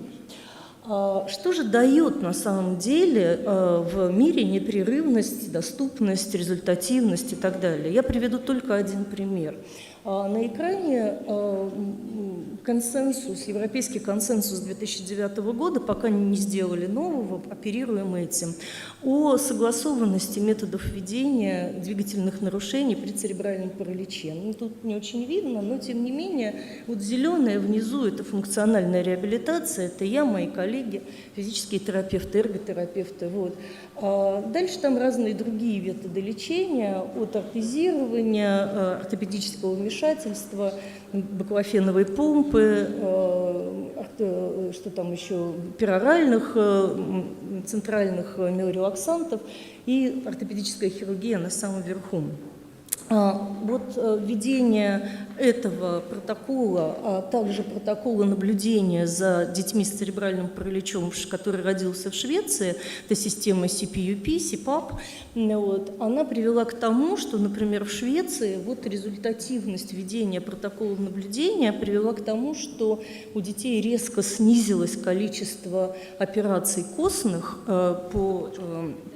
да, и увеличилось количество операций на мягких тканях, и за счет этого произошла мощная профилактика вторичных осложнений. Кроме этого, поскольку этот мониторинг и этот регистр детей с церебральным параличом ведут все специалисты, не только врачи, но и физические терапевты, эрготерапевты, да, там меряют кисть и заносят туда данные, вот, то и профилактика вторичных осложнений с использованием вертикализации, подбора правильного ортезов и так далее в течение дня, она приводит тоже к этому же. А что это значит? Вот у нас в Российской Федерации практически все дети с 4 или 5 уровнем по GMFCS, по классификации больших моторных функций при церебральном параличе, сталкиваются с необходимостью реконструктивного вмешательства на тазобедренном суставе при подвывихе или вывихе. Это большие деньги. Это большие деньги не только для системы ВМП, да, высокотехнологичной медицинской помощи и вообще для государства. Это большие деньги для семьи, потому что ребенок потом длительно находится в иммобилизации, реабилитация, в общем-то, достаточно большая, трудная, и это, в общем, сложно. Да? Предотвратить это сохранить деньги. Да? Чем меньше у нас денег, тем меньше решений мы можем принимать, ну, таких, скажем так, не очень обоснованных. Какие еще у нас есть критерии результативности операции? Ну, клиент-центрированность, да, ну, вот есть такой лозунг «Ничего без нас, для нас без нас», да, он был одним из лозунгов Всемирного дня инвалидов, ВОЗ, много лет назад, правда, но сейчас центрированность на проблемах, реальных проблемах реального клиента и его жизненной ситуации является вообще-то для реабилитации, ну, в общем-то, законом. В этом смысле не может, например, быть быть реабилитацией для ребенка, да, без игрушек в кабинете, да, потому что мы знаем, как дети учатся навыкам, так вот учатся они через игру. Поэтому, в общем, во всем мире условно то, что мы называем медицинской реабилитацией, трансформируется в сторону клиента. Точно так же не может быть реабилитации человека со спинальной травмой без, модели семьи, дома, да, и модели домашних рутинных вещей. Да. Это важно. Точно так же это ориентация на специфические проблемы, опять-таки в терминах МКФ, да, то есть те проблемы, которые связаны, в случае, да, физической реабилитации, двигательными задачами, то есть как человек поддерживает позу, из позы в позу переходит, из места на место переходит, да, чем он для этого пользуется и так далее. Доказательно информированная практика. Вообще-то есть клинические рекомендации, да, и лучше ориентироваться на них. Правда, говорят, сегодня в Госдуму внесен проект российскую, чтобы не надо изучать английский язык в вузах, но это будет катастрофа для медицины, потому что 99,9% в периоде исследований публикуются на английском языке. И навыки анализа текстов, да, и анализа исследовательской практики, и анализа клинических рекомендаций, они являются просто жизненно критическими навыками для современного специалиста. Ну и междисциплинарный и социальный подход. Социальный не в смысле ведомственной принадлежности реабилитации, а в смысле ее социальности. Спасибо, про МКФ уже рассказали, могу сократить. Что еще? Важные данные. Значит, никогда нельзя спланировать модель реабилитации, если ты не знаешь про социально-экономические показатели. Численность, плотность населения, административное деление, вообще карта, как автобусы ходят. Да? Потому что иначе вы можете сделать систему реабилитации, центрированную в центре, но до нее никто не доберется. И опять бедные и самые нуждающиеся будут бедными и самыми нуждающимися без доступа к реабилитационной помощи. Доступность. Вот это CBR, Community Based Rehabilitation, базовая схема подхода ВОЗа для стран с низкой плотностью населения или низким экономическим уровнем. И Россия, и Абхазия, еще огромное количество стран относятся к этой категории по разным категориям. Да? Как правило, начинают сразу делать один большой центр где-нибудь в центре и делать один красивый реабилитационный центр, напичканный разным оборудованием. Что происходит на уровне села, района или микрорайона? Это вопрос доступа. Можно ли развивать традиционную для постсоветских стран систему реабилитации? Немножечко насытить компетенциями вот всех вот этих ребят, простите, да, я сама коллега, да, и могу сказать так, да, или что-то надо менять. К сожалению, мы даже из менеджмента знаем, что любая иерархическая система работает плохо. Сегодня во всем мире в реабилитации, да, специалисты по реабилитации и физические терапевты, и эрготерапевты, да, и физические терапевты – это немножко переученный специалист по АФК, у них разный функционал, у них разные компетенции, которые они приобретают после обучения. Они не могут быть специалистами первого контакта, им не хватает на это компетенций. Скажите, кто в современной системе стандартного медицинского реабилитационного центра может раскрутить вертикализатор до винта и собрать и подобрать его под клиента? Да? Мы видим все время, как рассказывают о прекрасной динамической вертикализации, но люди стоят там плохо. Да? Либо вертикализатор не подходит, либо поставили неправильно. Значит, этих компетенций тоже не хватает. Разобщенность различных звеньев, да, то есть у нас все-таки большей частью мультидисциплинарная система, а не междисциплинарная, не интерпрофессиональная. Это разные термины, да, и надо тут быть аккуратными с ними. Я считаю, что не получается подштукатурить старое, придется делать что-то новое. Современная структура профессий, междисциплинарная команда, и критически важны те профессии, которые сейчас в России начинают развиваться тоже, да, но развиваются тоже довольно с большим скрипом. Да? Это врач физической реабилитационной медицины, это физические терапевты, эрготерапевты, реабилитационная медицинская сестра, которая критична для первого этапа реабилитации. Ну и нейрологопед, нейропсихолог, специальный педагог, который может, да, допустим, включать еще и элементы альтернативной дополнительной коммуникации, специалист по техническим средствам реабилитации. Для того, чтобы сегодня реабилитация – это прежде всего мозги и компетенции, а не локоматы и устройства для тренировки функций руки и не мотомеды. Да, для того, чтобы это было, да, вот мы проводили огромную работу в России, да, с огромным количеством полевых специалистов, которые работают в поле прямо реально, да, и, в общем-то, было сказано вот о чем, что центр – это практикоориентированные исследования, компетенции, ресурсы и разговор со стейкхолдерами. Вот мы разговариваем сегодня со стейкхолдерами, с людьми, принимающими решения. Исследование – это оценка результативности в ежедневной практике в том числе. Вот я веду детей, да, и я оцениваю результативность каждый день, используя доказательные методы для этого. Дополнение привычных для медицины количественных исследований, посмотрели, сколько народу было, кому помогло, кому не помогло, статистику подогнали. Качественными исследованиями, потому что в момент изменения модели нам надо понимать, почему люди принимают решения, те или иные. Компетенции, развитие профессиональных компетенций, человеческого потенциала, сейчас буду об этом еще говорить, научная обоснованность, доказательность, ну, придется как-то отказаться действительно от идеи, что санкур – это реабилитация, да, массаж – это реабилитация, да, это разные вещи, они нужны все, да, но это все-таки немножко разные вещи. Прошу прощения, бледно как-то у нас. Для того, чтобы понять, откуда брать кадры, надо понять, что сейчас творится. И я понимаю, что ассоциация сейчас ведет очень большую работу по картированию, прямо вот по душевому картированию тех немногих специалистов по реабилитации, которые есть в Абхазии.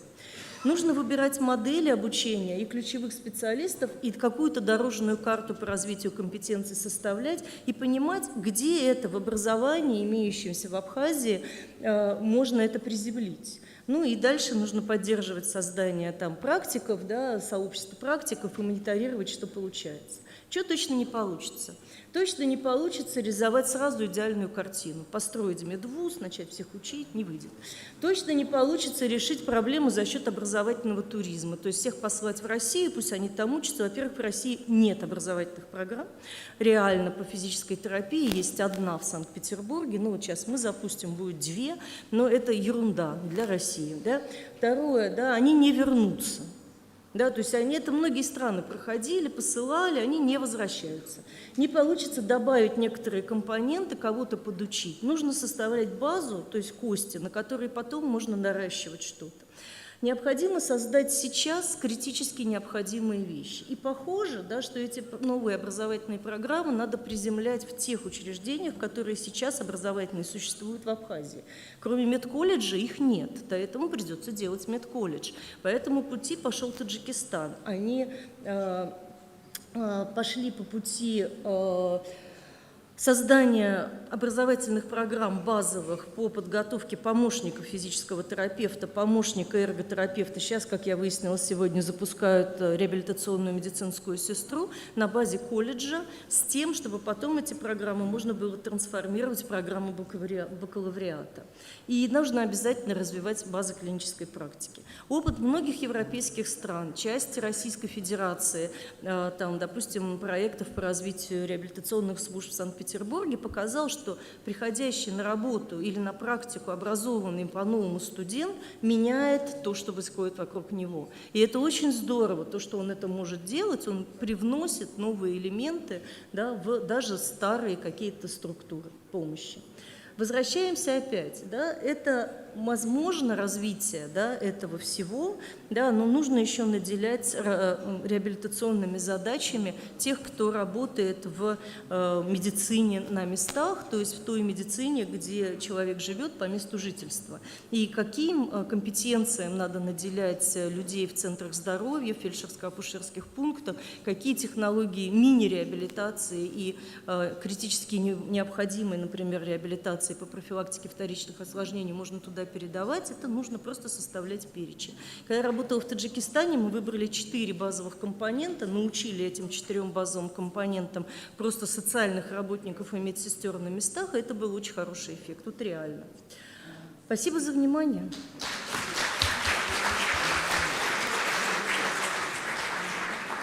Слово предоставляется Бганба Анете Сергеевне, старшему преподавателю кафедры педагогики и методики начального образования, руководителю Центра психолого-педагогической поддержки «Логопед», члену Ассоциации реабилитологов Абхазии, с темой доклада «Социально-педагогические аспекты реабилитации лиц с особыми потребностями в Абхазии». Добрый день, уважаемые коллеги, друзья. Я понимаю, что мой доклад, наверное, не очень вписывается вообще в программу такой чисто медицинского такого подхода, но я бы хотела вас немного направить ваши мысли именно в социально-педагогический аспект реабилитации. Мы с вами понимаем, что сегодняшняя ситуация, к сожалению, отличается хорошими показателями, и мы можем говорить с вами о трансформации населения, детского населения, в силу ряда причин. Это экономические, политические и ряд других факторов, в том числе и генетические, и экологические. Вопрос: почему именно дети? Именно дети особо нуждаются в социально-педагогической реабилитации, необходимость которой обусловлена особенностями психофизического и социального развития детей. В чем наша цель? Что мы должны сделать? Мы должны повысить эффективность комплексной поддержки нуждающейся категории детей. Именно комплексная поддержка будет способствовать социальной реабилитации и полноценной интеграции в общество. Но не мне вам говорить, что такое термин реабилитация, лишь отмечу, что самое важное – это рассматривать реабилитацию в рамках междисциплинарного подхода. Педагогический аспект реабилитации был раскрыт еще в начале XX века и Макаренко, и Шацким, и предполагает возможность вернуть к условиям нормальной социальной жизни, а в современном мире восстановить социальный статус и социальную активность. Но в чем феномен реабилитации? В развитии, в качественном изменении, способствующем осознанию ребенком себя и себя во взаимодействии с другими детьми и людьми. Социально-педагогическая реабилитация рассматривается как процесс восстановления, комплекс мер профессионального, медицинского, психолого-педагогического и социально-бытового характера, как система мер по выявлению внутренних ресурсов, восстановлению, коррекции и компенсации, устранению и ослаблению влияния неблагоприятных факторов. В рамках социально-педагогической реабилитации в Абхазии работает ряд специалистов. Это и логопеды, это специалисты по адаптивной физической культуре и лечебной физической культуре, это психологи, клинические психологи. Не так давно появились у нас нейропсихологи, специалисты по поведенческой терапии, коррекционные педагоги, в чем, конечно, мы нуждаемся. Это достаточно проблемная зона в Абхазии. У нас практически нет, у нас 1 или 2 сурдопедагога, тифлопедагогов нет вообще. Это достаточно сложный вопрос. Узкопрофильные специалисты, о которых говорили несколько предыдущих ораторов, где арт-терапия действительно имеет огромнейшее значение, так же, как и пескотерапия и другие направления. Но для нас с вами интересно, в чем у нас с вами может быть взаимосвязь. Вы нам нужны нам как воздух. Почему? Потому что только на основе медико-социальной экспертизы мы можем провести психолого-медико-педагогический консилиум, который позволит нам правильно диагностировать ребенка, выявить уровень его актуального развития, подумать и понять, какова зона ближайшего развития, чем ее нужно наполнить. Вот почему нужны вы нам. К сожалению, в Абхазии с этой стороны немножечко существуют проблемы. Почему? Не все родители обращаются к нам, не все становятся на учет, не все проходят экспертизу, многие обращаются напрямую в Россию, стоят на учете там, и у нас нет точных данных. Какое количество детей, какое у них заключение, а самое главное, что нам дальше с ними делать. Поэтому создание ПМПК – достаточно актуальная проблема для Абхазии.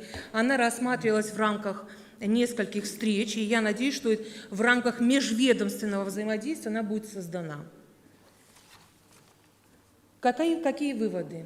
Социально-педагогическая реабилитация – это целостный процесс, являющийся частью всей системы реабилитации. Конечно, социально-педагогическая реабилитация зависит от взаимосвязи с медицинским сопровождением детей.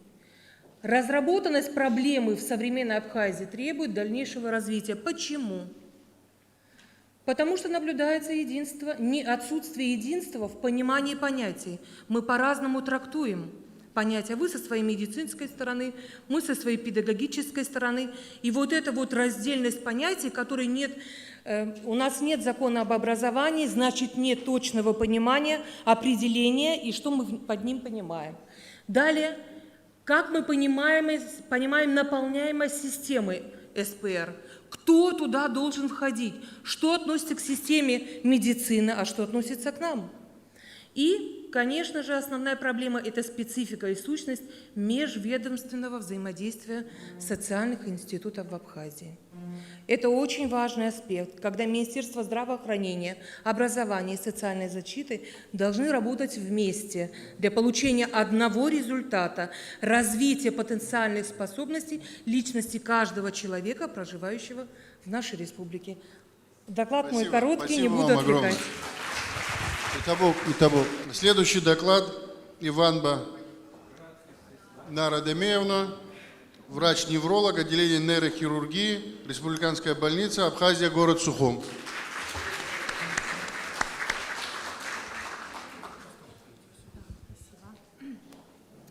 Добрый день, уважаемые коллеги.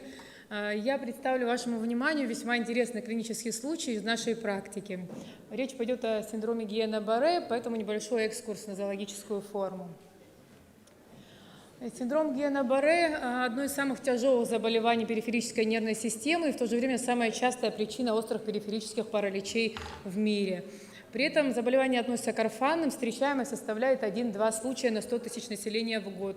Мужчины и женщины заболевают одинаково часто, в любом возрасте, в любое время года.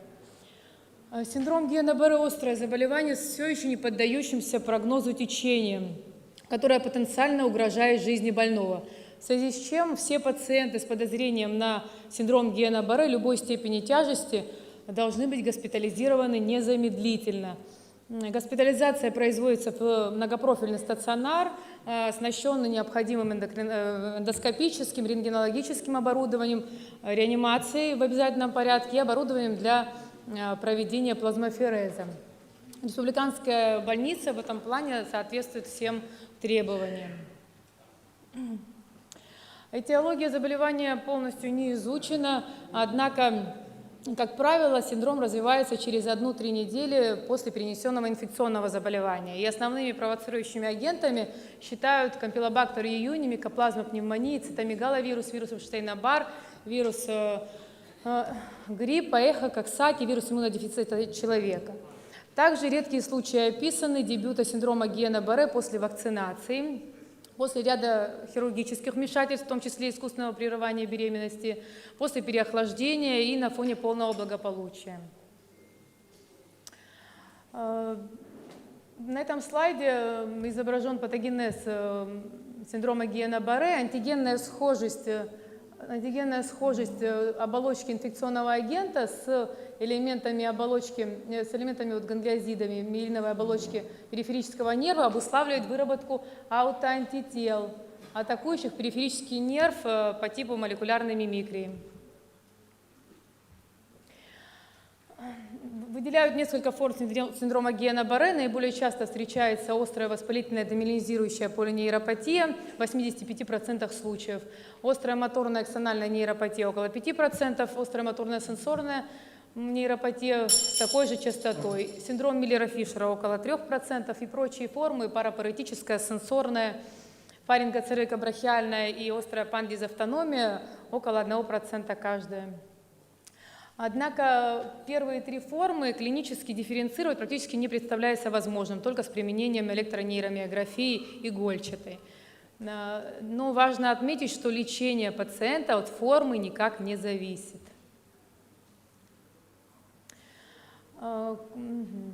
Нарастание симптомов вплоть до максимально выраженной клинической картины составляет от 1 до 28 дней.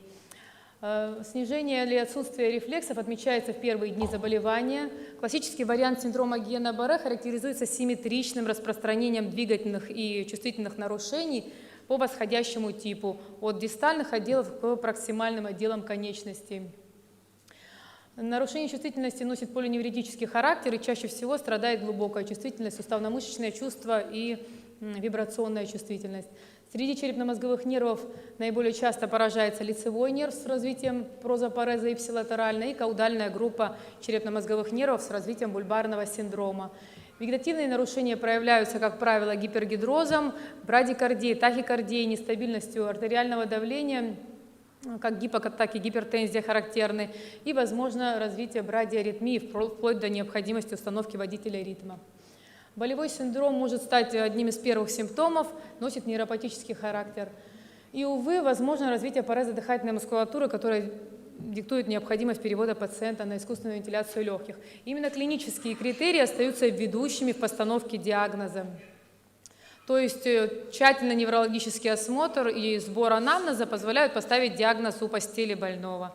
Существуют также дополнительные методы исследования, такие как электронейромиография и люмбальная пункция с исследованием цереброспинальной жидкости. Определяется белково-клеточная диссоциация, но они не являются обязательными или подтверждающими. Специфическими методами лечения называют высокообъемный плазмоферез и внутривенную иммунотерапию. В общем-то, все. Существует два метода лечения данной нозологической формы. Плазмоферез проводится из расчета 35-50 мл на килограмм за сеанс, подразумевает механическое удаление аутоантител. Иммунотерапия проводится с использованием иммуноглобулина человеческого класса G из расчета 0,4 грамма на килограмм ежедневно в течение 5 дней, то есть не менее 2 грамм за курс. Подразумевает какой механизм? Иммуноглобулин подавляет продукцию аутоантител и провоспалительных цитокинов. Оба метода, согласно контролируемым многоцентровым исследованиям, равноценны в лечении данного заболевания. И выбор того или иного метода зависит лишь от его доступности в лечебном учреждении и наличия показаний и противопоказаний. Применение кортикостероидов в терапии синдрома Гиена-Барре абсолютно неэффективно. Более того, пероральные кортикостероиды способны вызвать стойкие остаточные явления, тогда как внутривенная терапия кортикостероидами не оказывает значительного вреда или пользы больному. Общемировая позиция – полный отказ от введения кортикостероидов больным синдромом Гиена-Барре. Я привела несколько ссылок на крупные исследования, в том числе двойные слепые контролируемые исследования. Неспроста, увы, и по сегодняшний день встречаются случаи применения кортикостероидов в терапии синдрома Гиена-Барре. При том, что за рубежом подобные действия могут повлечь за собой лишение врачебной лицензии.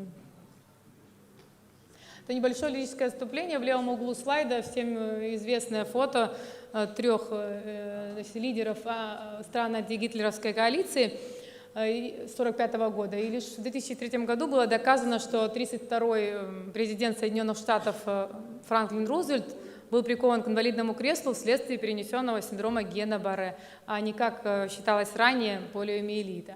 И у него отмечались выраженные остаточные явления в виде нижнего вялого парапареза. Но и этот неврологический дефицит не помешал ему стать одним из выдающихся американских лидеров. Перейдем непосредственно к разбору клиническому.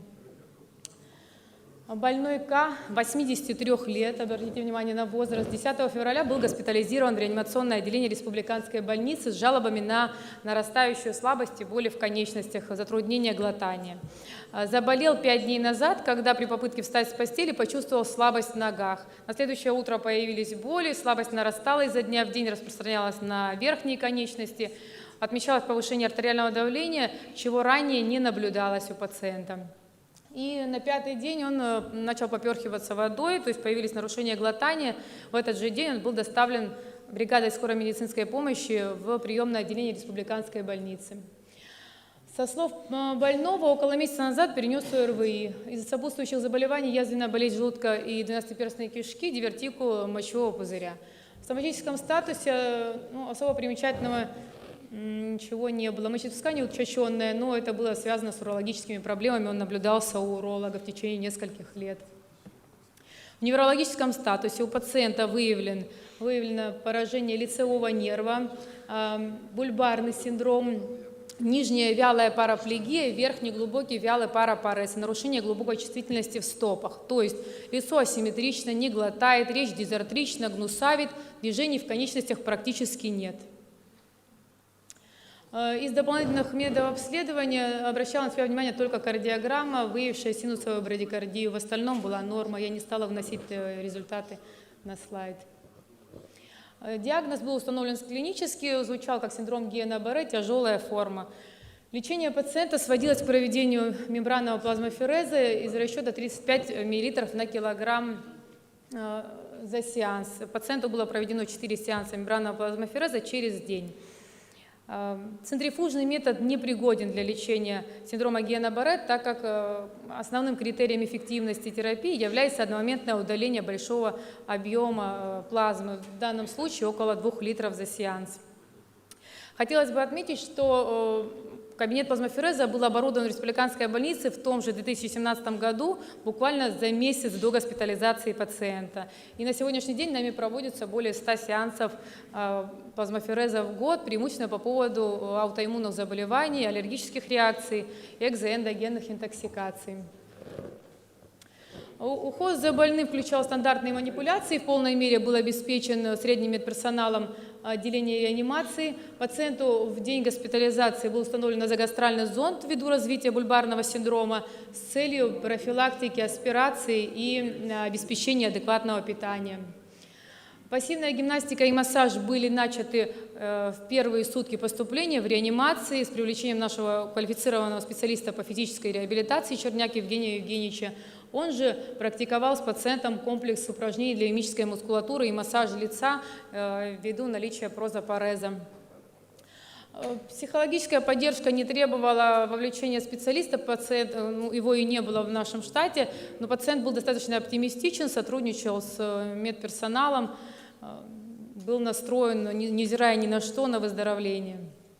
Лечебная физкультура и вертикализация продолжились в условиях палаты отделения терапии. Увы, в нашем распоряжении не было ни вертикализатора, ни локомата, ни прочих специализированных приспособлений для обеспечения комфортной реабилитации пациента. Поэтому справлялись подручными средствами.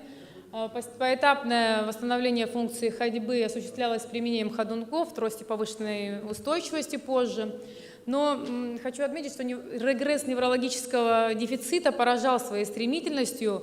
Спустя 24 дня с момента госпитализации пациент, вот тот самый 83-летний парализованный, неспособный глотать и говорить, был выписан из отделения, ушел самостоятельно, без поддержки, без трости.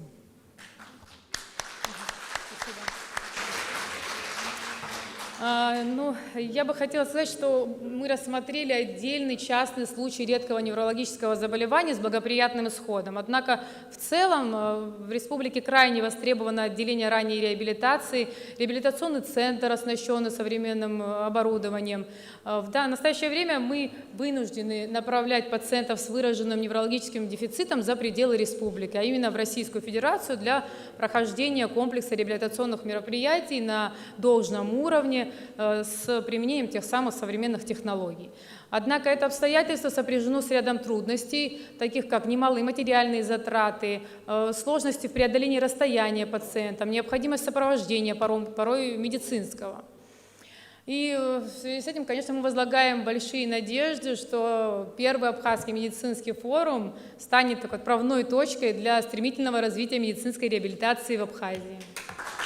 Спасибо, Нара Дамеевна. Спасибо.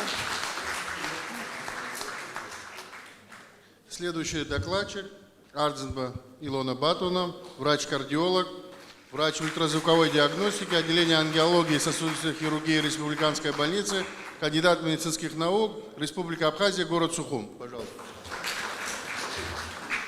Добрый день, уважаемые коллеги. Я рада приветствовать самых стойких участников форума.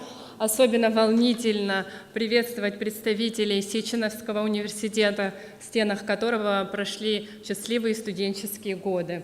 Я работаю врачом-кардиологом, врачом ультразвуковой диагностики в отделении сосудистой хирургии. Сегодня приведу пару интересных клинических случаев, на мой взгляд. Сердечно-сосудистые заболевания продолжают оставаться наиболее актуальной проблемой здравоохранения большинства стран мира, в том числе и Абхазии, несмотря на существенный прогресс последних десятилетий в сфере диагностики и лечения кардиоваскулярной патологии. Начнем с первого клинического случая. Пациентка 46 лет, из анамнеза известно, что в течение 5 лет страдает артериальной гипертензией с максимальными подъемами артериального давления до 200-220 на 120 мм ртутного столба. Однако пациентка гипотензивную терапию плановую не принимала. Поступила она с жалобами на эпизод потери сознания, боль за грудиной, чувство нехватки воздуха, снижение уровня артериального давления до 80-70 на 40 мм ртутного столба и общую слабость. При поступлении выполнено ЭКГ, рентгенографическое исследование легких. На ЭКГ синусовая тахикардия без очаговой патологии. На рентгенограмме обращала внимание кардиомегалия.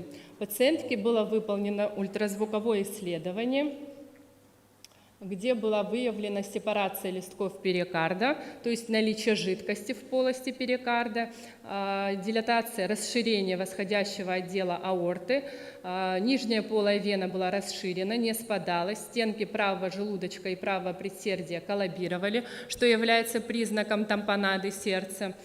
И в полости перикарда была обнаружена подвижная эхоструктура повышенной эхогенности, предположительно гемоперикард и ленточный тромб. Также мы склонялись, что возможно это отложение фибрина, но фибрин обычно все-таки плотно фиксируется к листкам перикарда, что мы не наблюдаем в данном случае. Вот на данном слайде мы видим здесь больше акцент на гиперэхогенную структуру, тромб в полости перикарда. Пациентке по экстренным показаниям была выполнена ангиография, подтверждено расслоение восходящего отдела аорты, и с санавиацией пациентка была доставлена в город Краснодар, краевую клиническую больницу номер 1 имени Очаповского, и была выполнена операция супракоронарное протезирование восходящего отдела аорты. Послеоперационный период протекал без осложнений, мы в дальнейшем наблюдали пациентку, она чувствует себя хорошо и уже начала принимать постоянную гипотензивную терапию после случившегося. Здесь также случай по поводу расслоения аорты, но здесь мы видим расширение аорты. Здесь у нас идет аневризма восходящего отдела аорты, и на фоне аневризмы произошло расслоение. На уровне синуса вальсальво четко мы визуализируем стенки аорты, далее стенки четко не визуализируются, происходит их расслоение и наслоение тромботических масс. Еще один случай по поводу расслоения аорты. Здесь нет выраженного расширения аорты. Аорта расширена незначительно, но этот случай наглядно показывает нам, вот здесь мы четко видим расслоение внутренней стенки аорты, диссекция аорты. Помимо этого у данного пациента выраженная аортальная недостаточность, остро возникшая выраженная аортальная недостаточность прогностически неблагоприятно. К сожалению, данный пациент скончался в течение нескольких часов после поступления в стационар. Расслоение аорты – очень грозное такое заболевание. Эпидемиологических данных достоверных нет, но по данным Oxford Vascular Study это примерно 6 человек на 100 тысяч населения. 75% это пациенты в возрасте 50-65 лет, преимущественно это мужчины, однако у женщин данное заболевание протекает с большими осложнениями ввиду того, что для женщин характерна атипичная клиническая картина, и в соответствии с этим более поздняя диагностика и оказание помощи. Основная причина – это плохо контролируемая артериальная гипертензия, как в случае нашей первой пациентки. Также могут привести различные другие сопутствующие заболевания аорты, в том числе атеросклероз, могут быть травмы грудной клетки. Такой пациент у нас тоже был. После ДТП произошло расслоение аорты. Но пациент успешно прооперирован коллегами из города Краснодар. Летальность очень большая, особенно в первые часы заболевания. И еще один клинический случай – это пациентка 49 лет, которая поступила с жалобами на боли, онемение, ослабление движения, похолодание в левой верхней конечности. При осмотре предплечье, плечо обычной окраски, кисть обычной окраски, но прохладная. Активные движения в пальцах кисти ослаблены, чувствительность незначительно снижена. Пульсация ниже уровня плечевой артерии от уровня средней и трети ослаблена. Пациентке выполнено ультразвуковое исследование, где не лоцируется кровоток на уровне.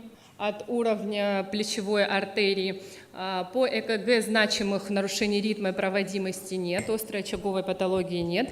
Я хочу поблагодарить руководителя Центра травматологии и ортопедии Федерального медико-биологического агентства Жаглина Антона Владимировича, который в данный момент заканчивает вторую операцию, проводит мастер-класс по эндопротезированию коленного сустава. Хочу ему сказать огромное спасибо, Антон Владимирович. Сейчас в республиканской больнице он заканчивает эту операцию. Это очень знаковое событие. Спасибо. Вернемся к нашей пациентке. Напомню, что пациентка поступила с клиникой острой ишемии левой верхней конечности. Проведена эмболэктомия, острая ишемия конечности полностью регрессировала. Дальше пациентке было выполнено ЭХ-КГ, УЗИ сердца. И вот выявлено объемное образование в полости левого предсердия. Это опухоль сердца, предположительно миксома, размерами до 2,2 сантиметров. Пациентке была проведена операция по поводу удаления нового образования, и гистологически было подтверждено, что данное образование являлось миксомой. Это уже другой пациент, подробно рассказывать я не буду, просто хотела наглядно вам показать, каких размеров бывают опухоли. Здесь опухоль до 5 сантиметров, которая занимает всю площадь левого предсердия. Здесь мы видим, это тот же самый пациент, другая позиция, что опухоль занимает все левое предсердие и создает обструкцию на уровне митрального клапана. У таких пациентов миксома имитирует стеноз митрального клапана. Миксомы – это доброкачественная опухоль и наиболее часто встречающаяся опухоль сердца. Развивается она чаще у женщин в возрасте 40-60 лет. Размерами может быть совершенно разные. Размеры могут быть от нескольких миллиметров до 15 сантиметров. Локализуется обычно в левом или правом предсердии и обычно растет на ножке и прикрепляется к межпредсердной перегородке. Как я уже ранее отметила, миксома считается доброкачественной опухолью, да? Но бывают вот такие грозные осложнения. Наша пациентка столкнулась с ишемией конечности, но также может быть в виде осложнений картина клапанного стеноза, инсульта и инфаркта почек, кишечника и так далее. То есть она называется доброкачественной условно, но могут быть такие жизнеугрожающие осложнения. Это, на мой взгляд, в соответствии с регламентом наиболее интересные случаи, с которыми мы столкнулись. Пользуясь случаем, хотела бы поблагодарить всех участников форума, хотела бы поблагодарить наших коллег из Российской Федерации, которые активно нам помогают, особенно в области кардиохирургии. Как вы понимаете, кардиохирургии в Абхазии нет. Наши коллеги, особенно из города Краснодар, принимают экстренных пациентов, иногда приходится подключать санавиацию. Мы видим результаты, в дальнейшем пациенты возвращаются домой, мы их наблюдаем. Спасибо большое нашим коллегам, которые не отказываются от наших пациентов, в том числе от таких тяжелых. Но мы надеемся и верим, что при содействии Министерства здравоохранения Республики Абхазия будет проведена работа в сторону развития кардиохирургии. О большой кардиохирургии, конечно, мы пока не мечтаем, но о проведении ангиографии с возможностью ангиопластики и стентирования мы очень надеемся, что в ближайшее время у нас будет такая возможность, и это снизит летальность среди пациентов с острым коронарным синдромом. Спасибо за внимание. Илона Бадовна не будет вестись, а ведется уже работа, и причем большая работа для того, чтобы у нас и ангиологическая и служба была на другом уровне, и кардиологический стационар хирургического профиля.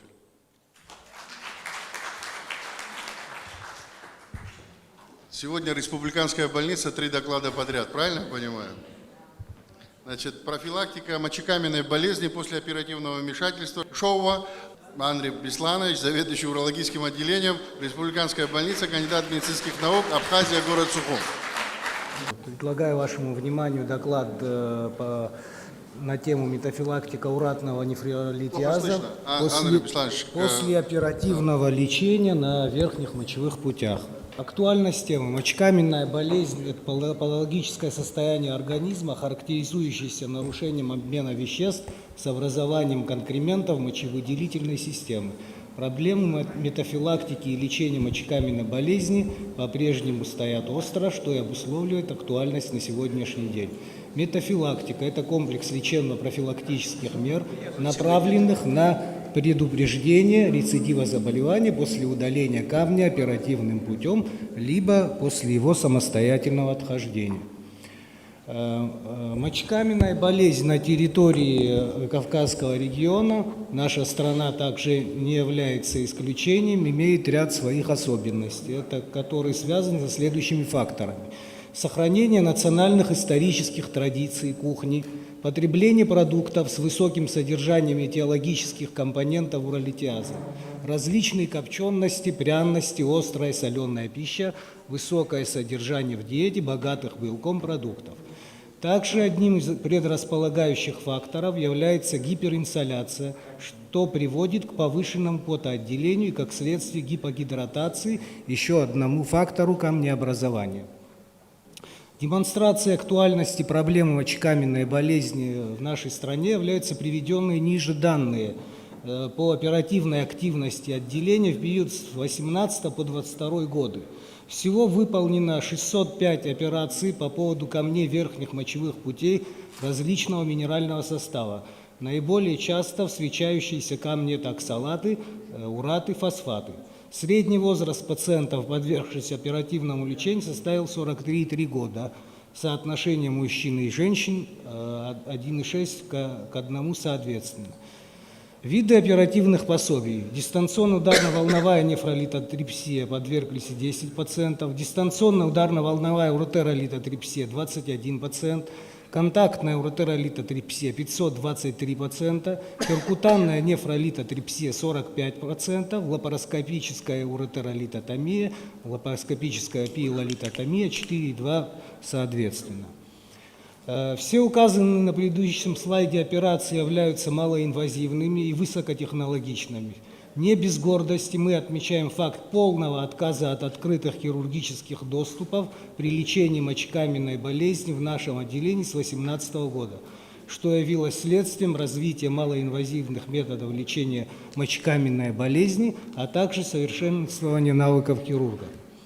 Цель исследования – оценить целесообразность и эффективность применения профилактических мер в лечении больных, страдающих мочекаменной болезнью, а именно уратным нефролитиазом, после хирургических пособий на верхних мочевых путях. Оценивались сроки рецидива заболевания. Материал метода. В урологическом отделении Республиканской больницы проведена оценка эффективности применения профилактических мер среди 52 больных с уратными камнями мочеточников, подвергшихся хирургическому лечению в сроки с 18 по 22 годы. Из них мужчин 35 больных, 67%, женщин 17, 33%. Средний возраст 42,5. Размеры камней варьировали от 1,3 до 5 мм в диаметре. Диагноз подтверждался сонографическими и МСКТ-исследованиями. Всем пациентам после предварительно проведенной безуспешной литокинетической, то есть камнеизгоняющей терапии, выполнена эндоскопическая контактная уретеролитотрипсия со внутренним стентированием мочеточника по стандартной методике. В послеоперационном периоде больным проводились исследования крови и мочи на наличие обменных нарушений. Это исследования обменных нарушений: кальций, фосфор, магний, мочевая кислота, витамин D, парадгормон, общий белок, мочевина, креатинин, глюкоза крови, гликированный гемоглобин, инсулин, С-пептид. Кальций, фосфор, магний, мочевая кислота, суточной мочи. УЗИ мочевых путей каждые 3 месяца, обзорная экскреторная урография и МСКТ по показанию.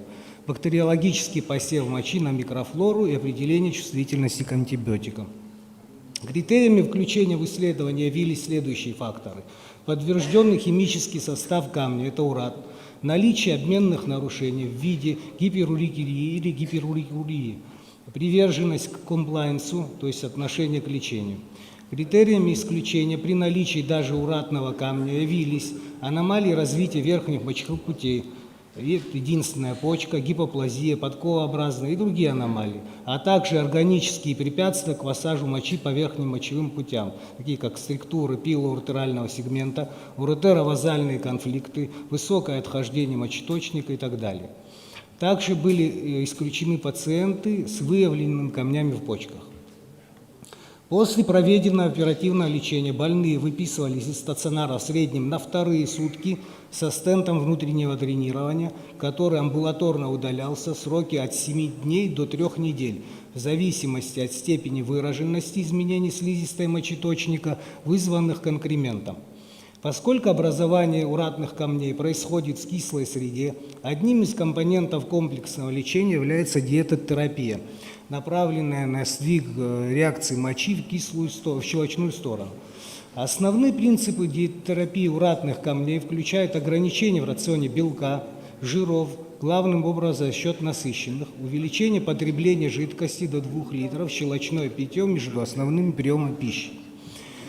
Метафилактические мероприятия включали назначение препарата на основе растительных компонентов. Это пролит супер, по 2 капсулы 3 раза в день в течение 3 месяцев. Комбинации с препаратом Блемарен под контролем pH мочи от 2 до 6 таблеток в день в течение 2 месяцев.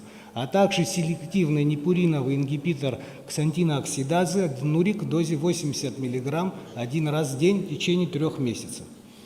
При контрольном обследовании пациента уратным уролитиазом с исходной концентрацией мочевой кислоты, составляющей в среднем 517 микромоль на литр, через месяц метафилактики она снизилась до 431 микромоль на литр, через 2 месяца до 340, а к исходу 3-го месяца составила 275 микромоль на литр.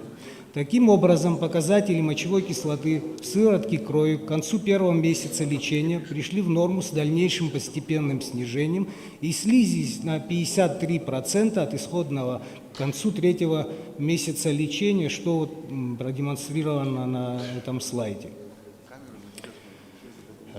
Оценка эффективности проводимого лечения осуществлялась по данным ультразвукового мониторинга, а также по показаниям других методов диагностики. В сроки наблюдения за больными от 1 до 3 лет получены следующие результаты. У 3 больных рецидив МКБ в виде формирования конкремента в почке отмечен через 9 месяцев после отмены проводимого лечения. Еще у 7 больных рецидив заболевания зафиксирован в течение 2-го года наблюдения. У 4 больных рецидив отмечен спустя 3 года после отмены метафилактического лечения. Всего с рецидивом было 14 больных, что составило 27%. Выводы. Результаты клинического исследования показали высокую эффективность и патогенетическую обоснованность данного подхода к лечению уратного нефролитиаза. Исходя из вышеизложенного, можно заключить, что комплекс метафилактических мероприятий снижает количество рецидива мочекаменной болезни до 27% в течение 3 лет наблюдения за больными, что является хорошим результатом. При анализе литературных данных установлено, что рецидивы уратного нефролитиаза без метафилактики составляют от 60 до 70%, что актуализирует дальнейшее проведение клинических изысканий в данном направлении и дают основания для включения данного подхода в протоколы ведения больных с уратным нефролитиазом. Спасибо большое за внимание. Спасибо, Андрей Бесланович. Юрий Анатольевич попросил слова. Юрий Анатольевич, пожалуйста. Уважаемые друзья, вы мне извините, но меня переполняют эмоции, такое впечатление, что я в Великом Советском Союзе, и мы никуда не расходились, и мы одна семья. Прямо какое-то внутреннее счастье, такая атмосфера и все.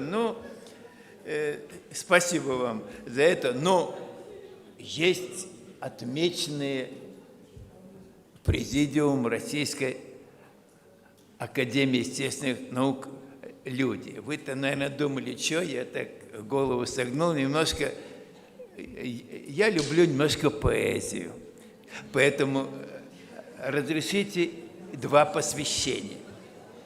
Извините, я хочу сказать, что эти посвящения были написаны сейчас во время конференции. Правильно я понял, Юрий Анатольевич? Да. Это не заранее подготовки. Посвящается, первое, посвящается Хатве Эрику Эдуардовичу. Без открытия Америк знаменит наш Хатва Эрик. 15 лет во всей Абхазии больнице он, подобно древней жрице, может точно предсказать, что в ней нужно развивать, чтобы лечить больных скорее, от натуги не синее, но в профессиях быть первым, сохраняя целым нервы и свои пациентов до спасительных моментов.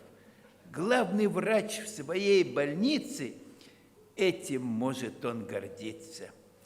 И судьбой, устремленной к свету вдаль, получает он заслуженно Ивана Павлова медаль за вклад в развитие медицины, здравоохранения.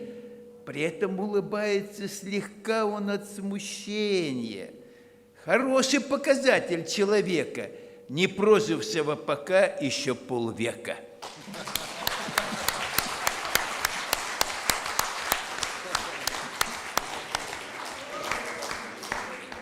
А я думал, чем Юрий Анатольевич занимается тут? И посвящается Чагава Маврику Акакиевичу.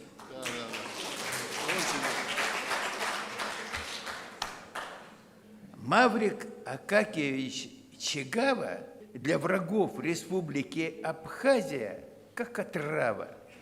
Храбр и смел в своих решениях, не замечен в прегрешениях. Стаж врачебный в 48 лет, содержательный, весомый всем ответ на вопрос, кто он таков, из ученых ли врачей, из простаков. Но такая вот оказия, он известный врач в Абхазии. И врачом-хирургом он в Ленинакане служил по зову сердца, а не на Аркане. Орден Леона за победу в Абхазии в 90-е получил, за то, что сражался за родину, не жалея сил. В республиканской больнице, как свое боевое подразделение, 20 лет возглавляет он хирургическое отделение. И вот результат работы его и призвания, ему присвоено высшее медицинское звание. Заслуженный врач Республики Абхазия. Хлопайте в ладоши, врачи Европы и Азии.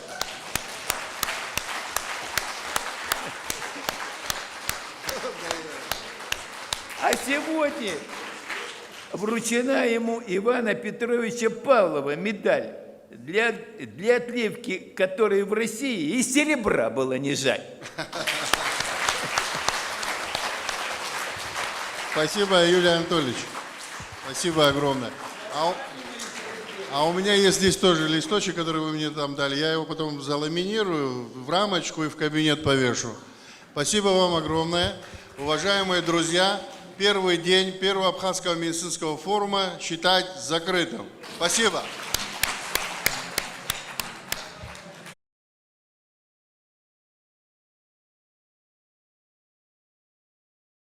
Сегодня у нас второй день работы форума. Продолжаем работу, но хотел бы еще перед докладами попросить, не попросить, а сделать такой маленький подарочек. Уважаемый Юрий Анатольевич, вы как руководитель делегации членов Российской академии наук и Российской академии естественных наук, спасибо за участие в нашей делегации, за участие в вашей делегации в первом Абхазском медицинском форуме, за внимание к республике, за награды, которые вы нам вручили. Хочу подарить вам памятную серебряную монету Центрального банка Республики Абхазия из серии «Исторические памятники» под названием «Бедийский храм».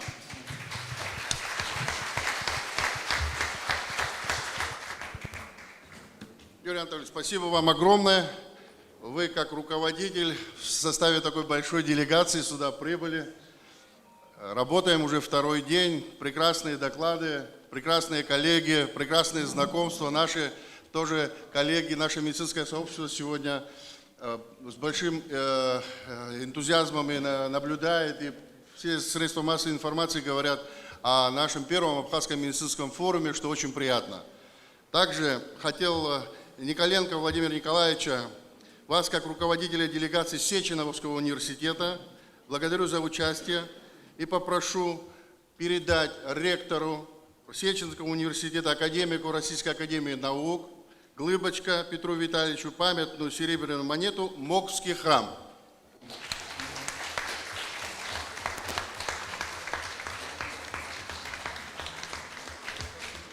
Вот на такой позитивной ноте мы начинаем второй день нашего первого Абхазского медицинского форума.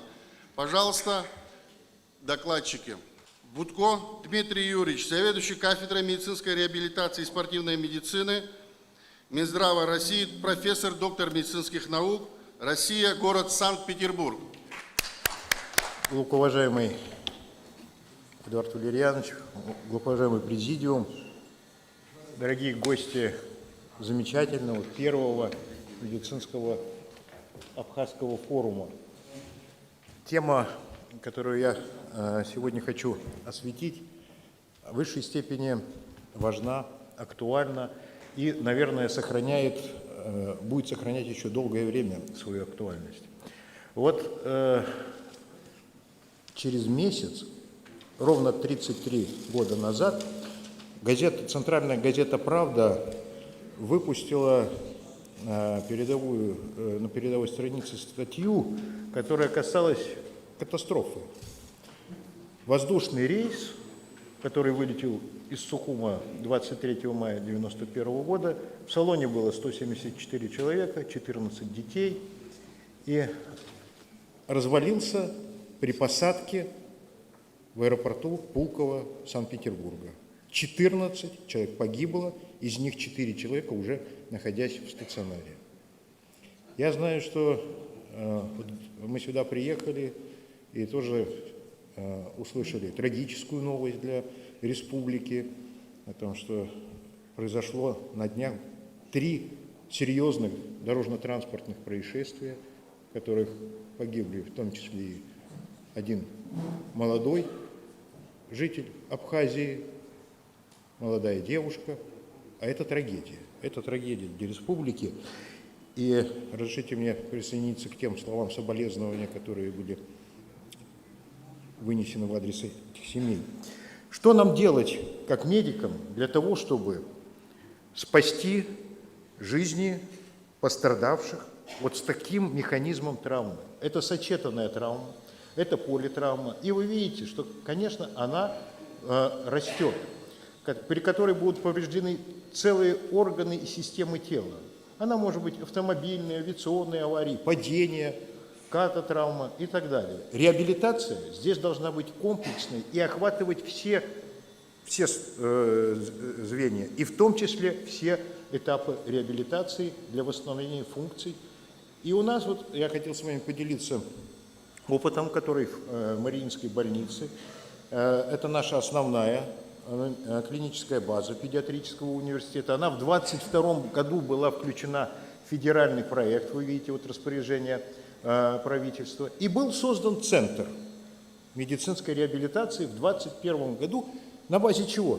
На базе той самой волны коронавируса. То есть, с одной стороны, вы тоже разворачивали центры, напрямую, которые были подчинены Минздраву, и где действительно были воплощены самые современные технологии. Так вот, с одной стороны, конечно, это трагедия коронавирусной эпидемии, пандемия, но с другой стороны, позволила многим госпиталям, клиническим больницам оснаститься самой современной аппаратурой. И вот после окончания третьей волны коронавируса, вот, с целью организации медицинской реабилитации было создано вот такое стационарное отделение именно для пациентов с политравмой, с вертолетной площадкой, с отделением дневного медицинского стационара, со стационаром для, видите, для соматических больных и в том числе для тех пациентов, которые поступают непосредственно в больнице скоропомощная на 1000 коек в Мариинскую больницу. Целью стандартизации методического подхода, задачи реабилитации вы видите, которые касаются в целом системы реабилитации, но также и реабилитации пациентов с политравмой. Клиническая картина выделяет 3 периода, и нам для реабилитационных мероприятий очень важен вот этот период последствий политравмы. Но начинать, как правильно Константин Викторович вчера замечал, начинать надо с самого момента попадания пациента в отделение реанимации. С этого момента уже начинается реабилитация. И вообще лечебно, вы видите, реабилитационный процесс должен осуществляться поэтапно в соответствии со спецификой этой травмы и необходимых мерах. Поэтому он, видите, вот здесь у меня выделено, включает интенсивную терапию. Это уже реабилитация. Интенсивная терапия политравмы с применением методов и предварительного окончательного хирургического лечения, когда уже должен включаться реабилитолог в отделение реанимации, я подчеркиваю. Начало реабилитации ранее должна быть, и в том числе должна быть реабилитация, вот в конце, обратите внимание, социальных функций пациента. Об этом я сегодня еще скажу, и вы посмотрите, каких успехов можно достичь на этом этапе реабилитации. Особенностью является комплексный подход и, конечно же, использование тех возможностей, и в том числе, мы не будем сейчас говорить о медикаментозном лечении, но о возможностях аппаратного лечения, о возможностях тех физиотерапевтических мероприятий. И я вот вчера побывал на консультации в замечательной республиканской больнице, но хочу вам показать, что вы можете получить. Ведь сегодняшняя аппаратура, она представляет из себя мультифункциональность, компактность, мобильность. Все это, по сути, если раньше мы каждый прибор расставляли в отдельных кабинках, то теперь они все, видите, на колесиках передвигаются. Это и высокоинтенсивная лазеротерапия, которая позволяет, это инновационный метод, да, использовать высокие пиковые мощности излучения, локальная воздушная криотерапия, это ударно-волновая терапия, без которой не может на сегодня обойтись ни один центр реабилитационный, особенно который занимается проблемой лечения хронического болевого синдрома. И вот надо сказать, что сегодня у нас, особенно в условиях импортозамещения, в тех условиях, в которыми столкнулась и наша страна, и ваша республика, крайне важно переходить на отечественное оборудование. И вот то, что я дальше все буду показывать, это наши отечественные производители. Те, которые в Москве и в Санкт-Петербурге представляют ту линейку оборудования, которая уже вошла в перечень реабилитационного оборудования, рекомендуемое правительством Российской Федерации для оснащения медицинских центров. Необходимо, вы видите, комплексное лечение, реабилитация пациентов, которая будет включать в себя в работу со специалистами разных специальностей и использование, конечно же, современных методов и технологий. И я уверен, что особенно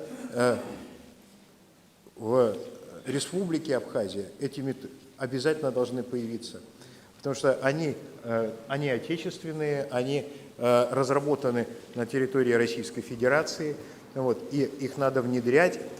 Но самое-то главное – это тот человеческий фактор, который присутствует. У вас замечательные врачи, замечательные специалисты, замечательный город и страна. Я с большой любовью проходил по вашим улицам, общался с нашими коллегами на протяжении этих нескольких дней. И большим удовольствием хочу вас пригласить в наш город, в Санкт-Петербург, в составе ответной делегации. И у нас, в частности, могу анонсировать, 15 июня будет большой конгресс «Здоровые дети. Будущее страны». Мы ждем делегацию от Республики Абхазия. Мы обязательно предоставим слово, предоставим площадку. Приезжайте в период белых ночей, в период, когда город цветет. Ну и маленький, да, тоже вот подарок. Вот, лучший подарок, ну, Питер же говорит, лучший подарок книга, да, Эдуард Владимирович. В продолжение того выступления, которые вчера были, и они были посвящены как раз ковидной тематике. Я помните, говорили вначале, дети ковидом не болеют. Это не так. И вот эта книга есть и у нашего министра здравоохранения, теперь будет и у вашего министра здравоохранения. Это заметки из красной зоны педиатрического университета, куда свозили самых тяжелых больных. Вот. Поэтому, Эдуард Владимирович, от ректора тоже педиатрического университета Дмитрия Олеговича Иванова решите передать вам, да, вот эту книгу. Ну и маленький подарок по нашей клинической базе. Вот, где, и также пригласить вас в город Санкт-Петербург. Помимо наших докладов идут и практические части. Вчера было много консультаций. Вы знаете, сегодня консультации также будут продолжены. А мы по докладам сейчас дальше будем проводить работу. Авицба Валерий Алексеевич, директор Республиканского реабилитационного центра Республика Абхазия, город Гагра. Уважаемый президент, уважаемые гости, уважаемые коллеги, но прежде чем приступить к работе и истории создания реабилитационного центра в городе Гагра, я хочу сказать об истории вообще. С самого начала, как создавалась вообще медицинская служба во время боевых действий. Здесь сидит Отар Владимирович Осия, который непосредственно возглавлял тогда медицинскую службу, и его заслуга огромная в создании реабилитационного центра в городе Гагра. Гоа Ванзор, вот сидит, пожалуйста, там. Я рад видеть вас всех, конечно, но эти товарищи, с которыми я прошел все это, все самое тяжелое, что было в наше время. Прошлое. Но самое главное, Республиканский реабилитационный центр сегодня работает уже 30 лет. За эти 30 лет, конечно, много что изменилось.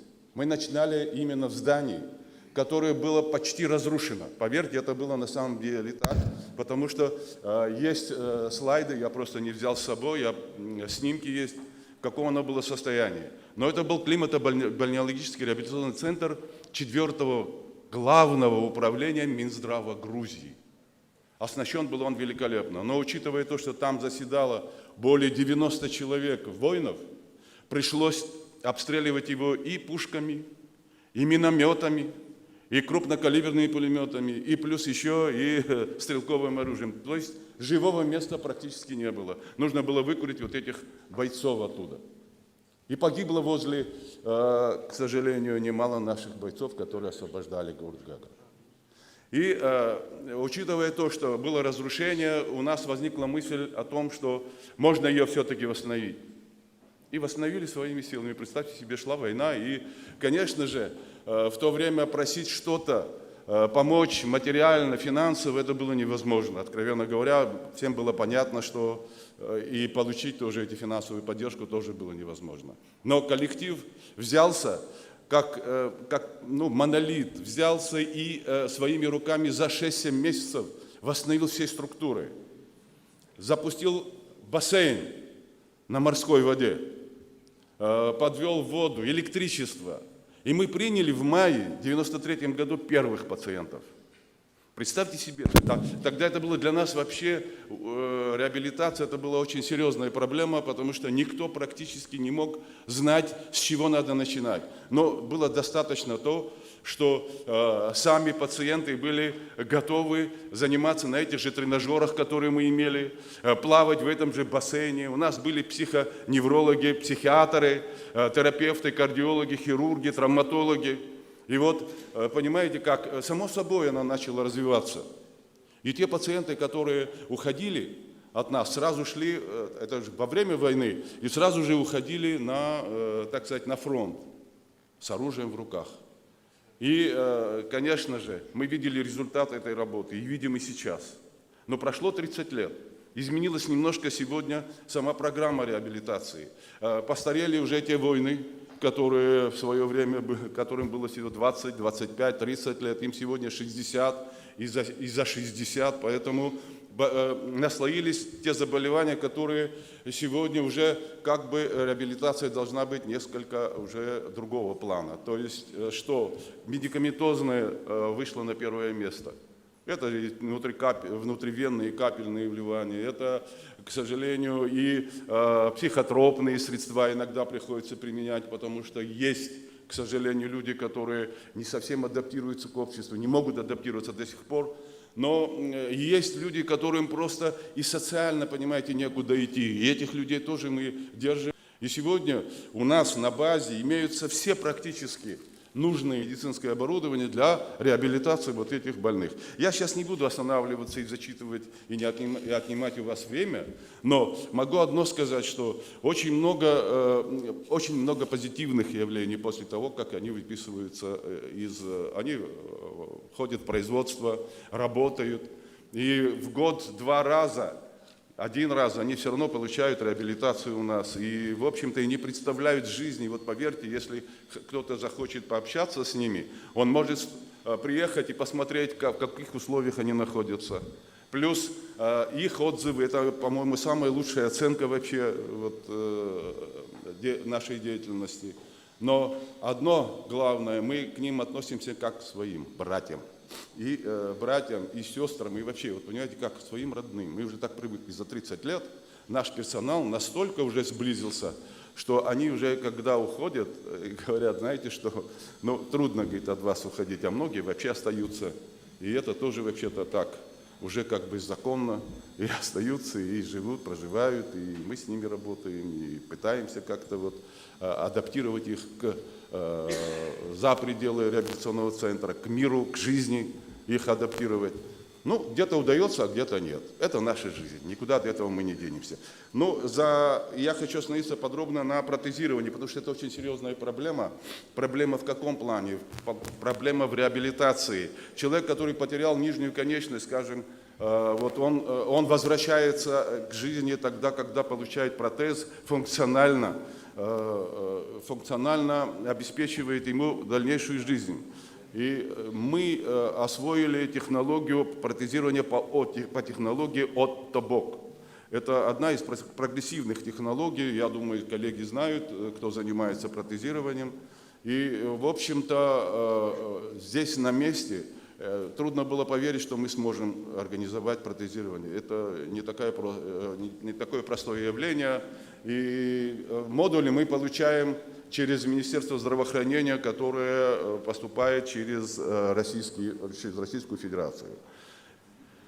И, в общем-то, надо остановиться на нашей воде минеральной. Наша минеральная вода, гагринская вода, она уникальная вода. Я вот здесь зачитаю вообще его свойства. Это очень важно, наверное. Здесь говорят об анеологии, которая действительно дает чудесные результаты, и мы, наверное, не можем не сказать об этом. Гагринский минеральный источник, показанием для принятия этих ванн является травма костей и суставов, контрактуры, фантомные боли, трофические язвы, облитерирующие заболевания сосудов нижних конечностей.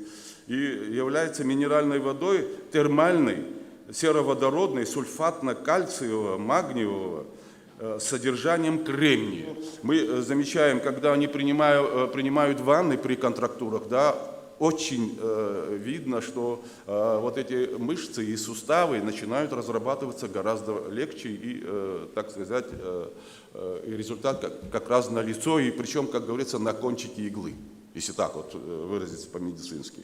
Но за все время деятельности реабилитационного центра мы протезов сделали 2896 штук, ортезов 580. В общем-то, мы работаем тесно с населением, и здесь у нас есть определенная помощь со стороны нашего населения. Они не оставили никого без участия инвалидов, потому что инвалиды сделали все для того, чтобы мы сегодня проводили первый медицинский форум. Неважно, все мероприятия, которые проводятся сегодня, за счет них, за счет их принесенной жертвы, которые они сделали. И, в общем-то, мы всегда благодарны и никогда не забываем. Спасибо за внимание. Спасибо, Валерий Алексеевич. Действительно, вы возглавляете центр, который помогает очень многим нашим ветеранам, помогал, помогает и будет помогать. И мы будем в этом направлении тоже очень усиленно работать. Значит, у нас изменения в повестке. Значит, дополнительный доклад. Сыченко Борис Анатольевич, травматолог-ортопед, руководитель Центра малоинвазивной хирургии позвоночника, ММКЦ, город Москва, Коммунарка. Пожалуйста. Здравствуйте, коллеги. Я хотел выразить слова благодарности за возможность выступать на данном мероприятии. Для меня это очень важно. Я имею к Абхазии уже более 20 лет отношения, так что для меня важно развитие медицины данной республики. Вот. Я хотел бы сегодня поговорить о совместной работе мультидисциплинарного отделения, которое включает в себя как врачей-реабилитологов, так и врачей-травматологов, хирургов, врачей восстановительной медицины, и показать несколько клинических интересных случаев я собрал. Это результаты.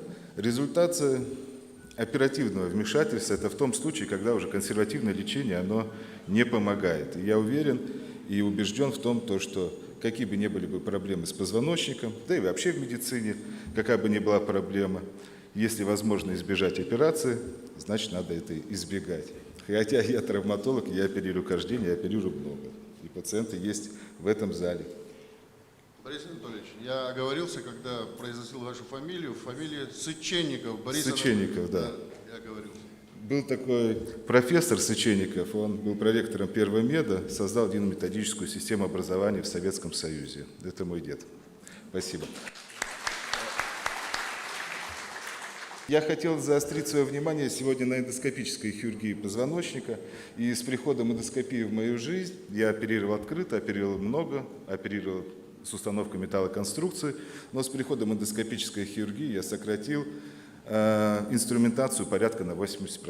То есть представьте, 100% раньше моих операций, а в год я делаю порядка 700, то есть 80% я сейчас оперирую при помощи маленьких проколов и даю возможность пациентам активизироваться сразу. Но это не моя заслуга. Моя заслуга – это 10%. Еще раз повторюсь, самое главное – это мультидисциплинарный подход, своевременная реабилитация и подключение неврологов для коррекции препаратов, терапевтов.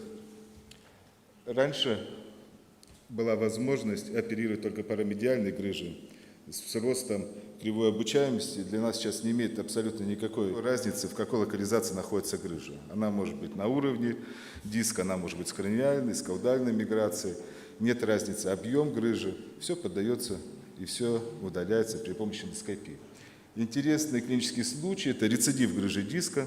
В 2017 году была выполнена микродискоэктомия в сторонней организации. Спустя 2 года рецидив грыжи диска. Пациент к нам обращается с выраженным болевым синдромом, нарастанием неврологической симптоматики.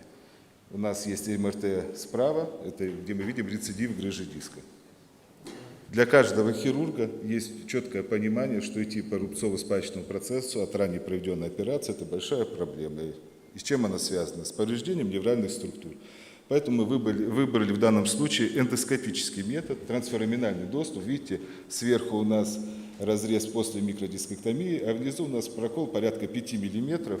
Это наш доступ и наша инвазия. То есть мы зашли трансфораминальным доступом, удалили грыжу, при этом не повредили ни мышцы, стабилизирующие позвоночник, не резицировали задние опорные структуры, дали возможность ходить, сидеть пациенту сразу. И сразу же пациент начинает заниматься реабилитацией, да, и восстанавливает мышечный тонус в нижних конечностях.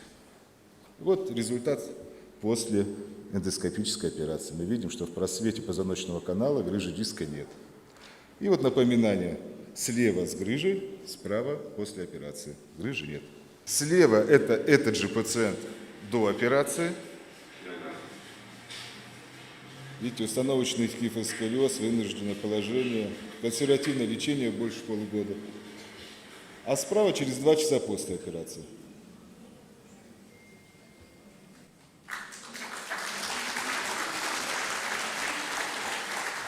Интересный клинический случай. Пациент с тяжелой сопутствующей патологией, он страдает болезнью Паркинсона. Дважды был оперирован в Германии, причем с разницей в 2 месяца. Сначала оперировали на уровне 5-го поясничного 1-го крестцового позвонка, далее через 2 месяца каскадные нарушения на уровне 4-5. И к нам уже обратился с грыжей диска, которая находится на уровне 3-4 поясничных позвонков.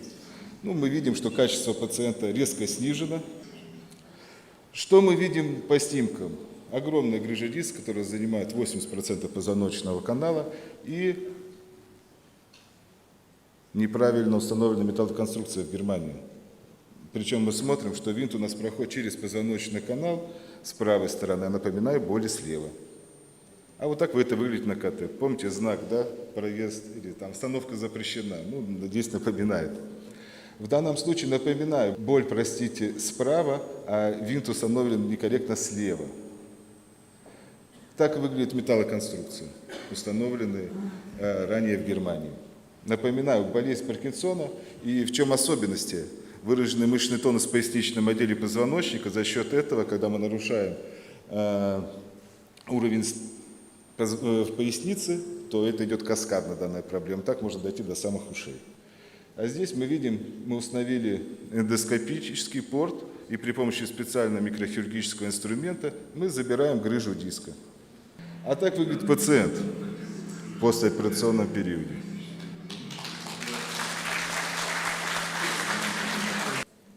Я хотел отдельно сказать, что хотя эндоскопию придумали для стеноза позвоночных каналов, для грыж дисков, с началом военной операции, специальной военной операции, мы создали группу врачей, друзей медицины Донбасса, и выдвинулись на Донбасс. Здесь присутствуют два наших единомышленника, это Анзоргов, это Алхаз Жинжоли, они также являются членами наших организаций, которые всегда готовы помочь людям. И вот эта фотография сделана в апреле в Республиканском травматологическом центре. Здесь у нас слева это Илья Денисов, депутат Московской думы, следующий Бадма Башанкаев, депутат Госдумы и зампредседателя комитета здравоохранения Госдумы. Это у нас и Лев Квициня, министр МЧС, и Анзоргов, и хирурги местные. Вот. Чем мы там занимались? Мы выполнили первую в мире операцию. Это зафиксировали в американском журнале.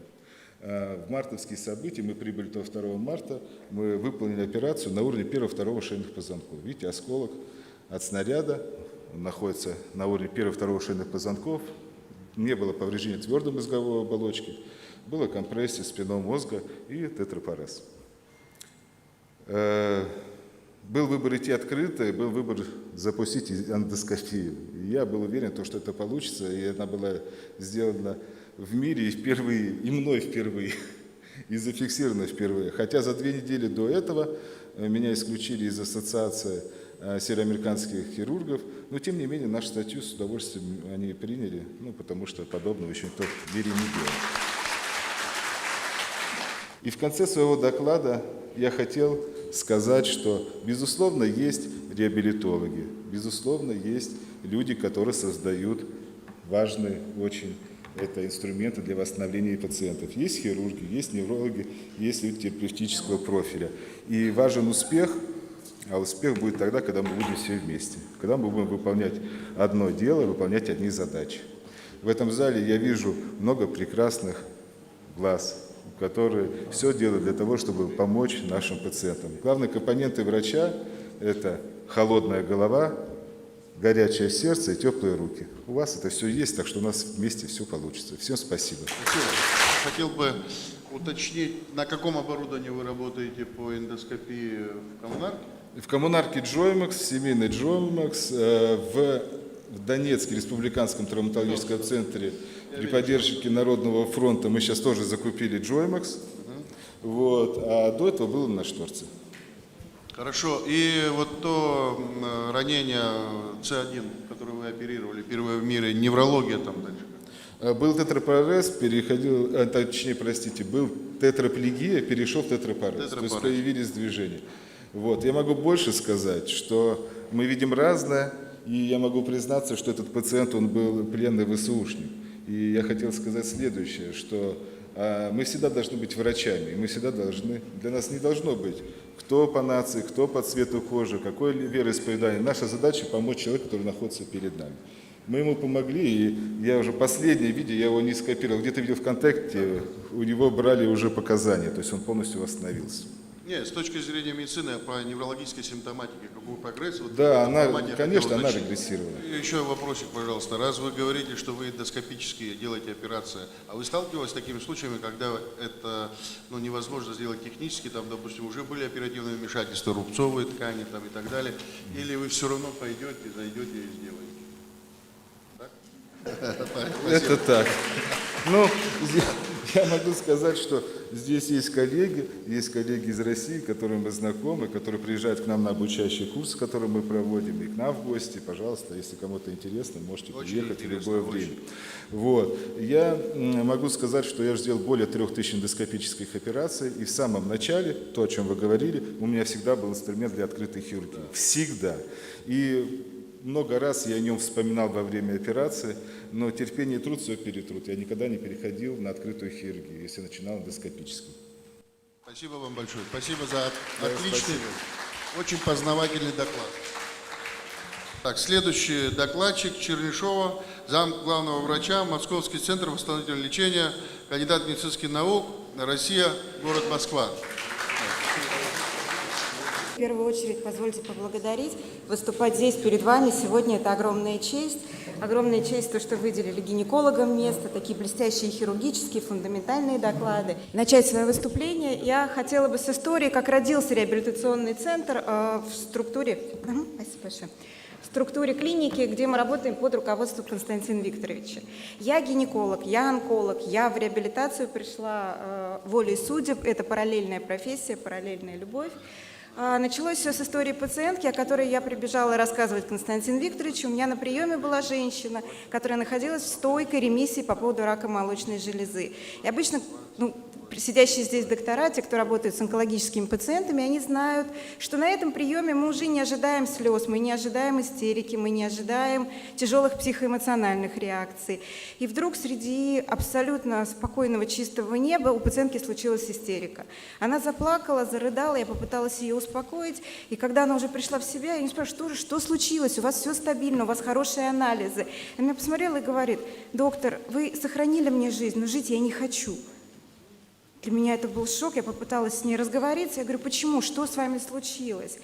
И в ходе своей презентации я покажу фотографии, это все суммирующая наша работа с этими пациентами. И выяснилась, наверное, банальная история, на которую мы не очень, будучи хирургами, гинекологами, обращали внимание.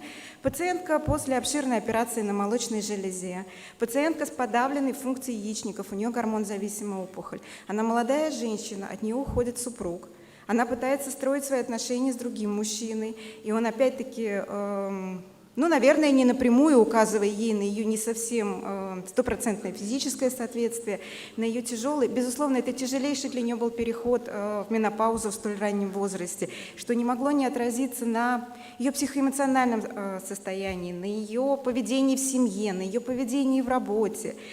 И вот эта истерика о том, что жить я не хочу, я осталась одна, меня никто не понимает, меня никто не слышит, она, благодаря мудрости Константина Викторовича, позволила создать нам совершенно иное отделение. В нашей клинике мы работаем много с онкологическими пациентами. Мы учреждение, которое работает на весь северо-запад Московской области. Это огромный контингент больных в части онкогинекологии. И у нас отделение называется «Центр женского здоровья». У нас нет отделения маммологии, у нас нет отделения гинекологии, нет отделения онкологии. Это все Центр женского здоровья. Туда женщина должна прийти с любыми проблемами, начиная от банальной молочницы, по бесплодию, по заболеванию молочной железы, по профилактике заболеваний. Вот таким образом родилось это необычное подразделение. Мы действительно делим внутри подразделения пациенток, часть врачей больше работает с онкологическими пациентками, там есть свои нюансы, а часть наших коллег работает с женщинами, условно назовем их здоровыми. И отсюда родилась наша концепция о том, что женщина вчера и женщина сегодня – это совсем две разные женщины, но мы зачастую продолжаем к ним относиться так же, как на этой картинке, когда к женщине предъявлялись совсем иные требования, она не была вовлечена в социум настолько сильно. Ее задача была быть хранительницей семейного очага. Это более поздние менархи, чем сейчас у девочек. И заканчивала она свой репродуктивный, активный возраст гораздо раньше, чем сейчас. Не надо, наверное, в этой аудитории напоминать, что женщина бальзаковского возраста – это женщина 35+. Сейчас попробуйте сказать 35-летней женщине, что вы бальзаковского возраста. Ну, дальше, да, судьба ваша предопределена будет к этому. И вот в этом интервале гормонального шторма, который нас преследует, и зарождаются, сейчас мы почти точно можем говорить об этом, это доказано, большинство наших эндокринных заболеваний. У нас огромный, колоссальный прирост эндометриоза, а это боли. С этими пациентками надо работать. Это боли в малом тазу. Это дисгормональные заболевания молочной железы. Я даже не говорю уже про злокачественные. Это масталгия, которая мучает пациенток от бесконечных перепадов. И это все задача совместной бригады. Об этом должны помнить гинекологи, что они не только назначают таблетку, комбинированный гормональный препарат или лекарственные средства от масталгии. Те же боли в малом тазу. Зачастую бывает достаточно поработать реабилитологом, распрямить эту женщину, добавить, безусловно, то, что требуется с гормональной точки зрения, и жизнь ее наладится. Хотелось бы сказать, что благодаря появлению вот этой линейки Страу-10 мы работаем на ней и только на ней, которая четко разбила все периоды жизни женщины на репродуктивный период, период перехода в менопаузу, менопауза и постменопауза. Вся наша реабилитация, она движется по этой линейке. Очень активно работаем с электросном. Казалось бы, простой прибор, простая технология, но замечательный пример, который убедил нас в эффективности, когда мы по техническим причинам сняли пациентку с операции. У нее было высокое артериальное давление. Ну и чтобы хоть как-то ее успокоить, мы назначили электросон. И проходит несколько часов, нам приходит физиотерапевт и говорит: ну вы ее забираете в операционную, она нормальная. Анестезиологи, конечно, в ужасе, давление 200 утром, какая операция? Ну пойдем посмотрим. Посмотрели, поставили эпидуральную анальгезию, и уже в ходе операции они нас спрашивают: а нельзя всем давать предиктивный электросон? Мы, говорит, ее когда смотрели, она была настолько тактильно чувствительна, она дотронуться до себя не давала. А после вашего электросна мы ей спину колем, она даже не дернулась. Поэтому обратите внимание, пожалуйста, безусловно, простая технология, но очень рабочая.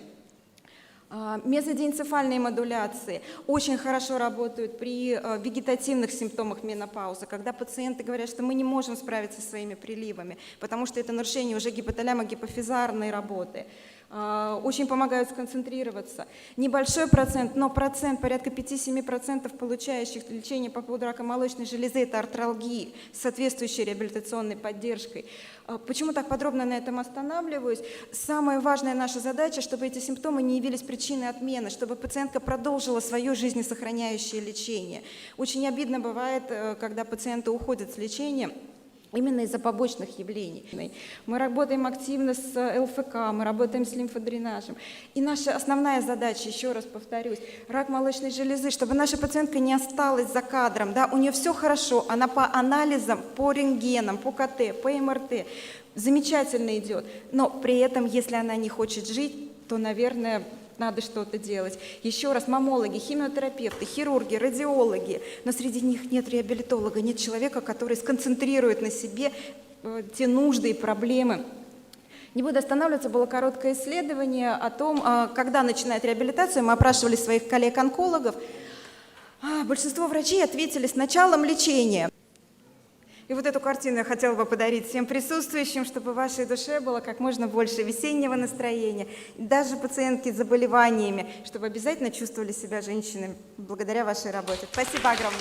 Позвольте предоставить слово Ходжаве Альбине Анатольевне, руководителю медицинского центра Альбамед, члену Ассоциации реабилитологов Абхазии с темой социальной адаптации и реабилитационный потенциал детей с задержкой речевого и психического развития, взгляд детского невролога. Добрый день, уважаемые гости и участники форума. Тема, представленная мной сегодня доклада, посвящена детям с задержкой речевого развития. Впервые эта тема была освещена нашим центром в рамках родительского дискуссионного клуба в марте 2022 года, который был организован Всемирно Абхазо-Абазинским конгрессом. Целью нашего центра было более широко осветить эту тему, поскольку сегодня мы сталкиваемся с медицинской, педагогической и социальной неосведомленностью. Задержка психического развития представляет собой задержка психических процессов, незрелости эмоционально-волевой сферы у детей, которые потенциально могут быть скорректированы с помощью специально организованного обучения, воспитания. В некоторых источниках фигурирует такой аналогоязычный термин, как ретардрация, означающая запоздание или остановку развития отдельных психических функций. Психический дезонтогенез проявляется нарушением темпов и сроком развития психики в целом, а также в отдельных функциональных системах. Вот участники родительского группы ВАК. Сегодня представители ВАКа тоже здесь присутствуют. Данное уже было сказано, что дети с отставанием развития психического развития, незрелости эмоционально-волевой сферы. А то я забываю листать доклады. Дальше. Реабилитационный потенциал. Реабилитационный потенциал – это медицинская обоснованная вероятность достижения намеченных целей реабилитации в намеченный отрезок времени. И он зависит от характера заболевания, степени выраженности ограничений жизнедеятельности, компенсаторных возможностей организма, предполагаемого влияния внешних факторов. Потенциал может быть низкий, средний и высокий. В начале реабилитационного работы потенциал может быть высоким, и в процессе работы он может меняться. Если он был высокий, он может стать низким. То есть если в отрезок времени ребенок не реабилитировался или не асоциализировался, мы его ставим на низкий или на средний потенциал. Актуальность проблемы, я не буду на нем останавливаться, она растет не только во всем мире, но и у нас в Абхазии тоже с 2014 года большой всплеск таких детей. Мы должны придерживаться определения цели реабилитации. В первую очередь это определение уровня интеллекта. Я не останавливаюсь на детей уже с задержкой речевого развития, с умственной отсталостью. Я именно говорю о детях, у которых сохранен когнитивный потенциал. Раннее вмешательство и непрерывность. И, конечно же, доказательная медицина. Для достижения результата на первом месте, как бы ни спорили и логопеды, и педагоги, это в первую очередь медицинская основа. Я хочу на этом очень серьезно остановиться. Если не обследовать ребенка и параллельно не вести детей с детским неврологом, то результата не будет или он будет очень отсрочен, и мы потеряем то золотое время, которое у нас не очень-то и много. Потому что мы должны этих детей социализировать обязательно и реабилитировать к школе. Поэтому в основном у нас большая нагрузка ложится на детские сады, педагоги детских садиков, реабилитологов, логопедов и, конечно же, только в сочетании с медицинской основой и обязательно с обследованиями. Хотелось бы остановиться о непрерывности. Реабилитация построена по принципу непрерывности, согласно рекомендациям Всемирной организации здравоохранения, дает отличный результат.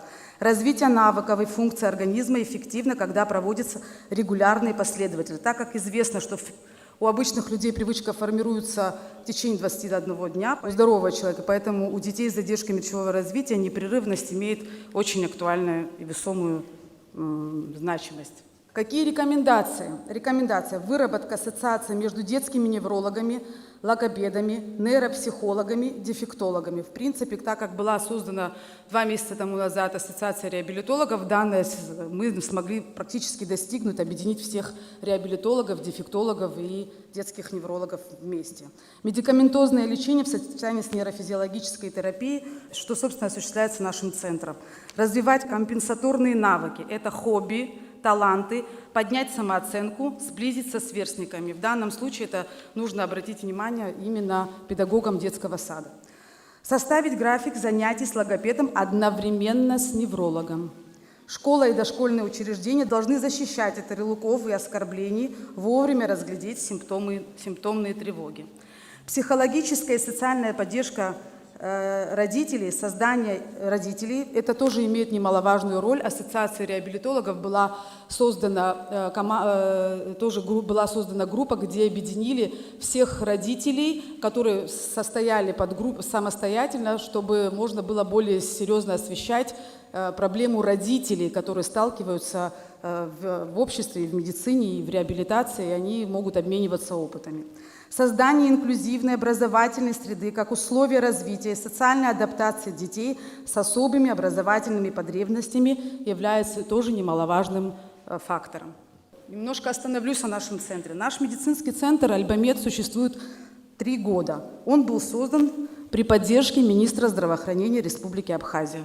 Также в нашем центре осуществляется, хочу остановиться на наших внештатных сотрудниках, которые консультируют нас. Это непосредственно социально-медицинский исследовательский центр психиатрии и неврологии имени Бехтерева. В частности, это Галерик Александр Леонидович, ну и другие врачи тоже. И Грешнок Нелли Валентиновна. Она является нашим внештатным нейрофизиологом, детским неврологом Екатеринбурга и Екатеринбургской области. Она расшифровывает наши все энцефалограммы. Диагностический критерий нашего центра. У нас есть, мы можем обследовать на сегодняшний день любого ребенка на любом этапе развития. Первое – это у нас есть ЕЭГ-мониторинг, его нет вообще в Абхазии нигде, и да, наш аппарат, он немножко отличается от других аппаратов, это нейрософт СМ, он носимый, то есть он специально был привезен для того, чтобы дети с задержкой речевого развития, их очень сложно усадить, вы понимаете, обычная рутинная энцефалограмма, она делается исключительно, если ребенок может сесть и выполнять команды. У нас таких детей нет по возрасту, и поэтому благодаря данной методике мы можем проводить энцефалограммы с рождения, и это не обязательно его приводить к нам в центр, его можно, он переносной и спокойно можно использовать в любой палате интенсивной терапии, мобильный, это нейрософт СМ последнего образца энцефалограмма. Также недавно было нами приобретен электромиограф, который можно использовать и для детей, и для взрослых, тоже мобильный. Мы тоже можем его, если необходимо, провести исследование исключительно в палате интенсивной терапии или же переносить его, тоже современного образца аппарат, которым мы пользуемся. Еще одна методика для лечения задержки речевого развития – это транскраниальная микропарализация головного мозга, я уже говорила, под руководством НИИ Бехтерева. Также в нашем центре проводится УЗИ, диагностика головного мозга, сосудов головного мозга, поэтому мы оснащены. Хотела сказать, что за эти 3 года наш центр участвует в социальных проектах по диспансеризации сельских школ, является внештатным сотрудником детской больницы по оказанию неврологической помощи. Детская неврология в Абхазии находится на этапе ее становления, так как данная служба существует в качестве поликлинической помощи, и мы готовы принять участие в ее развитии. Лозунгом нашего центра «Альбамед» является «Маленький мир больших возможностей», и сегодняшний форум я хочу назвать именно маленьким этапом больших возможностей. Спасибо за внимание. Жарулах Абдуллахович Ашуев, профессор кафедры общей хирургической стоматологии Минздрава России, доктор медицинских наук, Россия, город Москва. Прошу, пожалуйста. Добрый день, дорогие друзья. Я постараюсь очень кратко. Безусловно, мы недооцениваем большие возможности зубов, а на самом деле все проблемы от зубов. Об этом я еще расскажу, когда в следующий раз приеду более подробно.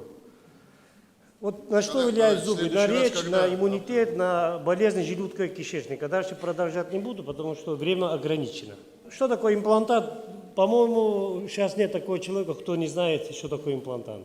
Имплантант, когда зуб удаляется, или там, допустим, чтобы не препарировать интакт нездоровые зубы, устанавливают и достаточно успешно работает. То, что было вчера, я хочу связать первым президентом Соединенных Штатов Америки Джорджем Вашингтоном. Он стал президентом в 1789 году при наличии одного зуба на нижней челюсти. И он сказал следующую фразу: если найдется доктор, который облегчит мои страдания во рту, я готов подарить Америку. И он нашелся, такой человек, спустя много-много лет. Это швед Пер Ингвар Бранимарк.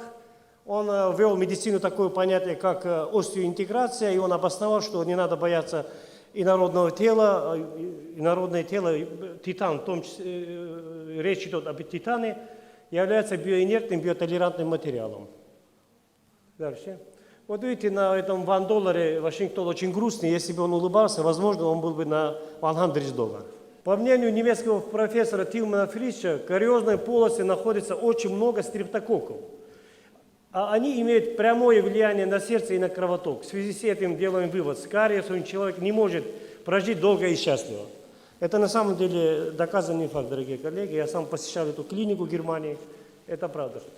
Вот стоит задуматься над этими цифрами. Хотя мы все знаем, есть зубные щетки, есть разные там профилактические мероприятия. 99% людей есть кариес, 84% воспаление околозубных тканей, 75% людей страдают нарушениями функции жевания, 45% боль различные этиологии и почти, практически 100% боль в области шеи и спины. Это тоже надо над этим задуматься. Я имплантологом работаю уже больше 25 лет. Сегодня основная проблема какая? Когда нагружать имплантант? Надо выжидательной тактики придерживаться полгода или же может сразу нагружать?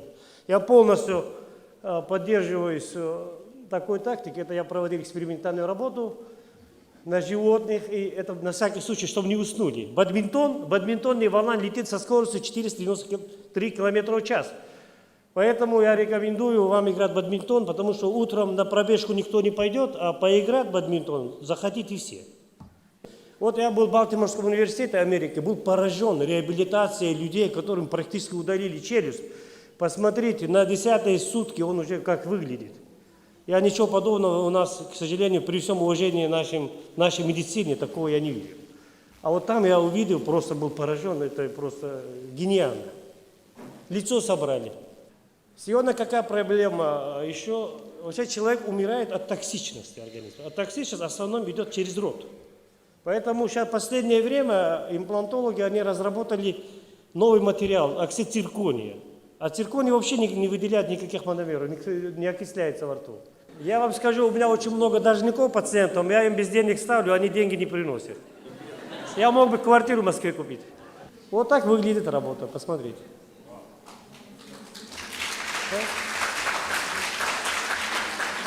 И будущее. Будущее это что такое? Будущее это отойти от этих имплантантов, от этих инородных тел. Японцы разработали сейчас выращивать искусственные, понимаете, зубы выращивают. Они не только зубы выращивают все органы, печень, почки, легкие выращивают. Я поехал специально туда, Токио, к сожалению, немножко по-дагестански опоздал. Японцы меня не приняли. Поэтому еще раз постараюсь поехать. Вот так выглядит искусственный зуб, биоинженерный зуб. Совершенно не отличается от нормального. Заниматься своим здоровьем нужно, безусловно, не за 3 года до смерти, а за 3 года до начала болезни.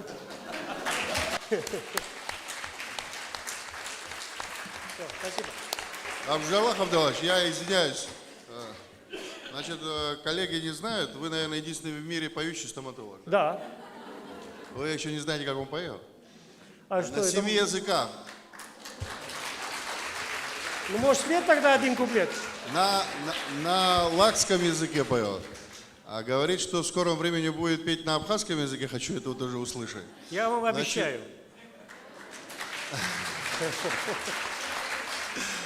Второе. Он встречает людей в своей клинике стоматологической и поет песни, играет на баяне, тем самым у него самый лучший анестезиологический эффект. Я правильно говорю? И это не шутка, это абсолютно правильная вещь. Евгений Ильич, дополните, пожалуйста, как это все происходит. Нет, ну что, я могу сказать, я лично его пациент сам приходит, он не только встречает и с баяном как бы своим, он во время пособия, манипуляций своих, он начинает петь, это честно, абсолютно отвлекает. Один раз я вам расскажу еще, есть такая книга, сборник таких, крылатых выражений, афоризмов о выдающихся врачей современности. И Жалах Ашоев туда попал с историей о том, как он лечил танцем и песней гипертонический криз, у которого больного возник у него на столе. Пока приехала скорая помощь, уже гипертонический криз был купирован. Вот такая ситуация была. Спасибо. Рахам Блахович, спасибо вам. И еще такой не получил ответ. Вот вы говорите нагрузку, когда можно давать. Надо выжидать какое-то время, вы не ответили просто. Или сразу можно? Сразу, именно сразу. Вот такие мелкие микродвижения, они стимулируют развитие костной ткани. То есть проведена имплантация, допустим, сегодня. В тот же день можно? Тот же час. Не тот же день, тот же час, ту же минуту. Заблаговременно за счет 3D-технологии изготавливается уже готовая работа, она уже ждет. Ошибаться нам цифра не дает, мы устанавливаем имплантанта и уже заранее туда уже зафиксируем. Жарлах Абдулахович мне сказал такую фразу, вот мы вчера с ним говорили, что он в течение рабочего дня может сделать 100 имплантаций, так? Да. 10 минут. На один имплантант 10 минут. Спасибо. Спасибо огромное. Ждем вас в Абхазии всегда.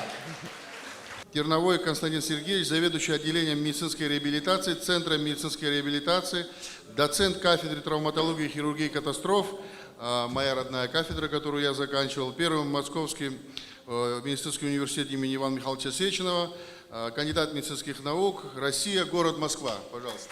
Добрый день, коллеги, добрый день, президиум. У всех очень хорошее настроение после этого выступления. Даже не знаю, как поддерживать эту атмосферу. Я попробую затронуть проблему крестцово-подвздошного сустава. Крестцово-подвздошный сустав является структурой боли в спине, где-то боль в поясничном отделе позвоночника беспокоит до 80% населения хотя бы раз в жизни. И в этой структуре боли в спине крестцово-подвздошный сустав и перекос таза занимает примерно 60%. Это является ключевым уровнем для опорно-двигательного аппарата. Нарушение состояния таза и блокировка крестцово-подвздошного сустава приводит к отраженной боли как в верхней части спины, так и в нижней части спины. Это происходит и в результате бытовых ситуаций, и в результате занятий спортом, когда у нас блокируется сустав. При этом важность этого сустава нельзя не оценить, потому что он уравновешивает силы тяжести и помогает нижним конечностям работать против этой силы тяжести. Сустав достаточно малоподвижный, имеется где-то до 5-6 мм объем движений. Сустав ограничен большим количеством связок, потому что очень большие нагрузки происходят при этом. При дисфункции этого сустава вовлекается большое количество мышц, приводящих к различным болевым синдромам, быстрому износу суставов, как коленного, так и тазобедренного, так и суставов позвоночника. При этом у нас возникают различные болевые синдромы, как синдром поясничной мышцы, синдром грушевидной мышцы, который зачастую приводит к ирритации седалищного нерва, который, в свою очередь, многих неврологов подводит к мысли о том, что это корешковый синдром. Дальше пациент попадает на лучевую диагностику, где, если пациент старше 20 лет, скорее всего, у него будут грыжи, небольшие выпячивания и дегенерация межпозвонковых дисков, которые при, опять же, не гипердиагностики могут трактоваться нейрохирургами как причина болевого синдрома и корешкового синдрома, и пациент попадает на операционный стол. Я видел много таких операций. Я сам с Борисом Анатольевичем, который делал доклад по эндоскопической хирургии, мне довелось с ним оперировать пару лет. И я именно ушел из хирургии позвоночника, именно потому что операции были кровавые. Операции на грудном отделе приходилось удалять несколько ребер, чтобы добраться до межпозвонкового диска. И если бы я знал, что будут такие технологии в будущем, может быть, и остался, но в то же время я видел, что пациентов многих не нужно было оперировать, потому что после операции, после дискэктомии, у них оставался тот же болевой синдром. Как вы видите, при перекосе таза происходит функциональное укорочение нижней конечности. Происходит ротация в тазобедренном суставе и ротация в коленном суставе. Вчера как раз консультировал девочку 17 лет, у которой основные жалобы были на боли в колене. Медсестра из больницы привела ее на консультацию.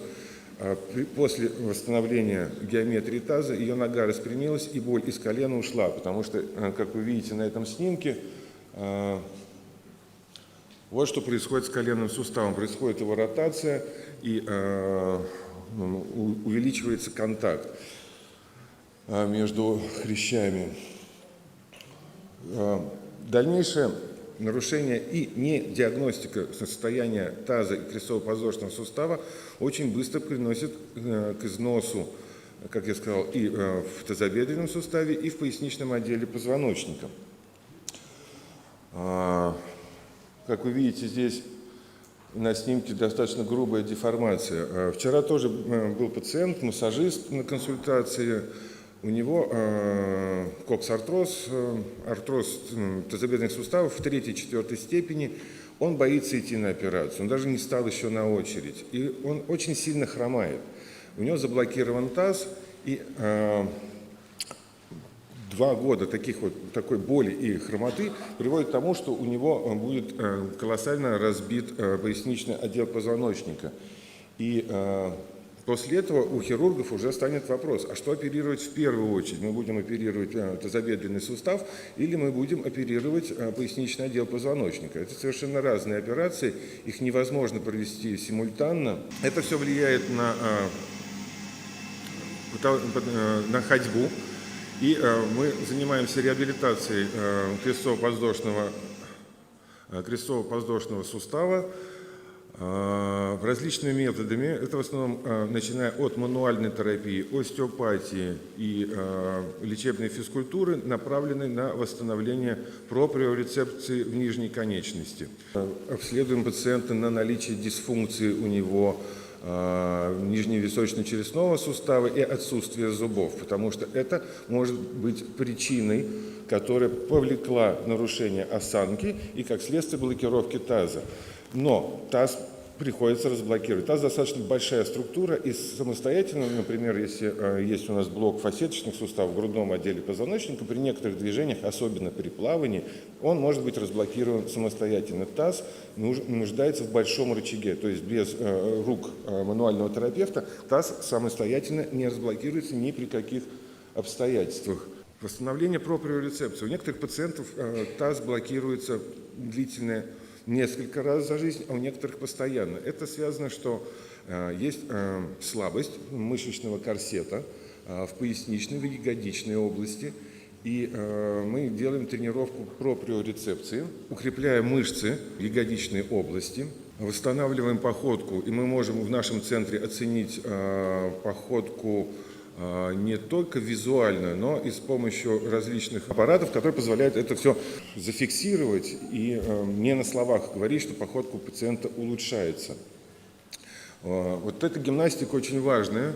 Это тренировка проприорецепции, когда пациент должен стоять на одной ноге, на нестабильной платформе. И это тренирует все его связочный аппарат и укрепляет именно мышцы, стабилизирующие таз, коленный сустав и тазобедренный сустав, ну и голеностопный в том числе. Самым верхом тренировки является попробовать вот стоять на такой платформе с закрытыми глазами. Это крайне, как только мы теряем визуальный контроль, проприорецепция выходит в совершенно иной уровень. Это важно, такая методика очень важна и пациентам с высоким риском падения. Но это не должно производиться самостоятельно, потому что, собственно, мы добьемся сразу же и падения. Различные методики, которые уже были представлены в других докладах. Также мы используем, конечно, мануальная терапия.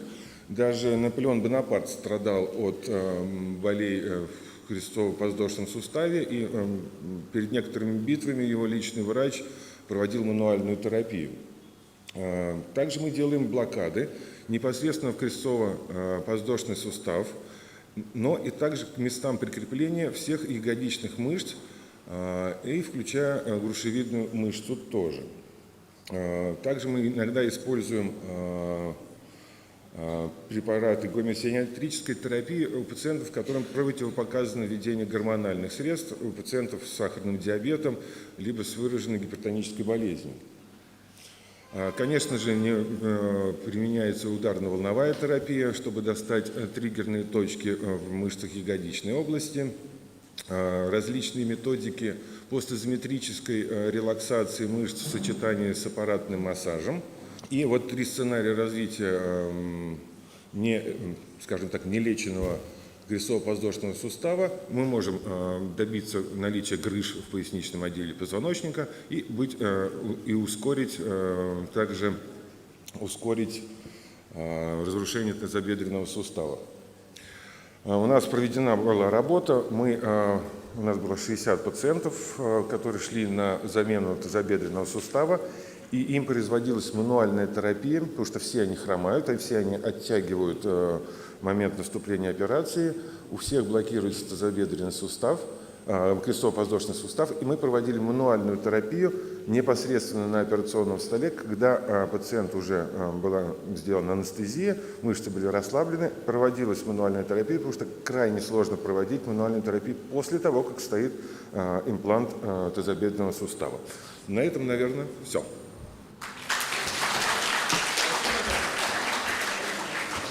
Просьба, у нас тут пациентка сейчас подъехала, очень сложная и оперированная уже. Хотел бы, чтобы вы ее посмотрели. Ну, я пошел. Девочка в младенческом возрасте упала с рук родителей и сломала шейку бедра. И ходила до 25 лет хромая. Мы ее отправляли сейчас в Москву, сделали тотальное эндопротезирование сустава. Значит, там ситуация очень сложная, насколько смогли, все это дело реконструировали, но насколько мы понимаем, что на данном этапе все, что возможно было сделать, сделано с точки зрения хирургии, наверное. Хотел бы, чтобы вы еще посмотрели, она принципиально настаивает на еще одной операции, потому что она хочет абсолютно не хромать. Хорошо. Поэтому давайте поможем все вместе. Она ждет, вот, Константин. А у меня вопрос, вот к министру есть вопрос, или может быть и вот главный врач поможет. Вы вчера докладывали, что пациент, которого Константин Сергеевич, не уходите, подождите секундочку, пожалуйста. Вы докладывали, что пациент, которого Константин Сергеевич вчера лечил, ему стало получше, полегче, там боли прошли. А как сегодня себя пациент это чувствует? Пациент себя чувствует значительно лучше. Вчера после консультации коллеги ему прям в кабинете стало намного лучше. Сегодня все хорошо. Значит, эффект хороший, чувствует себя хорошо. У пациента была простатэктомия, после чего все это осложнилось эмфизитом. Да. Это знаем. Сегодня. Хорошо, все. Хорошо. Спасибо большое. Спасибо. Слово предоставляется физическому реабилитологу, члену Ассоциации реабилитологов Абхазии Корчагиной Светлане Алексеевне с темой доклада «Потенциалы и особенности развития бальнеологических и пилотерапевтических курортов Абхазии». Приветствую всех участников форума. Бальнеология и пилоидотерапия занимают значительное место в санаторно-курортной индустрии. Актуальность темы исследования обусловлена необходимостью развития бальнеологических курортов Абхазии, учитывая опыт и инновационный подход других стран. Описание природных ресурсов Абхазии. Предлагаю рассмотреть курортно-рекреационный потенциал нашей страны. Всего в Абхазии открыто 170 источников с содержанием различных минералов, из них 30 являются термальными. Минеральные воды Абхазии не уступают по качеству таким известным источникам, как Ессентуки, Боржоми и Виши, а термальные и радоновые могут стать достойными конкурентами многим. Наиболее известные и изученные источники в поселок Ауатхара, Сакьян, Ацгара. Источники в Гагра и Сухом термальные, слабо минерализованные. В Ишере и селе Цхуара сероводородно-хлоридно-натриевые. В селе Акум – кальциевые. В Кендык, Ахурей, Гал и Ачамчире находятся высокотермальные минеральные воды. А в селе Сауквара Кварчельского района – радоновый источник. Состав веществ и их концентрация в различных источниках отличается, и есть необходимость в более глубоком и детальном исследовании их содержания. Союзная здравница. В советское время уделялось большое внимание научным исследованиям курортно-рекреационного потенциала территорий для последующего строительства пансионатов, санаториев с лечебными водами и грязевыми ваннами. И города страны обрели огромную популярность как климатические и бальнеологические курорты. Абхазия по праву обрела статус всесоюзной здравницы. Все объекты были подведомственны, и процедуры отпускались, следуя грамотно разработанным программам оздоровления с учетом индивидуальных противопоказаний для пациентов. В послевоенные годы Абхазия была вынуждена сменить санаторно-курортное направление на рекреационно-развлекательный сегмент. К сожалению, в настоящее время туристы, посещая необорудованные и не до конца исследованные источники, рассчитывая на оздоровление, также могут рассчитывать и на ухудшение состояния здоровья. Курортология в современной России. В середине 90-х годов в курортной отрасли России наметились положительные тенденции развития. Выжившие в переходный период санатории и пансионаты стали закупать современное оборудование, развивать новые виды услуг. Стоимость отдыха в них при этом осталась ниже мировых цен. Уникальные природные ресурсы, достижения российской курортологии в сочетании с новыми тенденциями к расширению спектра услуг, улучшение комфортности здравниц дают реальную возможность успешного развития всех направлений данной отрасли. Современный этап стратегического развития бальнеологических курортов Краснодарского края и Крыма связан с реализацией долгосрочной целевой программы развития санаторно-курортного и туристического комплекса. С помощью применения механизмов государственного управления в данной сфере сравнительно молодая и быстро развивающаяся отрасль успела достигнуть высоких результатов. Главной целью государственной политики является создание в России современного высокоэффективного курортного комплекса, который способен дать широкие возможности для удовлетворения потребностей граждан в санаторно-курортной помощи. Конкурентное преимущество бальнеологических курортов России. За счет функционирования на территории Краснодарского края целевой программы развития санаторно-курортного и туристического комплекса организации края дополнительно были привлечены на лечение и оздоровление более 2 миллионов людей. Преимуществом этих курортов для россиян является отсутствие языкового барьера, наибольшее количество лечебных процедур на 21 день, более 7, так как в зарубежных курортах не более 3-4 процедур. Это обусловлено наличием стандартов санаторно-курортной помощи по отдельным видам заболеваний, большой выбор профильных и специализированных санаториев. Также необходимо отметить, что стоимость путевки на 21 день, включая авиаперелет, является конкурентоспособной. Исходя из анализа стоимости лечения на бальнеологических курортах Краснодарского края в сравнении с зарубежными курортами, показал, что они выгодно отличаются в финансовом плане. Краснодарский край развивается под девизом «Жарко круглый год», растягивая сезон, и бальнеология оказывает серьезную помощь в продвижении отдыха в межсезонье. 200 здравниц на территории края работают, 43 из них уже включились в программу «Южная здравница» и предлагают новые уникальные продукты в сфере оздоровления. Инновации в бальнеологии. Из наиболее актуальных на сегодняшний день научных исследований в области бальнеологии следует выделить профилактическое направление с акцентом на борьбу с факторами риска развития хронических заболеваний, разработку и реализацию программ терапевтического обучения по различным нозологиям в условиях курорта, антивозрастное направление, модифицированную бальнеотерапию и традиционное направление. Применение инновационного потенциала с применением экологистики уменьшит экологическую нагрузку на природную среду. Очевидно, что разработка природных территорий должна быть основана на ресурсосбережении. Что касается непосредственно поиска, оценки и выбора вариантов инновационного развития конкретных бальнеологических курортных территорий, то это одна из основных задач, которая должна быть выполнена в процессе достижения целей для длительного выживания и устойчивого развития в соответствии с выбранной миссией. В сегодняшнем стрессогенном обществе бальнеотерапия может быть использована эффективно не только для традиционного лечения хронических болезней и реабилитации, но также для профилактики заболеваний, для сохранения и повышения уровня здоровья и создания самочувствия, когда тело и разум находятся в полной гармонии. Юка Агиши. Спасибо за внимание. Спасибо. Кварча Индира Валерьевна. Применение нейродинамической стимуляции в логопедической практике у детей с задержкой психоречевого развития. Пожалуйста. Здравствуйте, уважаемые дамы и господа. Мне очень приятно вас видеть, и я всех приветствую, наших гостей Абхазии.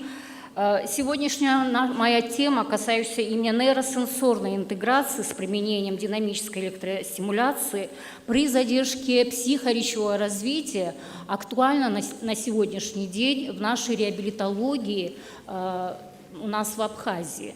Прежде чем приступить к рассмотрению моей методики разработки с интеграцией нейросенсорной, я хотела бы вам объяснить, в чем проблема вся суть и как я вообще ввела свою работу в эту интеграцию, так как я работник детской поликлиники города Сухум и реабилитационного центра.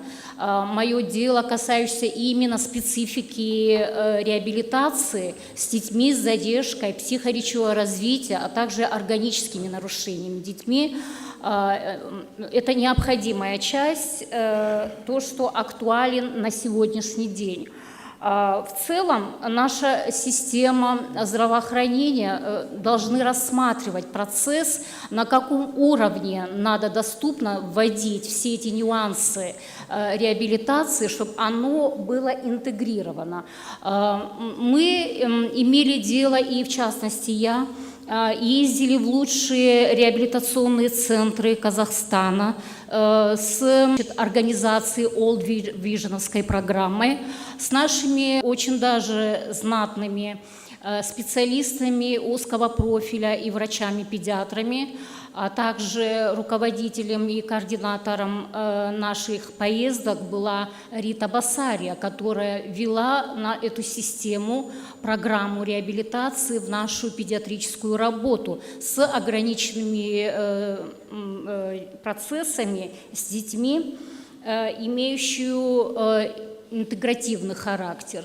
В этих центрах мы рассматривали процессы развития детей, на каком уровне оно проходит и как вводится интеграция с задержкой психоречевого развития, с органическими нарушениями, с нарушением опорно-двигательной системы, а также речевой структуры. Я как нейрологопед и нейропсихолог, так как у меня и преподавательская работа в Сухумском открытом институте, я вожу процесс работы моей психологической части подрастающего поколения, ввожу и читаю юридическую психологию, управленческую психологию, и мне знакомо, на каком уровне развивается наша молодежь и как должно вводиться развитие и процесс в целом их поведенческих сторон в нашем социуме.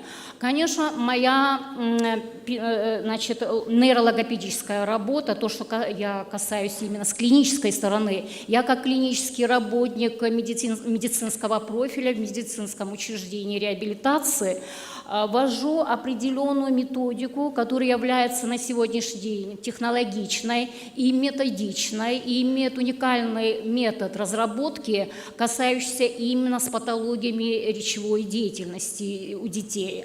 В целом имеет результативный характер. В целом в эту нейропластику вводится несколько нюансов разработок речевой патологии, касающейся именно нейросенсорной интеграции. Это значит определенный процесс, во время которого нервная система получает информацию от рецепторов органов чувств и, анализируя их, использует для выполнения целенаправленной деятельности. Сенсорная интеграция происходит от латинских слов «sensus», что определяет ощущение, интеграции и восстановление. Это своего рода способность нервной системы создавать воедино соединительную информацию, поступающую от разных рецепторов. От того, насколько развита данная способность, во многом зависит успешность деятельности человека в целом. Потому ее важно развивать при помощи специальных занятий по нейросенсорной интеграции. Нейросенсорная интеграция заставляет мозг воспринимать индивидуальную от рецепторов и реагировать на нее быстрее, соответственно, и процессы воспроизведения различных функций ускоряются в целом в организме человека. Момент этой патологии. Нейросенсорная интеграция – это прежде всего работа с мозговыми функциями, поэтому чаще всего занятия с использованием сенсорно-интегративных методик проводят нейропсихологи и нейрологопеды в наших реабилитационных центрах и медицинских учреждениях. Нарушение нейросенсорной интеграции называется дисфункцией, представляет собой различные проблемы слухового, зрительного, тактильного, вкусового, двигательного, обонятельного и координационного характера. Симптомы дисфункции нейросенсорной интеграции чаще всего проявляются в эмоциональной лабильности состояния детей, поведенческих факторах двигательной функции, задержке развития речи, общего генеза, что в дальнейшем приводит к проблемам в учебной деятельности, социальной адаптации. Концентрация внимания и формирование самоконтроля ребенка на ранней стадии его развития. Дисфункция нейросенсорной интеграции, как правило, бывает комплексной, когда нарушения проявляются в работе нескольких органов чувств, однако бывает и узконаправленной дисфункции тоже. Нейросенсорная интеграция и речь имеют очень тесную связь. Поэтому детям, у которых наблюдаются речевые трудности, рекомендованы занятия с использованием сенсоинтегративных методик, а также нейропластики.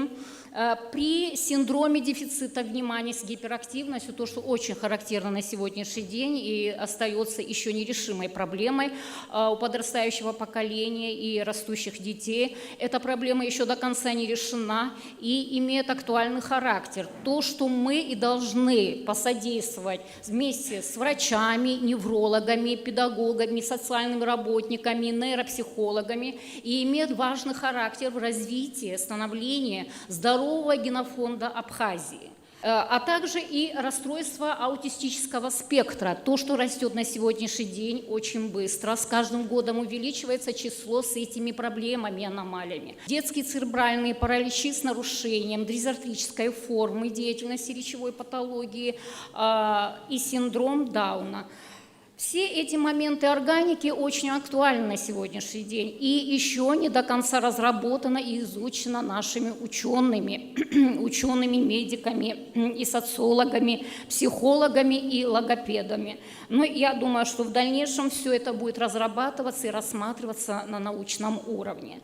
Так как эти патологии являются одним из эффективных методов для развития высших психических функций детей, с нарушениями мозговой деятельности и повреждениями коры головного мозга и ЦНС. Увеличение рождаемости, сохранение и укрепление здоровья детей являются важнейшими государственными задачами, определяющие будущее благополучия генофонда Абхазии. Но политические, социальные, экономические кризисы, а также и геополитическая обстановка стран на сегодняшний день создает неблагополучную обстановку внутри социума для развития нормального социума человека.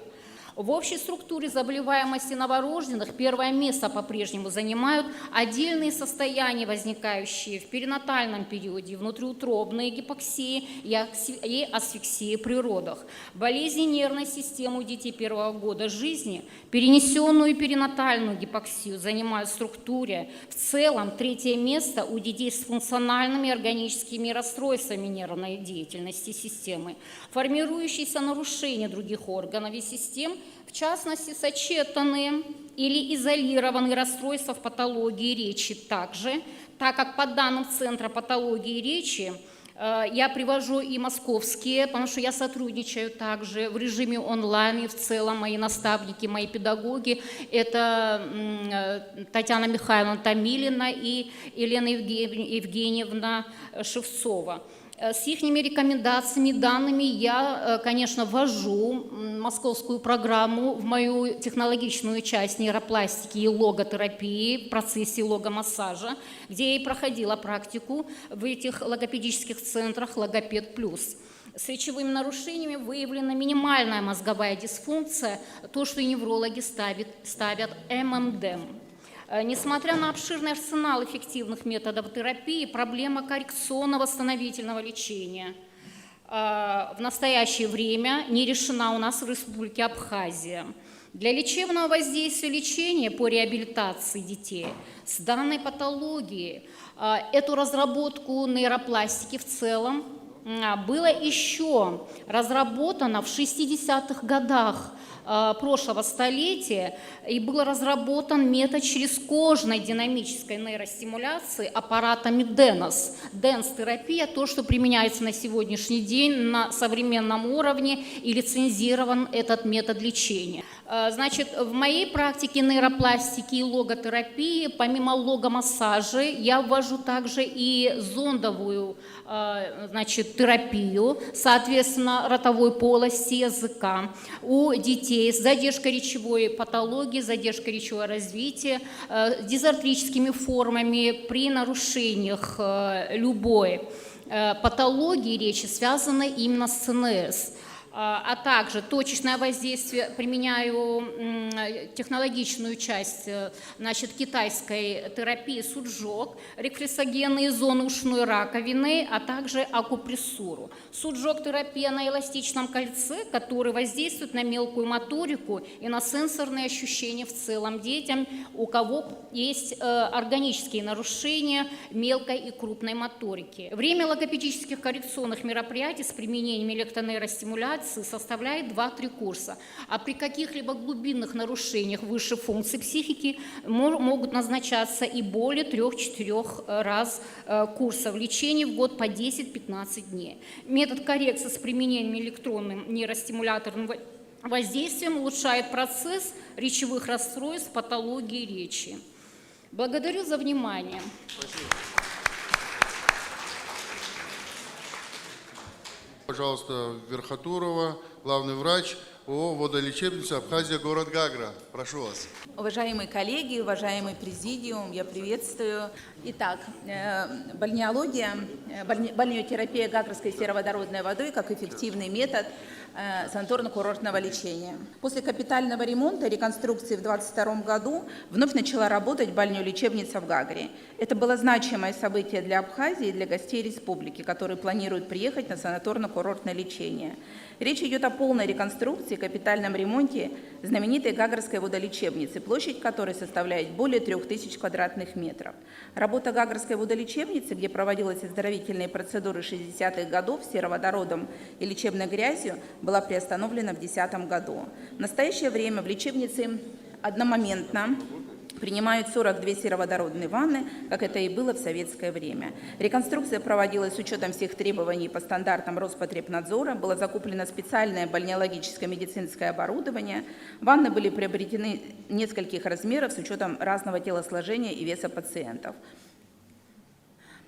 У нас есть медицинская лицензия, и мы этим очень гордимся.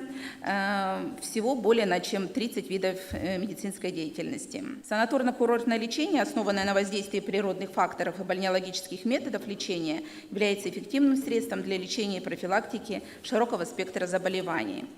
Перед проведением процедуры обязательно осмотр врачом, назначается санаторно-курортное лечение с учетом стандартов лечения Минздрава Российской Федерации и Республики Абхазия, с учетом показаний и перечня заболеваний, а чаще всего он обширный, и с учетом всех рекомендаций и назначений важный аспект в работе нашего медицинского учреждения. У нас есть весь перечень бальнеологического лечения, в том числе, безусловно, наша гордость – это сероводородная вода. Мы используем гагрскую, термальную, сероводородную, сульфатно-кальциевую, магниевую, маломинерализированную воду с содержанием 16 микроэлементов и радона. Удалось восстановить архив и доказать, что показатели уровня сероводорода и микроэлементов сохранились прежними.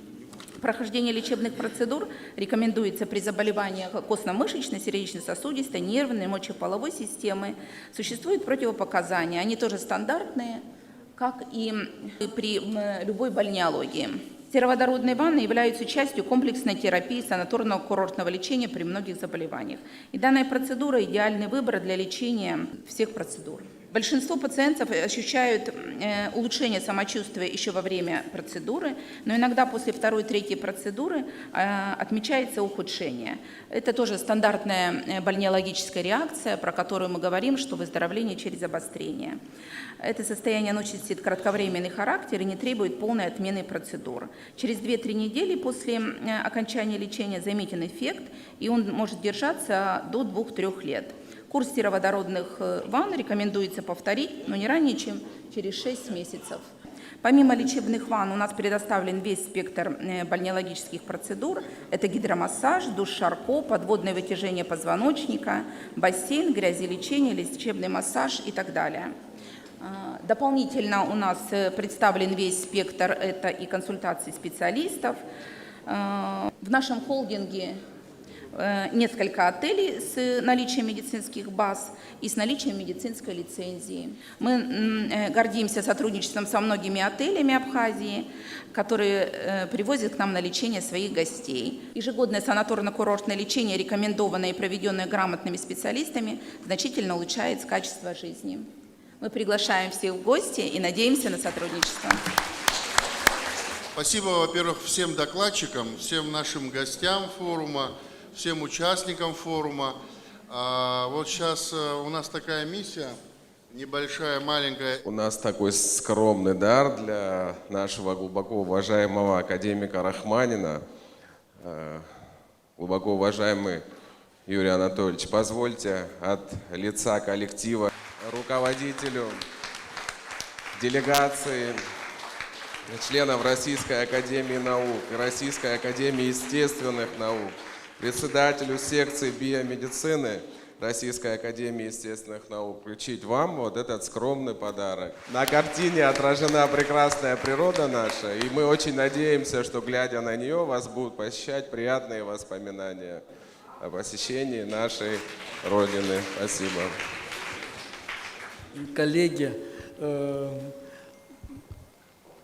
среди присутствующих в зале есть выпускники Первого Московского медицинского университета имени Ивана Михайловича Сечина, но в первую очередь это замечательный министр вашей республики, который внутренне, мы это почувствовали, он хочет сделать для республики добрые дела.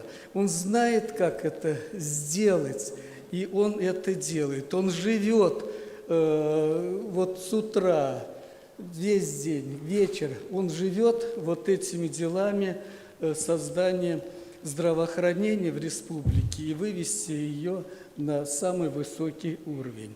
И помимо министра Эдуарда Валерьяновича, вчера было очень приятно слышать прекраснейший доклад по ангиологии, по кардиологии выпускницы первого меда. И я хотел бы ее увидеть, чтобы мы ее поприветствовали тоже. Да, вы знаете, Альма-Матер – это то учреждение, это тот дом, который дал вам путевку в жизнь, который дала вам профессию, и вы живете ради этого. Альма-Матер, она переводится как «крылья матери».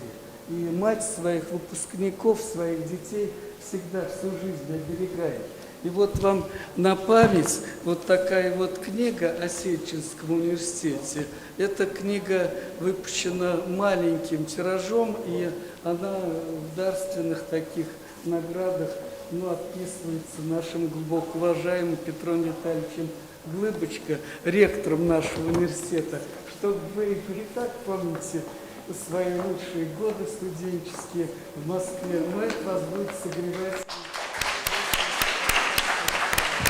Валерий Иванович, еще вы знаете, что произвел впечатление, вот, у вас очень хороший помощник, у вас, я не знаю, это правая или левая рука, это главный врач республиканской, центральной больницы. Эрик Эдуардович Хатва.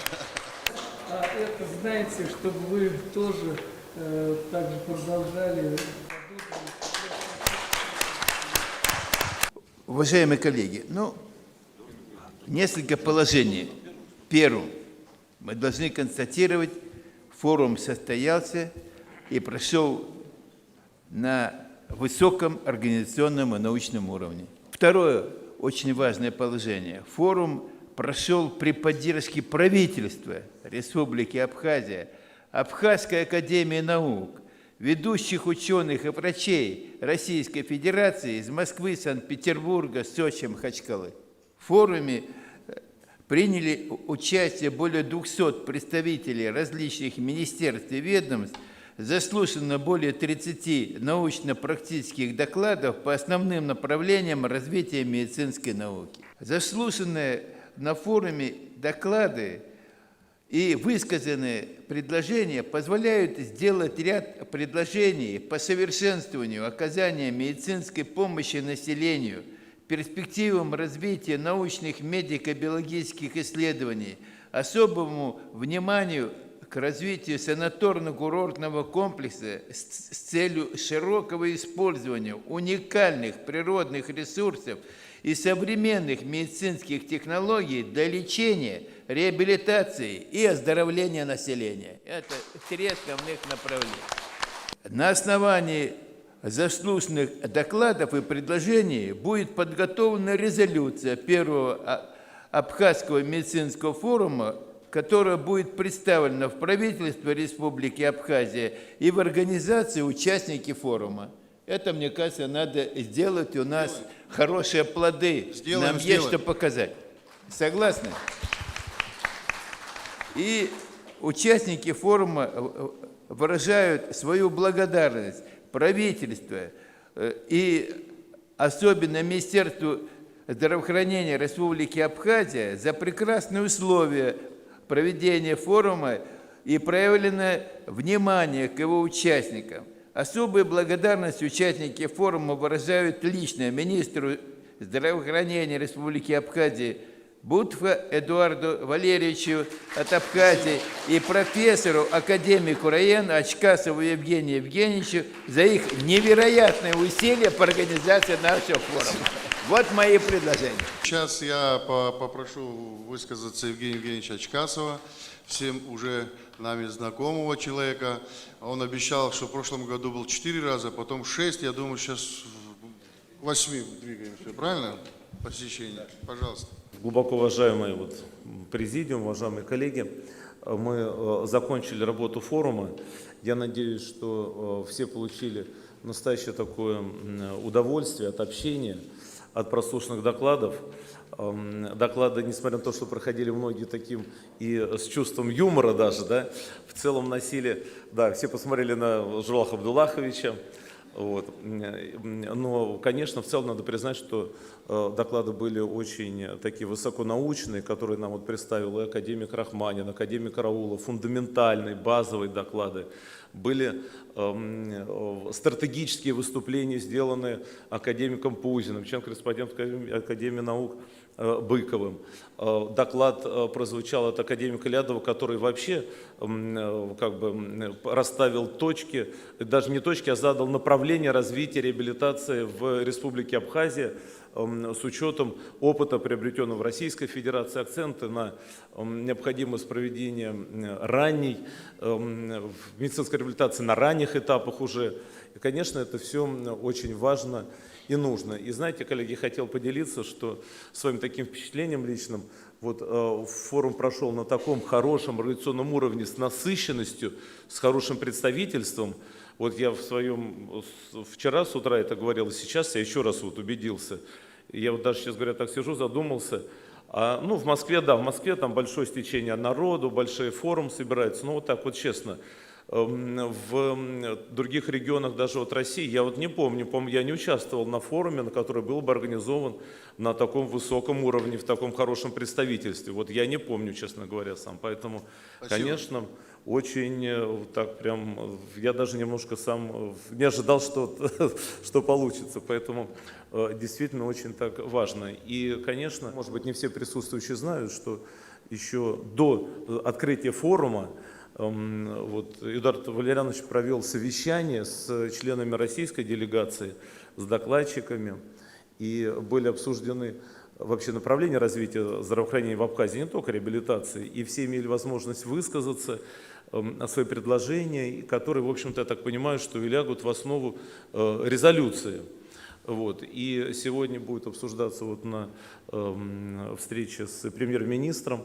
И интересные предложения от Анатолия Тимофеевича Быкова звучали, да, там, которые сегодня озвучатся по развитию системы вообще как бы курортной медицины. И Абхазия, конечно, претендует на роль лидера, наверное, в регионе по курортной медицине.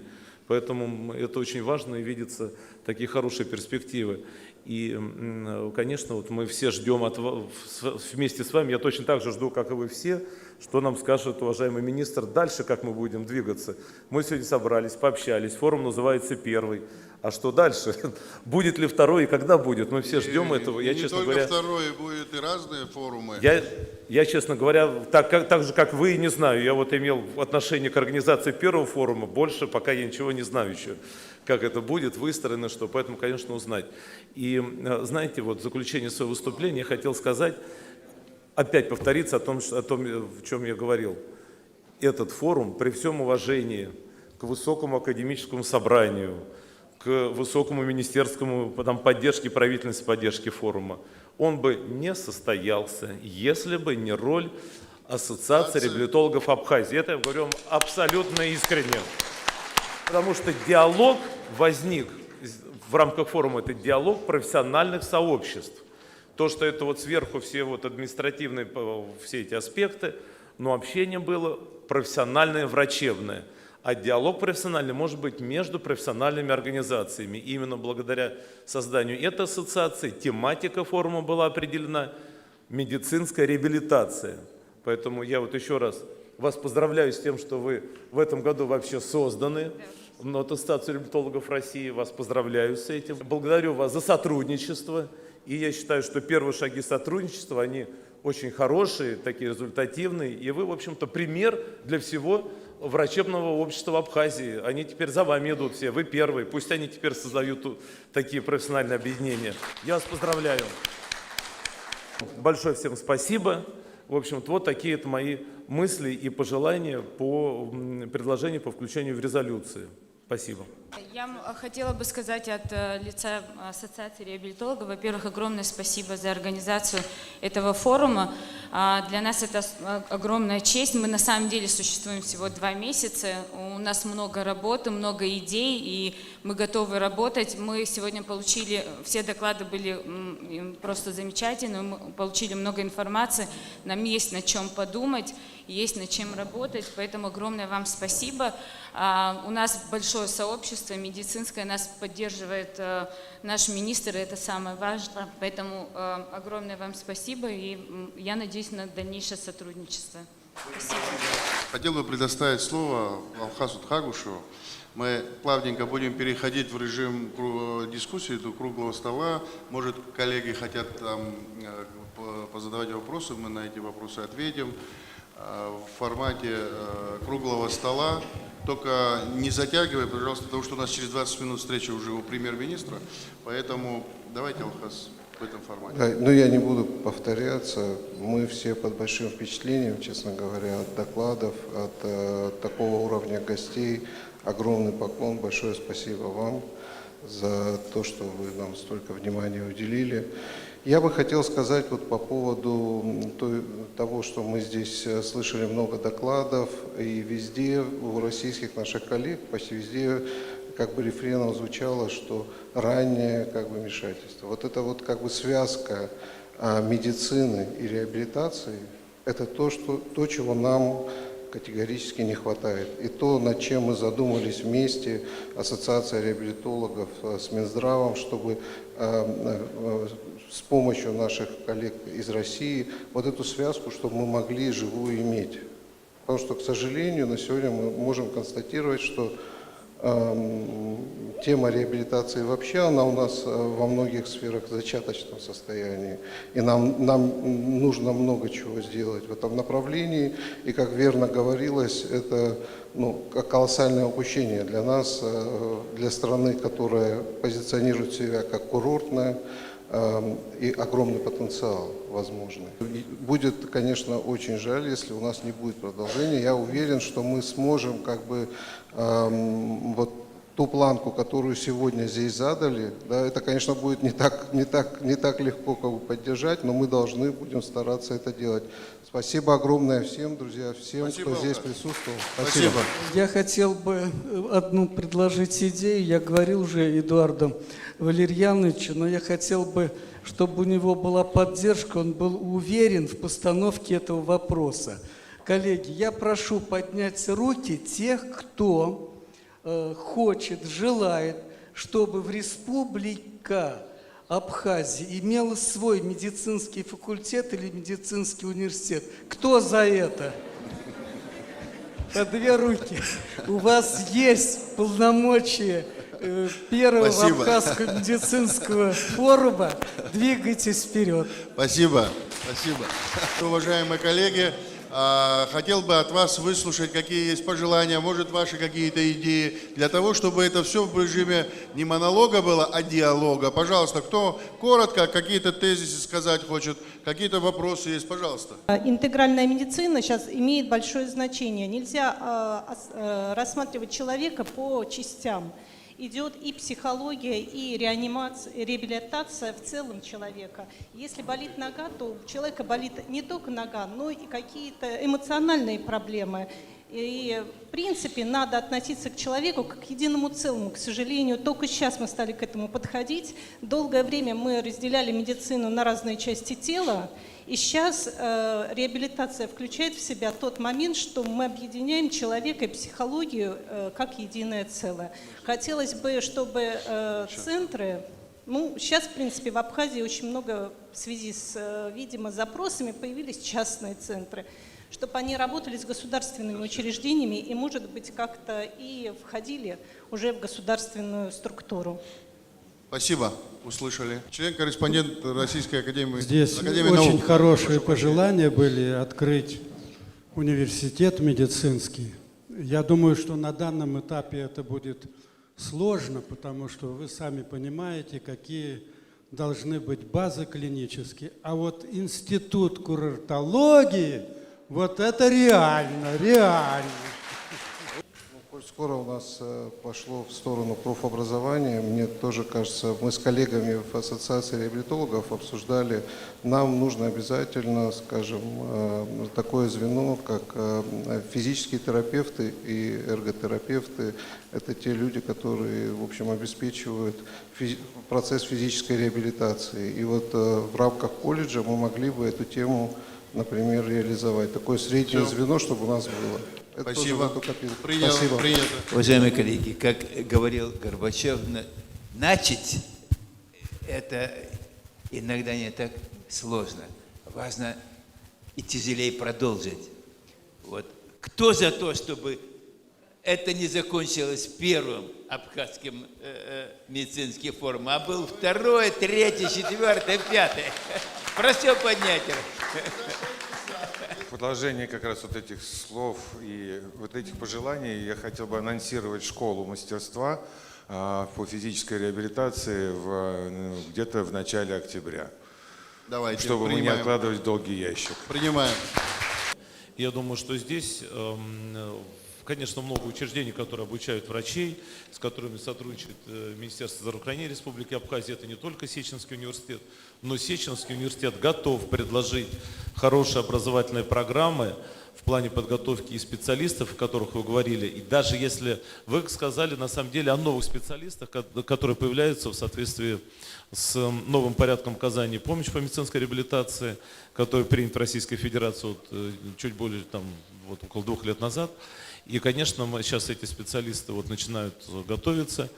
И если даже мы где-то не готовим их еще, которых вы назвали, мы еще не все готовим, то мы, конечно, ориентируем и скоммуницируем, где можно подготовить. Но и сами мы готовы предложить хорошие образовательные программы в плане и повышения квалификации, так и в плане профессиональной переподготовки. Если есть у вас врачи, которые решат пойти работать в направлении реабилитации, то мы готовы провести переподготовку этих специалистов. И, соответственно, действует и подготовка у нас в ординатуре, только на нашей кафедре. Действует 6 специальностей реабилитационного профиля. И в следующем году открываются новые специальности – физическая реабилитационная медицина. Мне кажется, мы единственный вуз в стране, который, мне даже не кажется, а я знаю, что мы единственный в стране, который осуществляет подготовку в сфере реабилитации по всем, без исключения, реабилитационным специальностям, врачебным в Российской Федерации. Так что мы готовы сотрудничать. Спасибо, Евгений. Спасибо. Хотелось бы принести такое предложение, чтобы были исследованы все источники Абхазии и внесены в какой-то реестр, вот именно по показателям, чтобы было известно для посещающих вот Абхазии о том, какие источники можно посещать, которые источники лучше не посещать. Принимается. Я с удовольствием, как говорится, прослушал про реабилитацию, но я хочу напомнить историю, так как я в социальной медицине давно, и реабилитация пошла от Министерства труда, ну, чтобы вы знали, органы здравоохранения. У меня есть один вопрос. А что, реабилитация проглотила лечение? Где лечение? Вот вы понимаете, вот раньше мы говорили, лечим, а сейчас говорим, реабилитируем. Уважаемые товарищи, смысл не меняется. Вы понимаете, самый главный и большой смысл в том, что лечим или мы реабилитируем, мы хотим этого человека вернуть в строй. Это раз.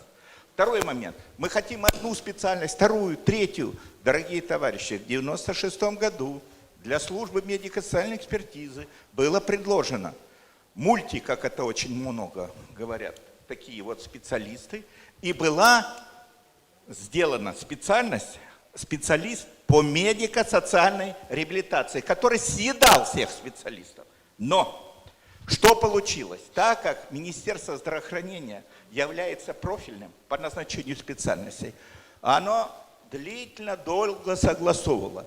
Я вот на протяжении 20 лет занимался сопровождением этих специальностей, я получил только одну специальность, разродившую. Это вот врач-специалист по медико-социальной экспертизе. А вот врач-специалист, который бы съел все специальности физической реабилитации, не удалось по одной простой причине. Министерство здравоохранения взяло и родило специальность медицинская реабилитация. Я не возражаю, это отличная специальность.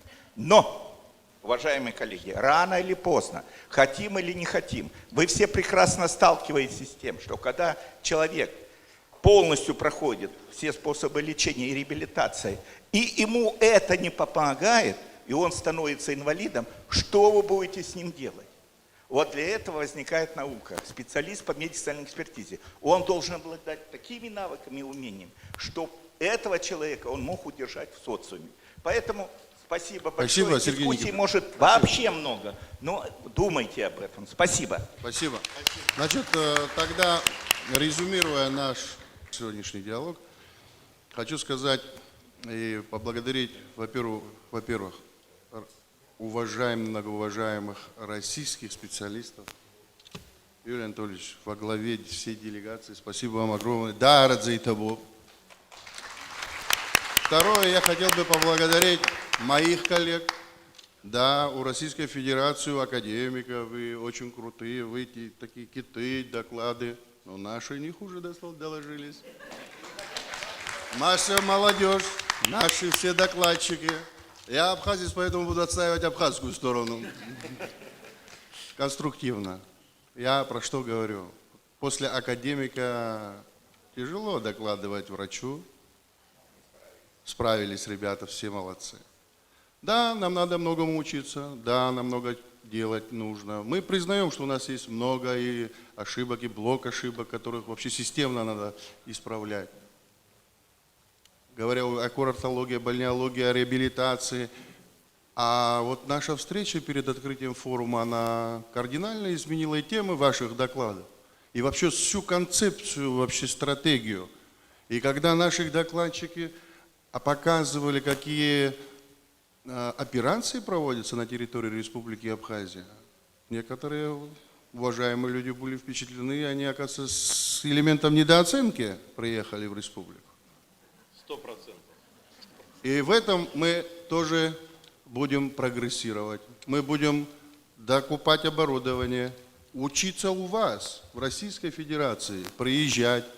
Будем просить вас приезжать сюда к нам, чтобы и развивать все те сложные моменты. У нас есть сестринское дело, там разные направления, разные нозологии. Да, мы будем учиться, будем совершенствоваться. И хотел бы еще поблагодарить всех, кто сегодня здесь присутствует, потому что очень было волнительно, потому что все это первый раз так делалось, знаете. Алхасом Тхагушевым мы встретились 3 месяца назад, потом я позвонил Евгению Евгеньевичу, через 2 недели с момента встречи прилетел Евгений Евгеньевич, и я сказал, никакой встречи у меня в кабинете не будет, мы с Евгением Евгеньевичем приедем к вам в инвосодействие. Мы туда приехали, переговорили, создалась идея создания ассоциации.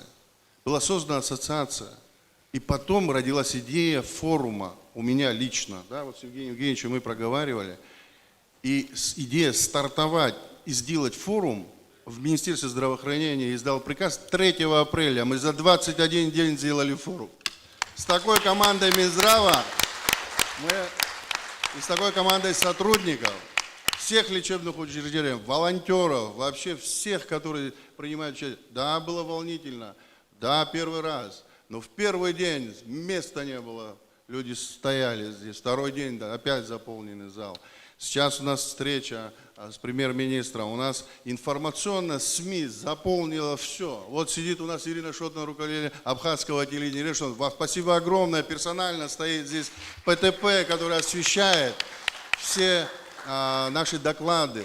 Сегодня информационно наш форум, первый абхазский, медицинский, заполнил все СМИ республики. Вот с Эриком Эдуардовичем мы переговорили, на территории республиканской больницы мы хотим заложить аллею в честь первого абхазского медицинского форума. Посадим деревья и поставим таблички с вами, вашими со всеми именами, вот, кто участвовал в этом форуме. Я к чему все это говорю? Что этот форум, вот звучало несколько раз, что может там будет ли продолжение, обязательно будет. Второй форум будет в такое же время, в апреле месяце, когда еще межсезонье, когда и не тепло, и не жарко, и не холодно. Комфортные погодные условия нас сопроводили, правильно, здесь, в республике? Форум будет ежегодный. Второй форум мы приурочим к апрелю месяцу. Вы пришлете ваши пожелания тематические, и мы посмотрим, какая наиболее востребованная тема будет форума, да? Учитывая реалии в мире, которые происходят, может все переиграться, да? На сегодняшний день мы говорим о развитии хирургической службы, мы говорим о развитии пренатального скрининга, да, акушерско-гинекологическая помощь, неврологическая помощь, мы говорим о реабилитации, мы говорим о разных вещах, о урологической помощи, о политравме, понимаете, кататравма. Сегодня мы все свидетели того, что у нас на дорогах, к сожалению, происходит ДТП со смертельным исходом. Я как травматолог знаю, что такое травматический шок, как надо это делать. Эти моменты тоже очень важны. Мы должны подойти к теме форума, которая будет необходима и востребована на данный период времени. А вот тематические конференции я предлагаю проводить 2 раза в год, весной и летом. Сегодня, 25 апреля 2023 года, считать состоявшийся первый абхазский медицинский форум. Спасибо.